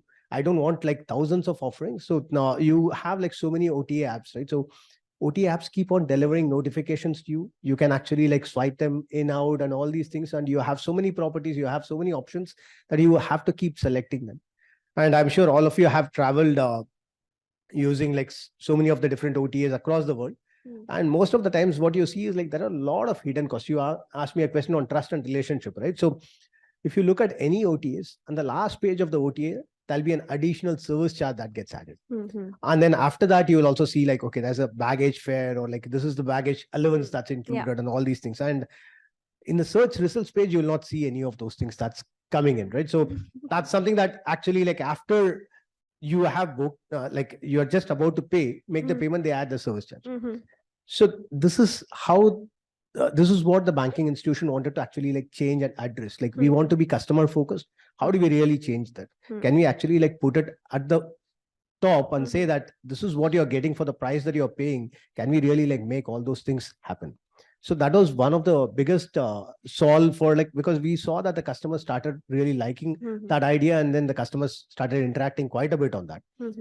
Then some of the other things that we did were like around the data privacy and security, right? So you can again like go to any OTAs, any airline websites, go to a lot of these websites, right? So the data privacy and security part is like something that is really, I wouldn't say non-existent, but it's like it's really wanting. It's really lacking a lot of instruments. But in a banking institution, so he would know. So it's like the kind of security and data privacy that comes in with that, right? So it becomes really, really critical. And they were like, okay, we know about the customer. We want to safeguard that customer's interest in all these things. We will only offer like so many offers for them. So we will not actually like make the mistake of like giving like millions of offers. We will say that, okay, now someone wants to go to like Thailand, someone wants to go here, someone wants to go to like Indonesia or something of that sort. We will make sure that they actually like only get those kind of offers, not every single thing. And we know what their preferences are. So we will make it personalized and targeted. And one of the biggest things on the dopamine dilemma, right? So one of the biggest things that we also like looked at is like, because so many of these offers keep continuing, right? So you keep on checking. So when you have decided to go on a vacation, I'm sure all of you have experienced this. So there is so much of price variation that happens within a week's time. So you tend to actually go log into the website and keep checking like what's happening. Has the price changed? Has the price come down? So alert me for the best price and all these things. So you have so many alerts that have been set up. And you actually like go through that process for like, say, almost a week. And it's like almost every 1 hour you keep on checking that, and you get so many notifications. We said that, okay, we will guarantee you the price, and we will say that, yeah, whichever is the lowest price in the next 1 week, we will guarantee you that price for a fee that you can actually like pay for. So we reduced all those kind of things, and we also like did one small accessibility thing. So now we all use mobile phones, we all use so many devices and screens, right? I'm not sure how many of you know about the blue light that actually like is emitted. So we actually like made sure that the colors that was showcased, so it's like it's not really harmful to your eyes, and the blue light is reduced. Every time your eye actually like sees a blue light, it normally thinks that it's bright sunlight, right? So that's what it's daylight. That's what your eye starts feeling. So we had brought in like some people on the accessibility part. So we actually reduced that. So it does not really like, it reduces your dopamine effect and all these things. So that's also something that we did. So, actually, that's pretty interesting, because, you know, the traditional way of how the travel apps are hooking their audience or the customers by, you know, constantly changing the parameters and attributes. If we can, you know, improve on that, that's actually a very good thing on these apps, especially. So yeah, that's actually just adding on what he mentioned, right? My son actually told me, I mean, we were having a chat on the dopamine impact. He's like 12-year-old, right? And he asked me, Papa, you know why notifications are actually painted in red? Red actually apparently triggers the dopamine impact in your brain, right? So once you actually see it, you have the impulse to go and check what is available and so on and so forth. So apparently, I was reading in one of the articles that now all the app builders have been encouraged not to use red as the notification, so that it reduces the or the triggers. It's a reduces the trigger and build more ethicity into the person who's or the product manager who's building it. Yeah. Sorry. Okay, you can keep the mic because the next question will be to you only. We've spoken about various aspects of various platforms and apps and other technologies. You as a product leader have a lot of interaction with your own share of stakeholders like the engineers, your marketers and all that. So how do you foster an environment within your team during the product life cycle, which actually strikes a balance between, data privacy as well as user well-being? No, that's an excellent question. And it happens all through the life cycle, right? So, I mean, if you ask me whether it used to happen 2 years back or 3 years back, probably none, right? We didn't worry so much about, I wouldn't call, we didn't worry so much about the privacy, but all these regulations that whether it is GDPR, I'm sure all of you know GDPR, right? And then CCPA, which came in California. And I think there's a new one which is coming in Mexico pretty soon, right? So, and that has actually forced us to look into the privacy angle more and more as a part of our not just for the development process, but also for the prioritization process, right? So as a PM or product managers, when we start our planning process, we actually prioritize the privacy requirements above everything else. Because, if you don't do this, probably you will be out of the business, right? So someday, RBI can come and pull the triggers on you, just like how they did with Paytm the other day, right? So it is, I mean, I'm not saying RBI, but in general, any regulatory authority, right? So can come in. So that actually feeds high into our prioritization process now. Anything that has got to do with the privacy or even, and the other thing that we recently added is the value versus engagement, right? So business value is the key criteria for any product manager, right? So can you actually maximize? There is a common understanding that if you keep your users hooked for a longer duration, you are actually maximizing the value that you are actually building into the product. So we are actually questioning that notion now within the product industry. We are questioning that notion. Is it really important to have this quantity or the quality of the interaction that the users do as a part of the software or the app, right? So there is a notion of that. I mean, it's still very early days in terms of the prioritization process, but we are starting to look at whether the value that you derive from the customer interaction needs to be driven by the engagement only, or time of the engagement, or the quantity of the engagement, right? So that's other thing that I wanted to add because of the dopamine dilemma, right? So and then once it's prioritized, we have usually in the companies there are ethics champions now, right? So we have as a part of the development team, as a part of the Scrum team or the teams, right? So one person is nominated to be an ethics champion, and he or she will actually do the analysis for all the features that were actually given, saying, hey, how to implement this with minimal user intrusion. Yeah. Right. So, I mean, both from the privacy perspective and also from the value delivery perspective. And then if it's a bigger feature, which we think could potentially impact the overall, will impact the privacy or ethicity in some ways, we actually take it to the ethics council that we have internally, actually. So that's one of the things which you probably wouldn't have heard in 2 or 3 years back. Yeah. It is becoming a trend. I mean, nowadays it's AI ethic AI ethical committee or something like that, right? So that's along with this ethical committee, privacy ethical committee. They look at everything that you're doing from an ethical perspective and a privacy perspective to see whether you're delivering the products in the right way.